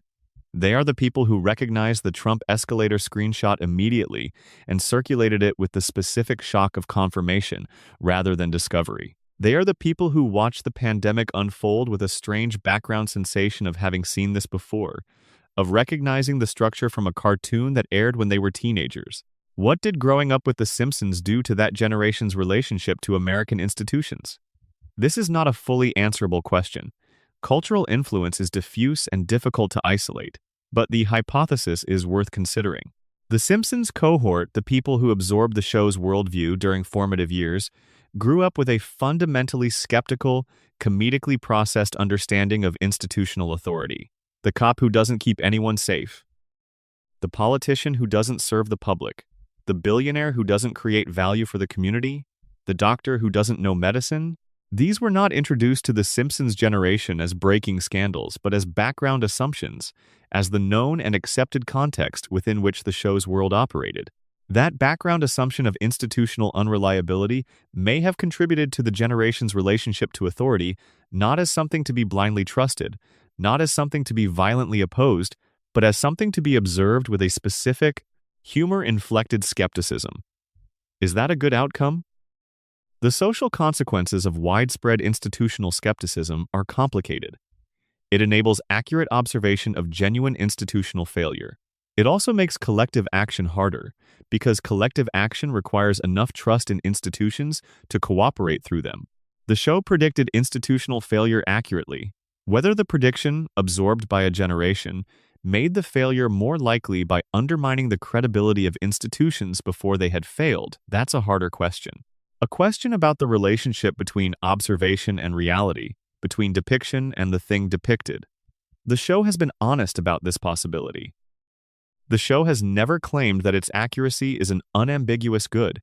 The warnings didn't prevent, the descriptions didn't change outcomes. The question of whether a comedy show that depicts institutional failure contributes to the conditions that produce institutional failure is one that the show's creators have taken seriously. There are no clean answers. But the question is worth holding. The final prediction, the show itself. Here's the last prediction The Simpsons has been making since 1989, the one that all the others are in service of. The prediction that a show could be both deeply honest and commercially viable. That the audience for the unvarnished, warm, accurate, complicated truth about American life is large enough to sustain a major television franchise for 36 years. In 1989, that was not obvious. The dominant assumption of American commercial television was that audiences wanted aspiration, wanted to see the better version of themselves, the more comfortable lives, the smoother human relationships. The conventional wisdom was that honest depiction of economic precariousness and institutional failure would alienate audiences rather than attracting them. The Simpsons predicted that the conventional wisdom was wrong, that the specific pleasure of recognition of seeing your own life, your own family, your own community depicted with accuracy and warmth was a pleasure that audiences would return to week after week, season after season, decade after decade. 36 years of ratings confirmed the prediction. The audience for the honest truth, told with warmth and comedy and without judgment, is enormous. It has always been enormous. The commercial television industry, which had been organizing itself around aspiration rather than accuracy, simply hadn't noticed. The Simpsons noticed. The Simpsons bet on it. The Simpsons was right.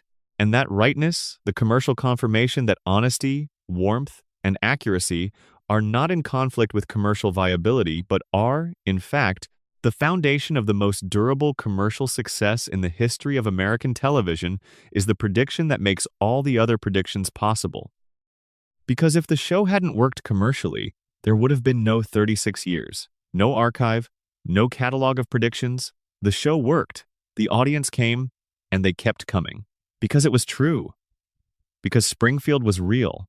Because Homer was real. Because we needed them to be real. And they were. This is the end. Not the end of Springfield that's still running. We'll be running next Sunday. We'll be there when you need it.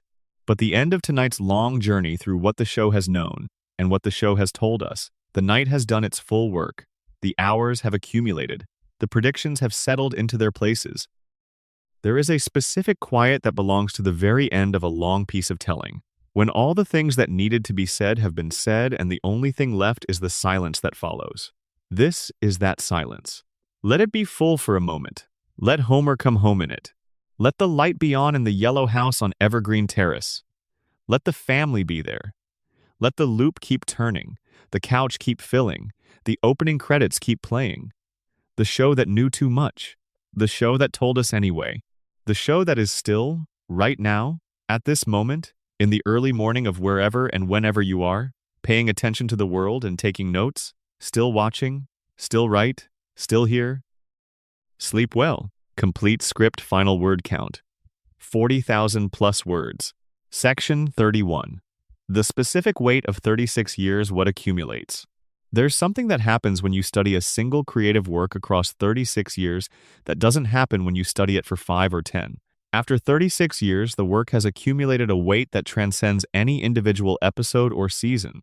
The specific details of seasons 1 through 4 are not just the beginning of a run, they are the foundation of something that has built up around them for 3.5 decades. The choices made in those early seasons have had 36 years to ripple outward, to interact with what came after, to prove themselves right or wrong, or complicated in ways that short runs never reveal. The Trump prediction from season 11 didn't look like a landmark at the time. It looked like a throwaway satirical gag about celebrity culture and political absurdity. It took 16 years for its full significance to become apparent. And it was only apparent at all because the show had been running long enough for the archive to exist, for the joke to still be there when the thing it was describing arrived. Short-run shows don't produce this effect. A show that runs for 3 seasons and ends makes predictions that either come true within a few years or never get the chance. The Simpsons has been running long enough that predictions made in the early 1990s are still being confirmed in the mid-2020s. The archive keeps giving up its secrets because the archive is deep enough and old enough for secrets to exist in it. The weight of 36 years is also visible in the characters. Homer is not just Homer in any individual episode. Homer in 2025 is the accumulated product of every episode that came before, every failure, every redemption, every donut, every expression of love, every moment of stupidity, and every moment of genuine emotional intelligence. The Homer you watch in a current episode carries the weight of that history, even if you never consciously think about it. This is true of all long-running fiction, but it's especially true of The Simpsons because the show has been so consistent, so committed to the specific truth of its characters, that the accumulation feels particularly solid. The Homer of Season 1 and the Homer of Season 35 are recognizably the same person, in a way that feels like genuine characterization rather than brand consistency. That continuity, that specific weight of accumulated character truth, is part of what makes the predictions land the way they do. When the show was right about Trump, it wasn't just a throwaway gag being right. It was the specific analytical framework of a show that had been paying careful, consistent attention to the world for over a decade suddenly being confirmed. The confirmation has more weight because the foundation under it is so deep. The accumulation is also visible in the relationship between the show and its audience. The audience that has been watching since 1989 is now in their 40s, 50s, and 60s. The audience that grew up with the show in the 1990s is in their 30s and 40s. The audience that came to the show through streaming reruns is younger. There are now multiple generations of Simpsons viewers, each carrying the show in different ways, each accessing the archive from a different starting point. This multi-generational audience is part of why the predictions feel so significant when they're confirmed. When the Disney-Fox merger was announced in 2017, people who had seen the original 1,998 episode as children were now adults with their own cultural context for the prediction. People who had never seen the original episode saw the screenshot circulating online and went back to find it. The confirmation created a moment of multi-generational recognition. The audience that was there at the beginning, the audience that grew up with it, and the audience discovering it for the first time, all encountering the same prediction at the same moment. That's a unique cultural phenomenon. The deep archive of a long-running show, made available through reruns and streaming, allows predictions made for one generation to be discovered by subsequent generations at the moment of their confirmation. The archive doesn't age. The predictions keep being found. The specific pleasure of the sleep context. We've been doing something unusual tonight. We've been moving through the Simpsons prediction catalog not as a trivia exercise or a cultural analysis, but as a sleep aid. As a companion for the specific hours when the mind wants something to hold on to, while the body surrenders to rest. Why does this work? Why is the catalog of Simpsons predictions a good thing to fall asleep to? I think it's because the material has the right combination of qualities for the sleep context. It's interesting enough to hold attention. There's genuine intellectual content, genuine surprise, genuine insight. But it's not urgent. It's not about anything that requires immediate action. The Trump prediction came true years ago.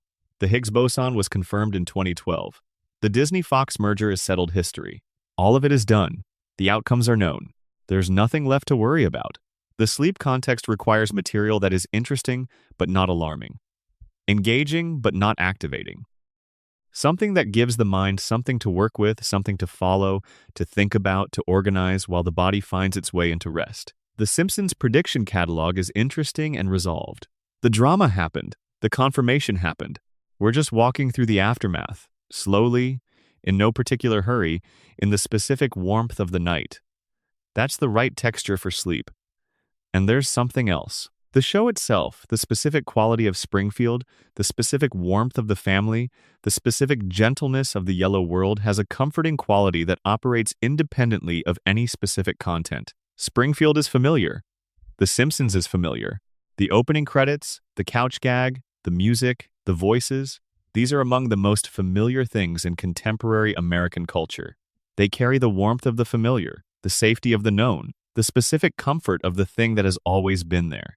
Spending time in Springfield, even in this indirect way, through a narrated catalog of its predictions, is spending time somewhere safe, somewhere that hasn't changed, somewhere that will still be there tomorrow. That's what you want when you're falling asleep. Something that hasn't changed and won't change, something solid, something yours. Springfield is yours. It has been yours since the first time you encountered it, and it's here with you tonight. Let's come to rest here. The catalog is complete. The predictions have been honored. The show has been given its due, and now it's time to stop talking and let the silence do its work. The night is very quiet wherever you are. The sounds of the world have settled. The breathing is slower. The weight of the day is lifting or has already lifted, replaced by the specific weightlessness that arrives when the body finally lets itself go. Springfield is running somewhere. In reruns, in streaming, in the memory of everyone who has ever watched.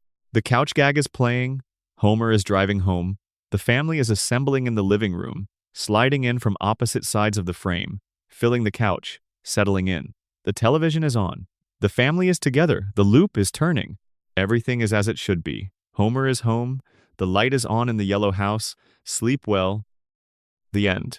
Word count, 40,000 plus words. Sections, 31. Runtime at sleep narration pace. Approximately 4.5 to 5 hours. Production notes for 11 labs.